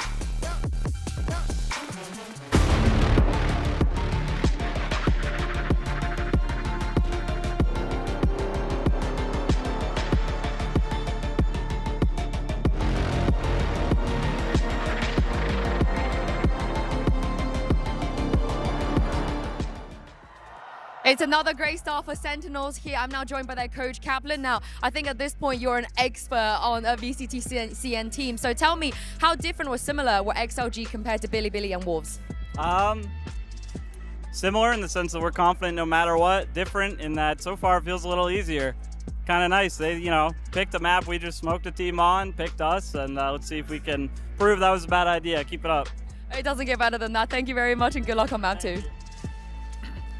And there you heard from the coach of Sentinels. I mean, guys, it doesn't, he's not lying. I mean, it was a 13-6. They looked really good. Yeah, they looked really, really clean, and it just felt like XLG were scrambling to find any kind of an answer for what Sentinels were giving them. And as a matter of fact, this actually takes us to our HyperX Reflex moment of the day, because this one's going to go to Zekin. We didn't get a chance to talk about him in the pre-show, but we're going to talk about him here, Kakuka, because this kid is absolutely insane. We knew we didn't have to speak about him in the pre-show because we expected to see this place. We were speaking coming into this matchup how Raga was a big win condition for the side of XLG. So Zekin just had to be back on this performance. This 4K here to start warming up things for what the rest of the map was going to be looking like, especially on that attack. A 20-7 half for him, a huge impact in every round. And when we speak about setting your superstar up, everybody in Sentinels showed up for Zekin, and he himself individually did not let us down. Damn! Raga was the win condition for XLG when they played back in China, when they won the trophy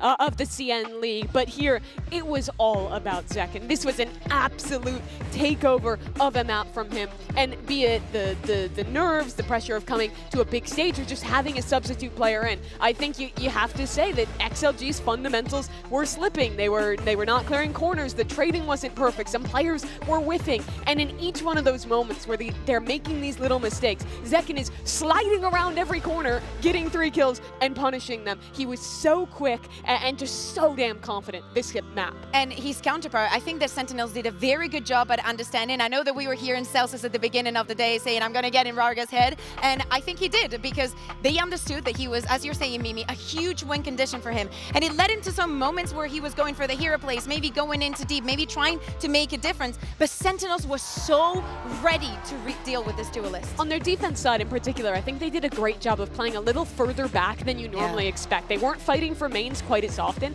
Instead, they were playing some more passive site holds, which were in great positions where when that Neon dives in, Raga is sliding into a crossfire, he goes down, and because it's Neon, it's really hard to have perfect spacing with that pace. So Raga dies, and then there was just a ton of 4v5s that Sheila got put in that they could not recover from. Yeah, it was very clear that the changes that they had to make, and also the fact that Sentinels are coming out of the gate really swinging, kind of sets the stage for what you saw right there. 13-6 Sunset. So we're going to put that one in the drawer for now. Let's go ahead and worry about Lotus, okay? If you're XLG, all right, you know what? Forget it. Hey, we lost that first map. Let's bounce back. We're still the #1 Chinese team coming out of the region, so let's go ahead and see if we can win out on Lotus. But the thing is, though, Kakuka, is I think Sentinels might be okay on Lotus too. Exactly. They've been very comfortable. They've already played it twice in the tournaments against the 2 Chinese teams already. Yeah. And to me, as we were seeing in that graphic, Sheila is going to be starting on the attack.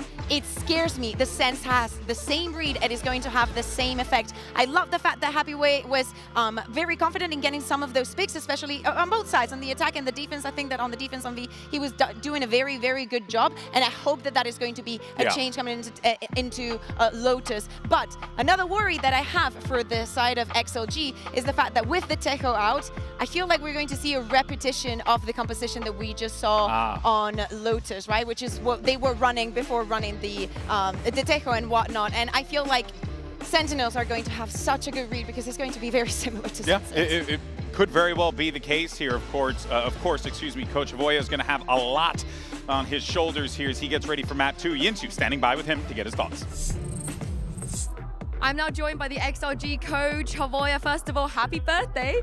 Second of all, that was the first time we saw Midi play on stage with your roster. Tell me what we can expect from him role-wise and impact-wise on map 2. Oh, sorry. First of all, thank you for the question. Thank you for your wishes. And, you know, Midi came too late. I hope we had a little bit more time to adapt everything. But I think so far in practice, he did pretty well. So I think map 2 is like, for us, map 1 is warm-up because we haven't played on international stage yet. And I hope we are doing better now. I hope it's a good birthday gift for you today. Good luck. Hey, well, happy birthday to Coach Avoya there, of course. And, well, we'll see, though, what happens, because he was talking about hope. And I think that I don't want to hear hope going into a map 2 situation like this, Mimi, because I want to know that these guys have the confidence to be able to force this map 3, and I don't think I got that from that interview. Yeah, you need to see that if they are going to come back and win this map, and hope they not cut it for Billy and Wolves, both of whom got beaten on this map by Sentinels. A player I want to shout out beyond just the way he's popping off on the stage, but Zelsis, I think, is a monster on this map. If they play another Neon comp and try and go into C-hits, I think Zelsis does a great job as an anchor on the Vice there, at varying his setups, at playing different positions, and almost always punishing that dive player.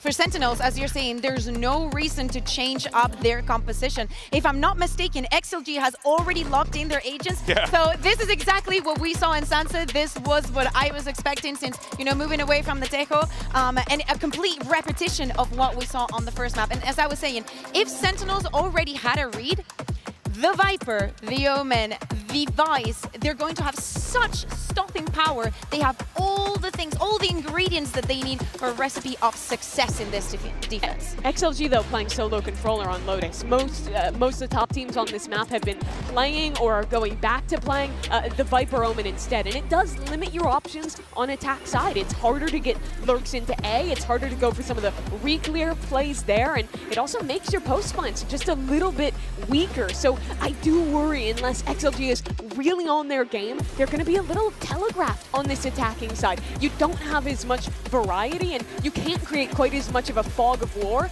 as you can with that Viper. We're seeing some of these agents get locked in here. I was curious to see what we're going to get from Zelsis. He opts to go for that Vice. Vice, very good. It's going to be a great counter for the Neon as well here. And we'll see. The thing that's worrisome to me here, Kukuka, is that this is the same composition. We just saw it happen. We saw their struggle with the spacing. We saw all of those struggles on the screen. I don't know if they have enough time to fix it, man. And worst thing is that Narrate is also having a very, very impressive tournament. I think that on the previous map, he was a little bit of an unsung hero because he created so many situations, so many circumstances for retakes and whatnot, that I feel like, especially with Zekken on the race, he's going to have that same impact on Lotus. Well, the question we're wondering is if XLG can force a map 3 or does Sentinels end it here and now? Let's send it back to your casters to get this show going. It's Uber and Wyatt yet again. Terrifying pistol and eco play. Incredible fundamentals, trading and spacing, and, well, Happyway and Raga dominating. Those are the 3 win conditions we outlined for Sheilai Gaming at the start of this series, and only one of them has been present on that first map of Sunset, Wyatt. And on the opposite side, we are looking at Zekken at his absolute best. And now going to Lotus, Raze, that's his OG agent. That is the agent that he made his name on years ago. When we're thinking about those Xset days, just the other day against Billy, he was a dominant force and is even better right now. That was an all-star performance on map 1. XLG looking out of sorts, having some moments where they looked scrambled, nervous. They need to get their heads in the game right now, or Sen will have ran the gauntlet, beaten every team from China. We'll move on to the next part of the bracket. They're the only NA team in the upper bracket remaining. Narrate has looked inspired today. Always unexpected, ridiculous off angles, round after round. Sheer wall drawn out here by Happyway. And the rest of XLG starting to file into rubble. Rotates being drawn across the map by the defenders. That's due to just jump spotting on C, pressure into tree. Raga in mid-AR stock. This is a bizarre situation. Zelsis doesn't want to give them an inch, doesn't want to swing. He's gonna wait, and there he goes. Emerges with a right click, and it's another one for the Vice Merchant. And the door shuts. Narrate with the swing. Spike down A. Zelsis eventually brought down. Narrate also both offenders from the defense side quelled, but the spike's loose. Zekken might have a timing here. Disrespect the poison orb and push through seems to be the plan. I for one am here for it. Step up on the site, Paranoia cut through. Happyway tucked along with Coconut. This paint shell definitely going to rattle the cage a little bit. There it is, Happyway brought down by it, but Coconut and John, the one-way being respected. John swings while Paranoid, and Coconut salvages the round. There's some momentum for XLG. Disastrous open, pushing into Zelsis.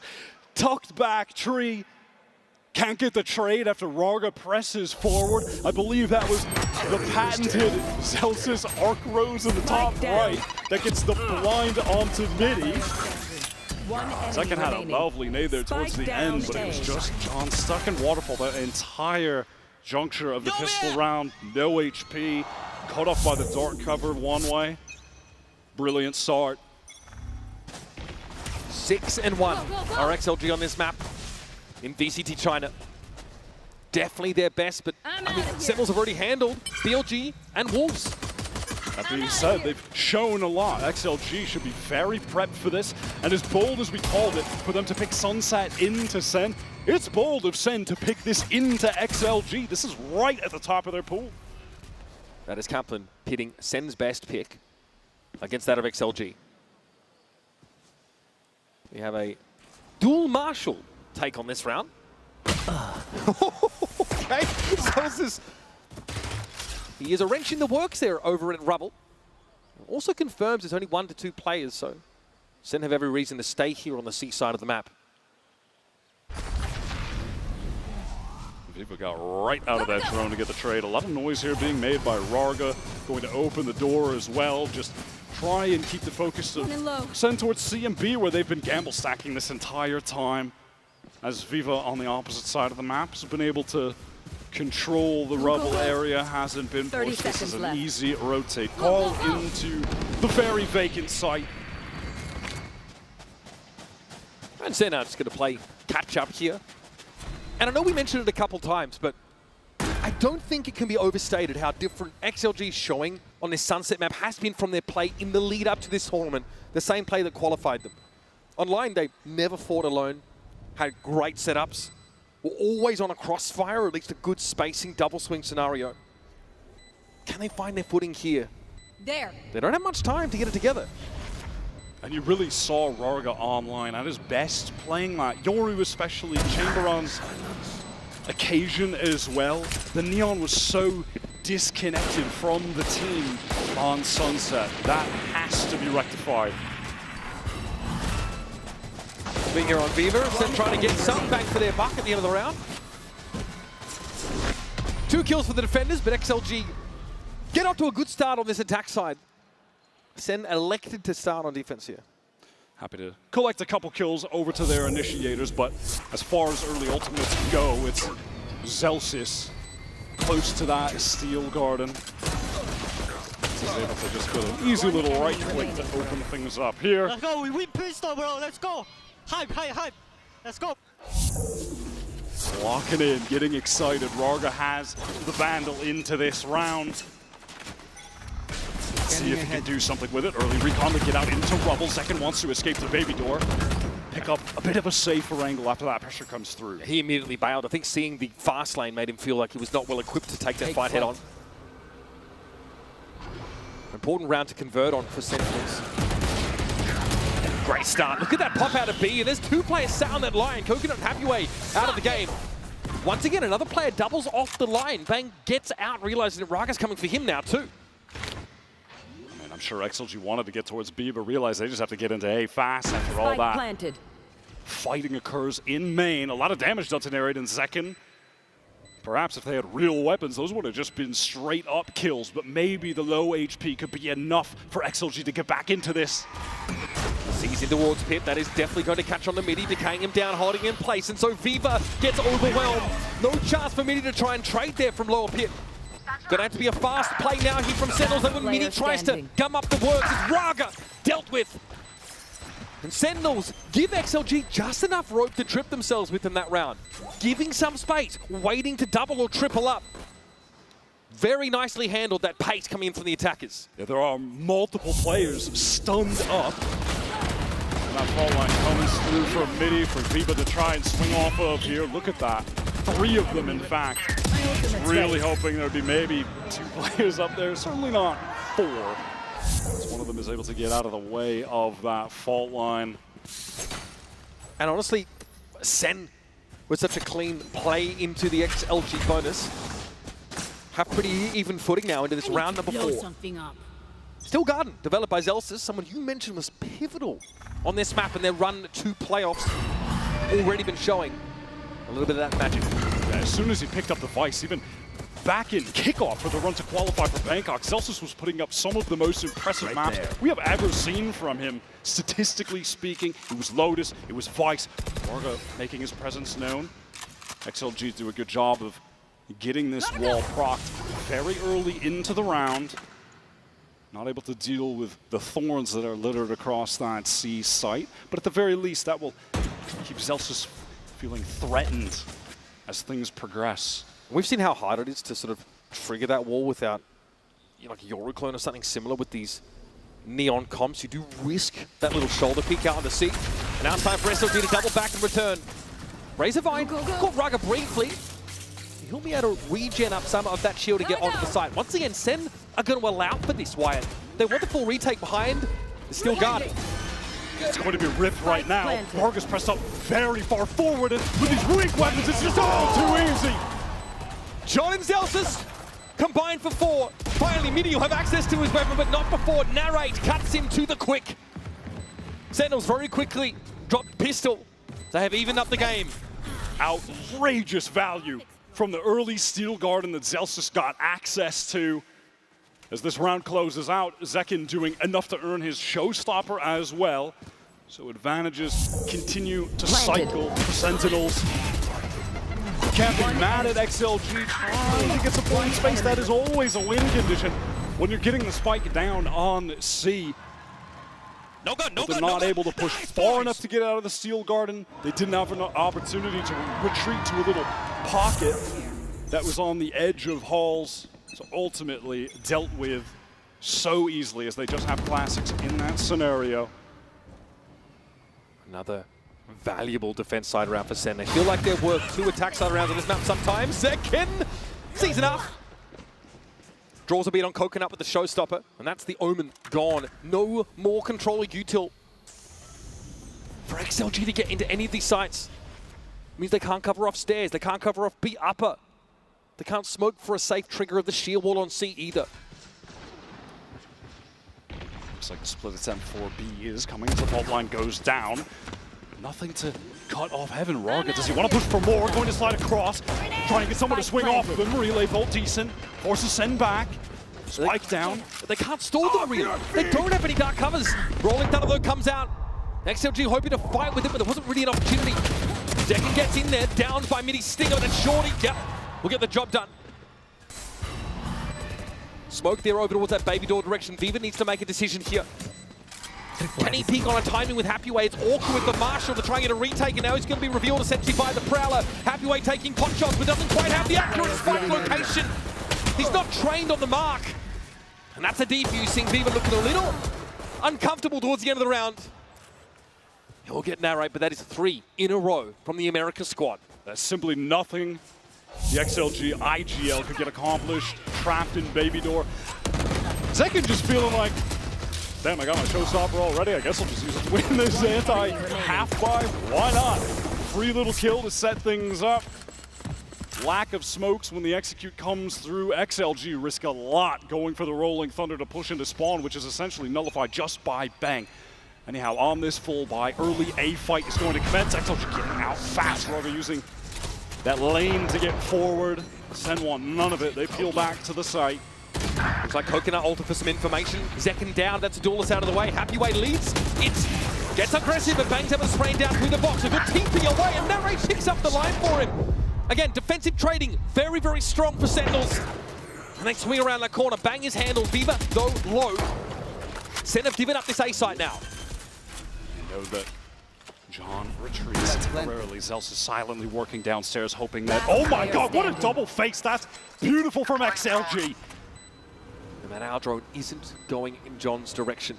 He is able to slip past it. Coconut, though, finds it. John knows approximately where the Sova was. But Coconut holds it down while his teammate was in the drone. There we go. There's some of those good fundamentals that we are calling on XLG to have. Even when that execute is getting scary, chaotic. Center doing a nice job fighting backside. There was another great paranoia from Bang. Enemy remains. They're able to still double up, fight together. They clear out Zelsis, who is silently rapping downstairs. Well played. Where is Raga? Where is Raga? Here. quiet game, to say the least. Hasn't been fully needed so far. Hathaway continues to pick up some of the slack. Viva has a great round there with a Guardian too. Sen have had a great economy building though, so they're on an easy full buy here. This time, no pomp and circumstance, no fanfare about this A-side take. XLG are allowed to simply walk up. Lightball could come out, but they're stunned up. He's got to hit right across to the side. They know he's here. Zelzes gets the drop on him. And the Razorvine means that nobody can follow up on the Neon. Oh, God. No one is looking in narrate. Last player standing. Once again, it's the timing that XLG are just not ready for. In this round, the round here is really going to hurt the Chinese #1 squad. They pop up for air. Hard-fought round 1.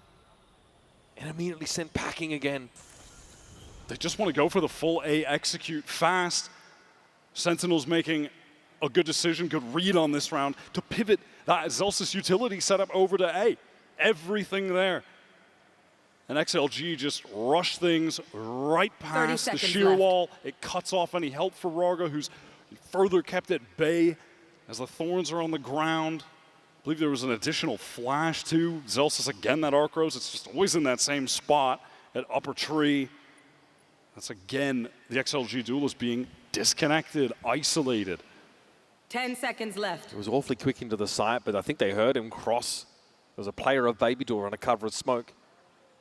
Sensei, we don't have to fight hard for rubble this round. We're going to let you walk into that Sentinel util and hit you on the flood back in. Nere too just able to get in a nice close-up tuck position, hold a crossfire. Obviously with good reason, we've talked so much about Zekin in this series. He was unreal on Sunset. But Nere had so many high-impact kills. Didn't rack him up to the top of the board, but he was getting on several rounds the most important kill. His util has been really strong. He's having a great game. Great tournament at that. He was the best player for Sen in their opener against Wolves. And generally, obviously, takes a moment with Zelsis to ask him who his bestie is going to be in this game. Who is he looking at on the other side of the stage to try and get in their head? Maybe interact with him a little bit. He said undeniably Raga. And so far, he has had the better of Raga in every single encounter that they have had. You know, we've seen a similar story like this before at international events where a team goes on an incredible run and then they debut in the playoffs because they get to skip the group stage, but they're fresh to the pressure, to the prestige of an international event, and there's nerves. They get off to a slow start. Even Kaplan said, with how the logistics work at the venue when getting set up, we have had to work really hard to get a routine established that lets us be energetic when we get to the stage. He said that's been a big reason why their starts have been slow, and XLG are just now figuring that out the hard way. It reminds me of the team most analogous to XLG when now G2, the Guard, debuted on LAN years ago after being on a sick run that's starting in the playoffs and struggling at their first event. Both of these teams, the two best ascended teams we have now. Hard to not draw comparisons. And this is XLG who are filling the shoes of EDG, which is a big job. That's the top representative from their scene. Access gained to the C side, but as usual, Sen will allow for this. It'll be a flood behind the Nightfall to get back in. The two hero rifles and the two best aimers from XLG. Raga wants to push forward. He's hungry for that first kill. Oh no! Raga wins it out. He's first in the game. Eventually he'll fall, but he feels like he's probably done enough now. Narrate wanted to get ahead of this. In fact, all of Sentinels disrespecting. Here's that flood. Midi on the line, marked down. Of course, decayed quite low by that Nightfall. Coconut still gets his. Viva going to be pinged out to the back of the site now. Nuruk left here for the attackers, and Happyways somehow wended his way behind Sentinels. It's all on John. Plenty to see, a lot of targets to go for, and he knows, of course, those pulsing tethers where he needs to look. Unfortunate. Happyway gives him a tickle. He's got 3 bullets left in the chamber, and no time to reload them. An unlikely round win for XLG, but a much needed one at that. It's taken us a while, but we finally get an XLG bad bye round win. They had gotten away with one enemy. Things just like this countless times during their run in China. Finally able to flip the script on Sen get their economy going, which has been a struggle throughout this entire series so far. Ungodly flank timing from Happyway really unraveled that for Sentinels. Another rubble fight here, like he said, won't contest this whatsoever. So now it'll be Raga hit it up against Bang at the A side. We've really seen this from Sen on Lotus a lot in this tournament as a whole. Not particularly aggro in the early rounds. They're not running it down. They're not sending it. They're letting things come to them, letting the game come to them. It's the loss of the breach in this comp for Sentinels as well. They have a little bit less to disrupt with. You know, usually the Omen and Breach could double up there with the Duelist, but no fault line here for Sentinels. Well timed on this pit. John throws down to stop any aggression towards C. Drone hoping to be used to clear him out, but he's able to get out of the way. And with the drone expired, you just really can't feel comfortable trying to get through the pit. So this is a pivot back to A where a couple XLG players are inserted. Is there a timing out of tree to be found for Sentinels? Zekken seems to think so. Door toggled. Bang takes an off angle, turns the flash. That's going to be checked for. Relay bomb comes in, but they're not ready for this! Zekken in the corner. Narrate from Upper. One enemy Picture remaining. perfect haul from Sentinels! Stopping XLG in their tracks. XLG threw just so much utility into tree, but not getting the connections with it. Relay bolt. I don't believe pings onto anyone there. No, it goes past them. Onto the site through tree. Bang just able to assist Zekken, pressed up close. Oh no, they got pinged off that recon bolt. Recon connected, the relay did not. Narrates there so fast to pick up Heaven. He cuts off the other duo that are trying to wrap into the site on the split from tree and main. And XLG right back onto the eco for what feels like the millionth time in this game. They've had such economic struggles throughout the series. All right, snaps himself up a big daddy for this round. Odin in the hands of the Fade. Once again, that Vice Viper composition over at the C side of the map is a little more than XLG would like to see there. Oh, God. All right. Thought Marshall was going to blow some minds there. What can Zekken do here? XLG trying for a bit more of a meticulous approach to this bad buy. Break crosshair with Raga, then follow up on it. Zekken, though, gets out. He can sniff that something isn't right. Paranoia comes in, but he spaced this out a little bit with his own paint shells. Bought time now for the rest of the defenders. Hunter's Fury deployed onto the map, and XLG have unfettered access now to this B site. John will be forced away by this aftershock. With some great util from them to get in. Heads up haunt from Narrate. We'll get the positioning of Happyway. The one hero rifle for XLG will have to come up huge with a flank timing, something. The Paranoia, maybe a seize to let them flood in behind when they don't have the Rim, or rather the breach flashes to work with. So far, so good. Still weaker weaponry for the attackers. Paranoia connects. Narrate deals with Happyway, and Viva now takes some pot shots in through that smoke. John has to get on the defuse, but Coconut's already found some damage, a better weapon maybe. It's half. John will be protected by Zekken. 6 defense side rounds for Sentinels. Have to make the coaching booth pleased. It doesn't get much closer than that. John's up to 1 from the shock dart that came through. Had to get off before he could actually hack the spike. That was looking more than dangerous. It seemed that XLG did enough, but Zekken stepping up. 2 isolated 1v1s. XLG not swinging together in that moment. Looked like Viva just couldn't get out wide enough through door, perhaps. Pretty disastrous, so winnable. Slips through their grasp. They've got a full buy. They've got a rolling thunder. Sin actually throw a more decisive A-side variation. A bit of rubble presence. It doesn't pan out, though, XLG or elsewhere. They've got so much, a veritable ton of util to try and fight through it again. You're sliding past the sheer wall. Where's the backup supposed to be for Raga? Early in this half, they were able to get rid of those walls and then work the map, try and go for an execute late. These fast hits are just not going to pan out when you're not getting accurate information on the Vice. You just cannot run into Zelsys setups like that. Are they assuming that Zelsys is at A again? There's no attempt to force that wall out. Being forced to teleport away now, so XLG are going to get a bit of control towards Rubble. 40 seconds or so left on the clock. Still Rolling Thunder in hand. Will there be an opportunity to even use that to try and get back in this round where they're at a man disadvantage? 30 seconds left. They want to pivot back to C.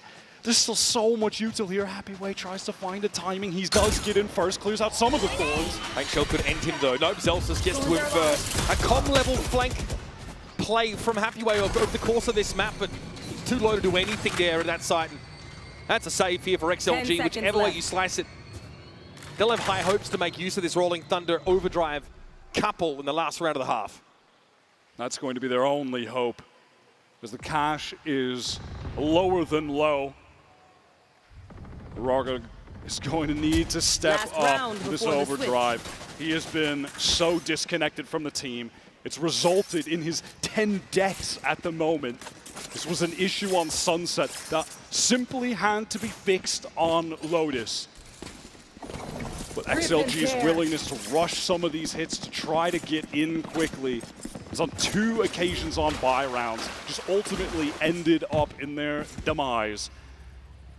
This is it for them. Raga has the Bucky with the overdrive at that. They're getting out fast on A. It's Bang actually who's picked up the Odin right now. No haunt pings though, nothing yet to play off of. They have dodged the Prowler that Narrate just sent to get some info, so perhaps some false information. XLG, they want to contact off the back of that Prowler, not connecting. Press up a bit far forward. It's a baby door. They want to get into this big site right now. Raga going forward with the overdrive. Vulnerable up. Can he even find a target? How deep does he want to push? Johnston respects it. They're trying to set up a multi-phase situation. Raga down to 49. He's got himself 2. And that's going to have to be enough. Shows up for second. Fire! Oh, man! And the paint shells! He's doing it all! Not only does he stop the plant, but that's the Rolling Thunder gone. Now Coconut trying to figure out if there's a way to make use of this from the shadows. And instead he goes to the Shadow Realm. Second and Bang are in no hurry.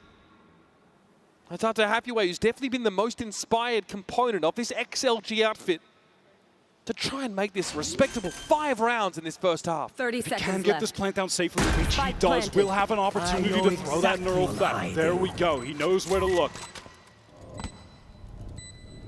Now sometimes even if you know what's coming, doesn't make it any easier. He's second with 3. And Sand Complete get another 8-4 half on a map they themselves chose, knowing full well that it was XLG's best battleground. 2 of the rounds, XLG earning the pistol and initial anti-eco. By the way, the gun rounds dominant from Sen. They are playing so well today. Got a quick break here, a chance for XLG to take their breath, and they need it. Stick around and see if this Chinese team can find their feet and composure after this. Esports is a $2 billion industry now, but it all started in dingy basements and cramped living rooms. From how the pros train to how the money flows, this G2 and MasterCard series breaks it all down. 12 episodes, packed with insight and lessons for anyone looking to understand the world of competitive gaming. Ready to learn the game behind the game?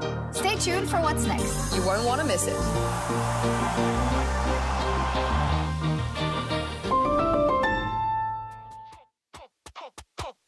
Bottles knocking models, popping bottles knocking models.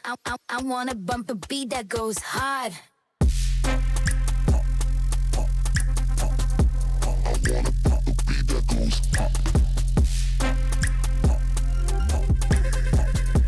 I wanna bump a beat that goes hard. Popping bottles knocking models. Popping bottles knocking models. Popping bottles, knocking models. I wanna bump a beat that goes hard. Pop it.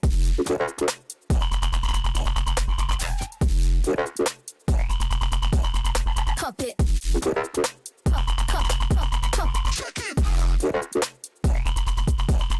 Pop it.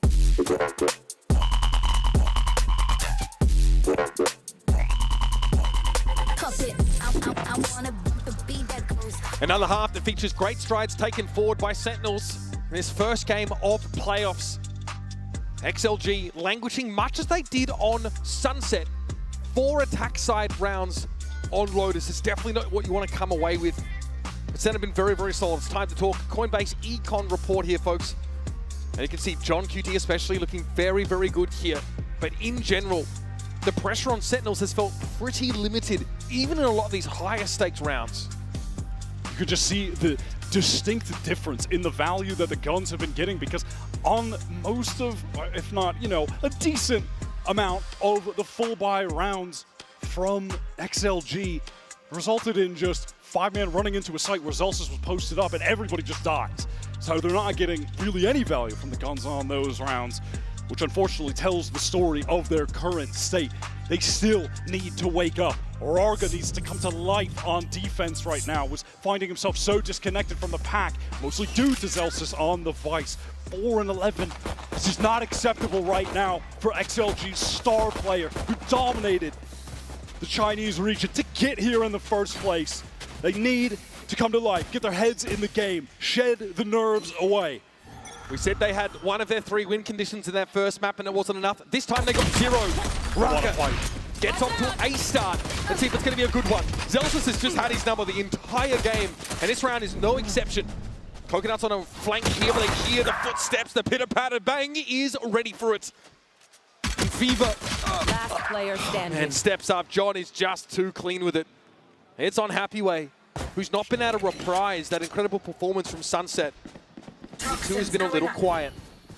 Is it a good idea from XLG? Sure, but the execution falls to pieces. Where are the trades? Where is the good spacing that we saw from them in their run? It just crumbles in that moment. Can Happyway be a hero?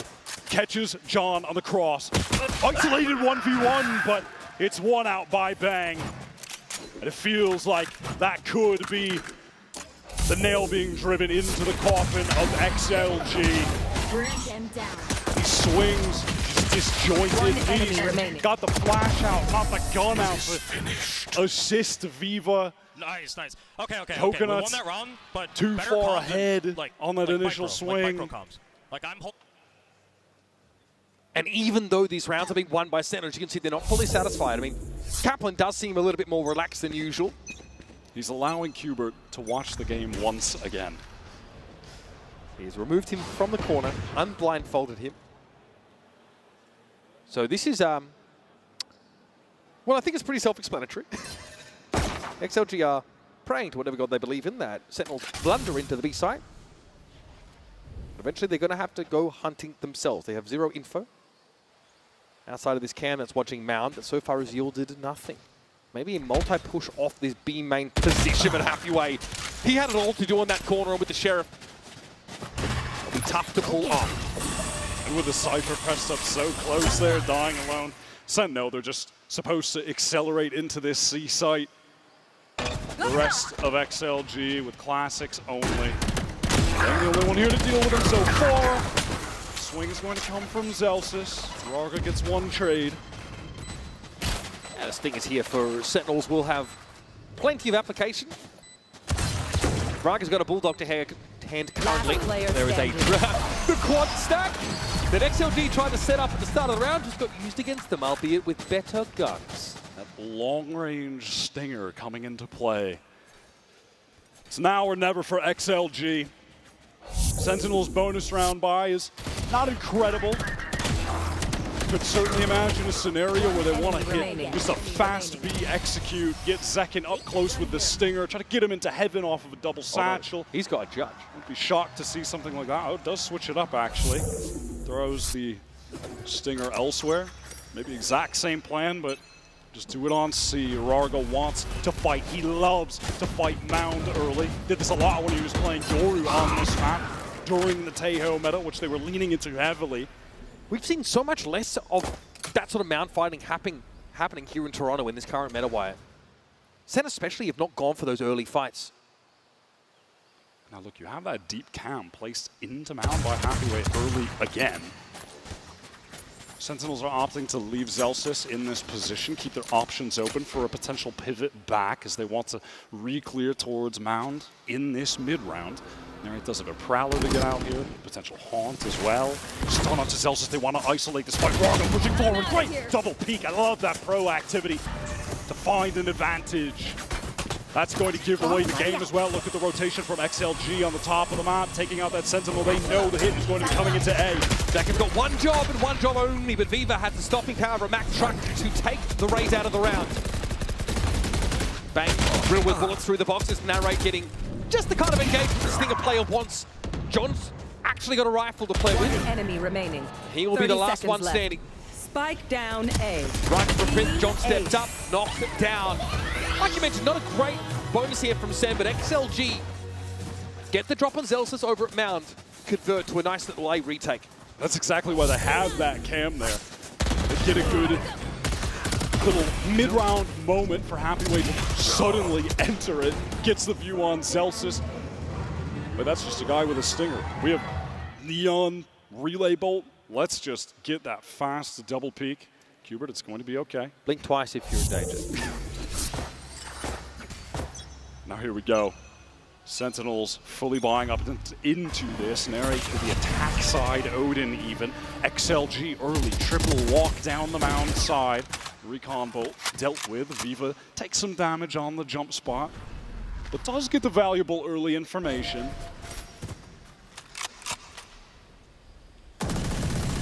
XLG, yeah, I mean, this Mound position can be effective if you are able to scale off of it.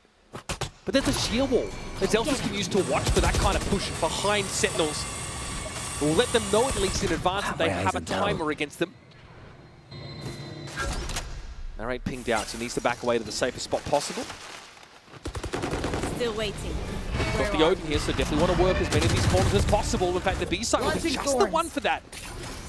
This door toggle, Zelsis has to call this quickly. He's able to avoid the paranoia, but he doesn't want to take this fight.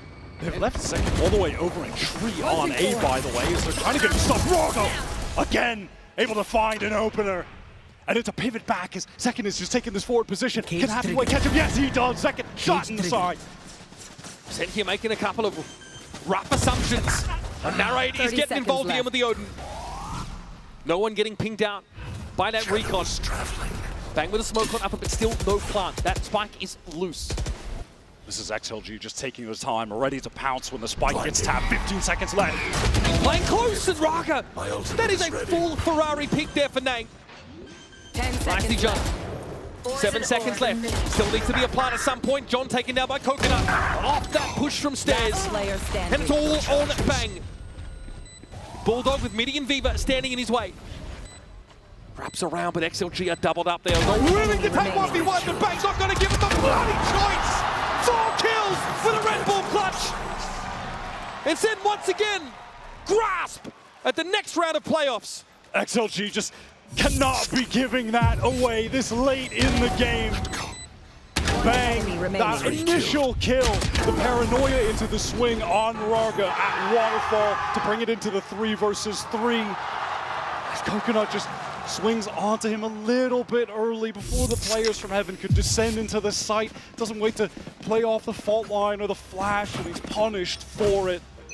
I think this is, frankly, the best map that Bang has had so far in this tournament. XLG are in so much danger. And at a moment that felt unlosable, there were only 15 seconds on the clock. And now Sentinel's expecting some form of reprisal from XLG. Very passive, looks over towards the A side. Inching forward on B, Outlaw for Zekin. It's a perfect round for it. Slow take of Mound using the Prowlers from Narrate. Very passive here as John just trying to ensure that no one from XLG pushes too deep. Second taking the peek. What? Whiffs onto Midi. Rapid Sheriff shot. And then Midi can just have himself an Outlaw. All of a sudden, the weaponry from XLG looks much improved. That was bold from Zekin. He's swinging potentially into multiple angles where he could have even gotten just traded out, but now Midi has picked up the Outlaw. A couple light armor / regen for Sen as they walk towards these trips necessary to break it. Spike is here, and Narrate. Nightfall now available here for Narrate. Bang also with it from the shadows. A lot to work with, and the spam is going to be deadly from this Odin. A very permeable piece of wall stands between Sen and XLG, and Raga hopes to step up. Razorvine here is definitely going to be respected. Still not yet applied, and Narrator's gone down. The spike is loose. John's going to come forward. It's him and Delsis versus the entirety of XLG's combined might. And Delsis with the spray down gets him there. What an absurd way to end it. Sentinels descend into bloodlust and set up match point. XLG just need to rush in there, stop the spike from going down. Multiple situations now where there is little to no time on the clock for Sentinel to get the spike down. There's so much excellent pressure from XLG coming in. But things are again disconnected. Coconut just a little bit too fast. The three of them not swinging together. Zelsis able to take advantage. The bait of the spike plant tucked into the corner to get the two-man spray down. Some elation for Kaplan and feeling of desperation for Havoya. XLG are on the precipice of disaster. Sentinels, the cusp of blowing them out on both maps. What comes next after the Hail Mary, Wyatt? They've run out of rosary beads to clutch onto. XLG throw everything at Sentinels in that round. Everybody, every player gets in there. Raga with the overdrive. And they walk into this round at least with a Hunter's Fury they can work something off of, but send in a post plant for the game with potentially a Viper's Pit to work with. That is a terrifying prospect. Sentinels have 7 opportunities to close this out. And the advantage that they're going to have coming into this round feels insurmountable. 1 orb away from a Steel Garden and Showstopper, plus a pit for the post plant. Second just needs to collect an orb somewhere, send it in, route the XLG players. They throw down that Viper's Pit, and it should be all said and done. A win against Wolves was called Mickey Mouse. Against BLG, Sen weren't really given credit. An easier run to playoffs, they said. Now against the #1 team from China, selected specifically by them. At what point do we start realizing that they're a separate team to what they were last year, giving them that credit? And at what point do they redeem themselves after a shocker in Bangkok? It's slow from Sen to open things up, expecting that out of the timeout there could have been an incredibly proactive play from the defenders, pushing at them. It's Raga alone in mount. Danger as Celsius does spot him out. As you mentioned, this Hunter's Fury available. That could be the crux of XLG winning this and staying in the game. There's the smoke. This might be a pretty quick one. Sen really angling for a powerful post plant with a Viper's Pit in the mix. Coconut feels the pressure. It's immense. Second now with the shows from holding on to this for a time. To upper. What's the timing going to be? 30 seconds able to left. avoid it. Here is that Viper's Pit though. All of that retake, you two are going to start to be expended by XLG. They're going to try to find a way into this pit. Coconut starts low. Seconds down. John is down and so is the pit. On top of the Razorvine. XLG have found some step, but Bang and Narrate still stand in their way, and Bang, careful on the corner. Swing on it. Raga reads low, the slide is good. And now it's Narrate. He'll be revealed in a moment, but he'll do the same. Throw that Siege in. Spray around the corner. Raga to half, and out the way. Keeps XLG's head above the surging tides. Their star duo activate in the 2 versus 2. Look at the way that they take care of Bang on that angle. Raga's movement just baits it out of that position and swings wide. Sliding deep, Happy Way able to capitalize off of Bang's crosshair placement being broken. The first step taken in an arduous journey back into this game. But XLG have managed to, at the very least, put Sen onto an eco. Just given they did so much damage in those prior rounds, they certainly walked away from feeling like they should have even won. Sen, all players stacked up amount, probably gets the info. What? The long range stinger. Coconut, who stood tall in that last retake, has already fallen.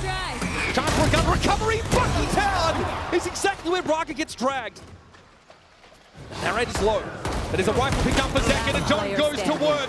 XLG thrust onto the stage, thrust into the spotlight to speak on behalf of their region against the juggernaut of Sen that is dispatched their countrymen one by one by one. Now put it all on Viva.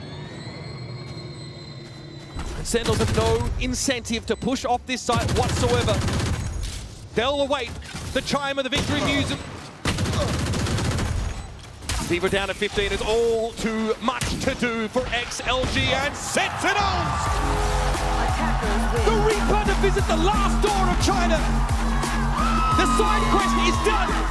And it's sunny skies in Sen City as they are the last remaining America's team in the upper bracket. Absolutely obliterating the top seed from China on their international debut. That's as clean as it gets. Zels is performing so well on the defensive half of the map. You can't help but continue to talk about Zekken's masterclass Neon on map 1 Sunset. He is playing some of the best in VALORANT we have ever seen from one of our all-time stars. And now after this, Sentinels will go up against one of Pacific's monsters in Paper Rex. That is their reward, Sentinels. They know exactly what's coming. To be the best, you've got to beat the best. They have single-handedly dispatched an entire region from this tournament. And we're going to head down to Yinsu at the stage, standing by with Zekken for the Verizon post-match interview. Toronto, let's make some noise for the winners of this match. It's Sentinels! Whilst I let Zels come and hype you guys up for a bit, I'm going to grab Zekken for a quick interview. Come and join me, Zekken. First of all, congratulations. Now, you were picked first out of Swiss stage. Did that surprise you at all? Did it make you feel extra motivated to try and prove them wrong? No, I wasn't really surprised. I thought they were going to try and avenge their brothers, so I kind of expected it, and I was looking forward to the match. I thought it was going to be a lot of fun. Now, your coach, after map 1, said there were some similarities between XLG and Wolves and Billy, but he ultimately felt like it was actually an easier matchup on stage once the things got going. Playing there, would you agree now you faced all 3 teams? I wouldn't say it's easier, it's just a little bit different. I think compared to Wolves and Billy, they play a little bit more standard, so it was something that we were a bit more used to, but definitely not easier. They're still really good. Do you think when it comes to your current playstyle, would it be stronger or weaker against some shenanigans? Because your next opponent, there's going to be some shenanigans. I hope stronger. I really hope so. But, I mean, we've faced a lot of shenanigans so far, so I hope we can keep dealing with it. And speaking of them, Paper X, they're looking super, super strong on a win streak just like you. How do you stop that train? It's hard. You just got to hit your shots and be ready for them. That's it? Pretty much, yeah. I mean, everyone says that, though. Everyone's like, you got to out W gaming, and so far no one's managed to do that. So what's going to be different for you guys? I mean, it's way easier said than done. I mean, we're just going to come in prepared, have a good game plan, and hope to play a good match. That's pretty much it. Well, when it comes to the shooting, you just look so great right now, Zekken. Peak performance. How would you compare this currently for you on your team when it comes to the freedom and the way they support you to the tournaments like Madrid, to Champs? Do you feel like you're getting better? I feel like I'm getting better. I think the support I'm receiving is pretty similar to last year. I feel really, really comfortable on the stage. I just hope that I can keep shooting, and you know, I got really great teammates behind me, so it's a lot of fun. Love it from you. Thank you so much, Zekken. Congratulations once again. We'll see you in a couple of days. But don't worry, you guys, the playoffs action is just getting started. Always great to hear from Zekken there. And of course, thank you, Yinsu, for that. We're going to have Zelsis join us on the stage in just a little bit. Saw him signing some autographs back there. He'll be back, and we'll be chatting with him in a few. But for now, though, let's actually talk about what we just saw, talk about Sentinel's performance there, because Mimi, they walk out of this one with a 2-0, looking dominant to close out the day. Yeah, this is a super clean game for Sen. They've completed the hat trick now. All 3 Chinese teams beaten to start their run here in Toronto. And I mean, Zekin was incredible today. The team looked really on point. It was clear they were really focusing on keeping good spacing, being on top of their trading. All of those fundamentals looked absolutely perfect, and they're going to be hot going into that next game against PRX. Yeah, well, we'll talk to Zelsis in a few here when he joins us and get a little bit more of his thoughts regarding Sentinel's performance there. But for now, though, I do want to touch a little bit on XLG and what's been going on there, because it does feel like I was talking to some fans. We were watching the games out in the crowd, and,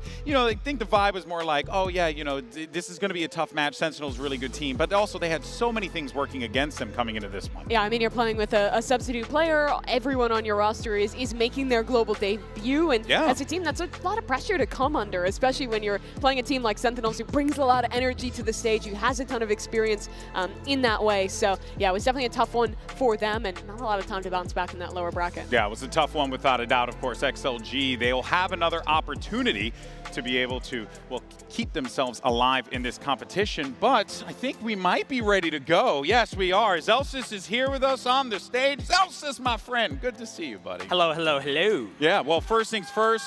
Hello, hello, hello! Can I get some noise in the house?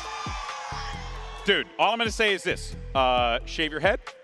Hey, I'm back. It's the bald buff. You get it. You get it. And look, while you may not be follically challenged like yours truly, don't get it twisted. All right, you're playing incredible out there. How does it feel to play with this team on this stage and the journey you guys have gone through the Swiss stage up until now? I think we've been progressing at a very fast rate. It makes me very happy. That was like our thing with this roster was as long as we're progressing, we're doing right. I think for us, we've kind of hit like a honeymoon, but like we're like a consistent honeymoon. Okay. I think the vibes are immaculate. I think everyone's playing well.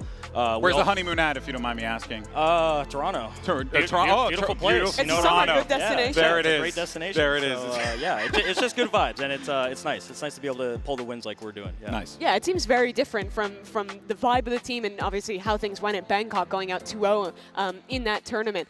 There's been a lot of talk about what the team did to improve after that. But how about you as a player, both in-game and as a teammate? What did you focus on after that kind of failure in Thailand to now come back to another Masters in Toronto? I think for me individually, I was just kind of like, not like sad, but I just like wasn't mentally there fully in the tournament. It was kind of like a weird tournament for me. And I told myself I didn't want any regrets going to future tournaments. So I'm just kind of, you know, just super hyped, super energetic with the crowd. It's amazing to be able to have like the home crowd to support us. And, you know, with the guys, we're all vibing even more. And I think a main thing is we're focusing on having fun together rather than, you know, just grinding scrims, grinding practice, getting mad at each other, like mistakes, things like that. Like when we do scrims, even if we're getting owned, we're just kind of like, okay, it's fine, like whatever, it doesn't matter. Like as long as we're running the setups and as long as we're doing that and we all remember them, then that's a win for us in scrims, and I think that's a big thing for us. Yeah, you look really in your element on the stage. Like you always stand up, you always bring the energy, but it seems like it's been especially so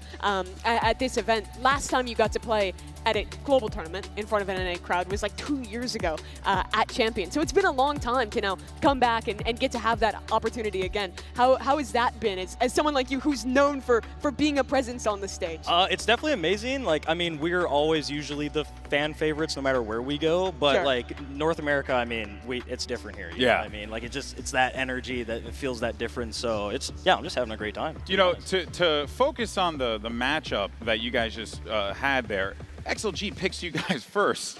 What did you guys think when you saw that? Were you like, wait a minute, are they something could be happening here? Are they like sandbagging or something? Or what would you make of that? Or did you just feel like it was going to be confidence no matter what? I mean, it was going to be confidence no matter what. But someone told me, I don't know if it was Kaplan, but someone told me their coach tweeted it was a dream that they picked us. I guess it's not a dream. It's more like a nightmare, right? So, I mean, but I mean, we finished the Chinese gauntlet run, and we own that region. So, and now you won't be able to go there. So there you go. You did it. Hey. Just messing with you. Of course, so man, want to leave you off on shout outs. Give shout out to the community, your teammates, whatever you want to do, bud. I love my team. I love the support. Thank you guys for all the fans, the crowd, and everything like that. I think it's amazing. Make sure you guys get your hockey jerseys and buy the Sentinels bundle. That jersey is pretty sick, by the way. Shout out to the team for making that one. Let's actually go ahead, though, before we close things out, take a look at our playoffs bracket. It's in the books here, Mimi, and we have our teams moving forward, PaperX and Sentinels. What do you think about playing against PaperX, Jordan? Because it's kind of a weird team. Everyone always thinks they can shut them down easily. clearly didn't go G2's way in that matchup. You know, Paper X, I'm really glad they're finding success. I love Paper X. I love the guys there. I think they're a great team. But, you know, they can win a game very easily and give it right back very easily. So, you know, it's going to be a fun series either way. Hopefully they're just, you know, giving it to you guys. Yeah, hopefully they just give it to us. But, you know, you never know what you're going to get from Paper X. Yeah. It's just so funny watching them and Alex, because Alex is just like, Yes. raging on the mic or whatever. I mean, depending on how you guys play, Kaplan's looking like that. Yeah, sometimes yeah, you know, too. it's going to go back and forth. There was a point so- where Kaplan was clutching the cube and was Yeah, looking, squishing cube. Yeah, it was very, yeah. you could tell, it was a lot of sorrow, The a lot of rounds fear. you guys got eco'd, he took the little hat and covered Kubert's eyes, so Oh he my didn't gosh, have to that's see. so cute. He did. That's It was so actually content. It was Yeah, really well done. Well done. Hey, well, look, guys, we have plenty more matches still to come here. Of course, we have 2 more on the docket for you all tomorrow. We're going to be seeing more teams. Our number 1 seeds, Fnatic, Gen G, are going to be taking the stage. Mimi, help me out with the other one because I'm old. RRQ is playing against Wolves. That's my GOAT right there, every single time clutching it up. So those are your matchups for tomorrow. And of course, we'll be seeing Sentinels later on in the brackets. Else, it's always a pleasure, buddy. Thank you. Whether we're doing it also, in LA. you're young, by the way. You're not old. Thank you. You look Thank a young 27. Oh my, thank you so much. You're welcome. So well, helpful. well, that's basically the best thing that's ever happened to me today. So, all right, that's going to do it for me, guys. I'm going to go out there and party like a 27-year-old. Thank you so much, everyone, for tuning in. We'll catch you guys tomorrow for plenty more Valorant action live from Toronto. See you then.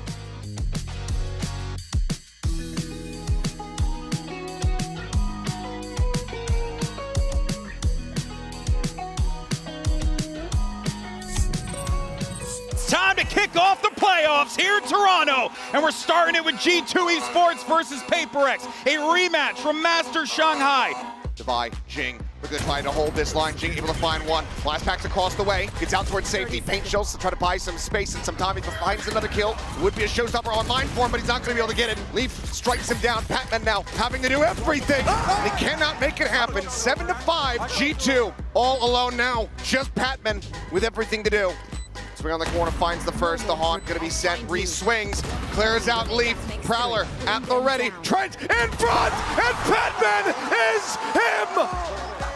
Not checking this, not ready for it. Gets caught, goes down. Jonapi gets ready to Divide, able to go ahead and equalize it at a 3v3. He's hit by the paranoia, but he's not the player at risk. Divide finding another, but now it is all on something. Knows Leaf's position, knows he's there above, but Leaf seemingly does not have the read. And this time, OT will not be found. PaperX take down G2 on their map pick of Split. A lot of aggressive space taken off of this one. Wall raised, and he's just gonna go pushing forward. Finds one, finds 2. What a spot. Yeah, blind dart through. Clipped by that one, but then TP's forward. Up into the smoke, doesn't check down. Gets the reveal on the Valen though, and we'll be able to hound him down. And my God, Forsaken. A 2v4 with Leap for the judge. It's Valen finding 1, fighting 2, fighting 3. Valen, the captain, the IGL, the Omen God, looking to keep them in it, and he has it. The 4K. Let's go.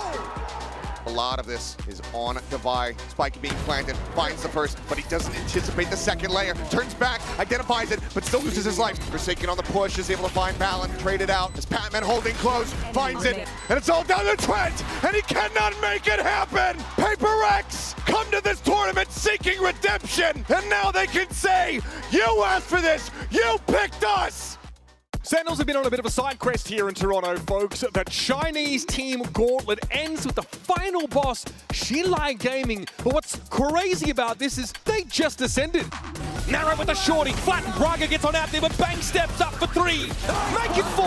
Not quite the ace, though. Santa still made it a 5-round game. This would require a monumental comeback, but second is too good right now. Zelsa's looking a little bit stranded, but do they check this corner? Absolutely not. A freebie for Zelsa. There is Braga deals with it, but it's electrified play from Zekin. Sentinels, a cut above China's #1. Braga down to 49. He's got himself 2, and that's going to have to be enough. Showstopper for Zekin. Fire! Oh, man! And the paint shells! He's doing it all! There we go. He knows where to look. Sometimes, even if you know what's coming, doesn't make it any easier. It's Zekin with 3. And Sen complete yet another 8-4 half. Ready to pounce when the spike gets tapped. 15 seconds left. He's playing close, and Raga still needs to be applied at some point. John taken down by Coconut. And it's all on Bang. Bulldog with Midi and Viva standing in his way. Wraps around, but XLG are doubled up. They are not willing to take 1v1, but Bang's not going to give him a bloody choice. Sentinels, the Reaper to visit the last door of China. The side quest is done. And it's Sunny Skies in Sen City as they are the last remaining America's team in the upper bracket.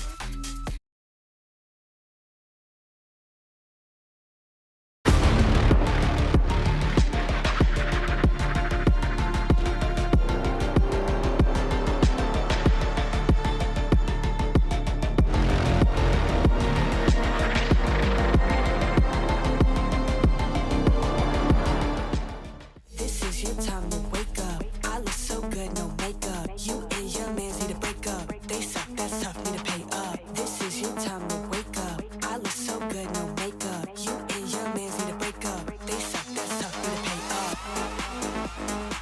This is your time to wake up. This is your time to wake up. This is your time to wake up. They suck, that's tough, need to pay up.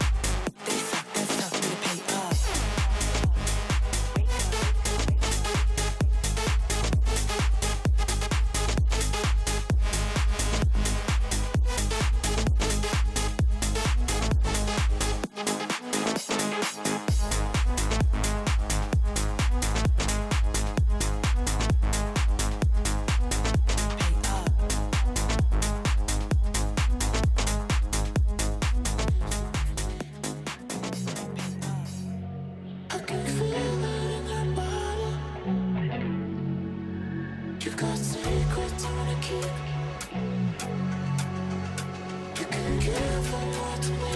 You can give them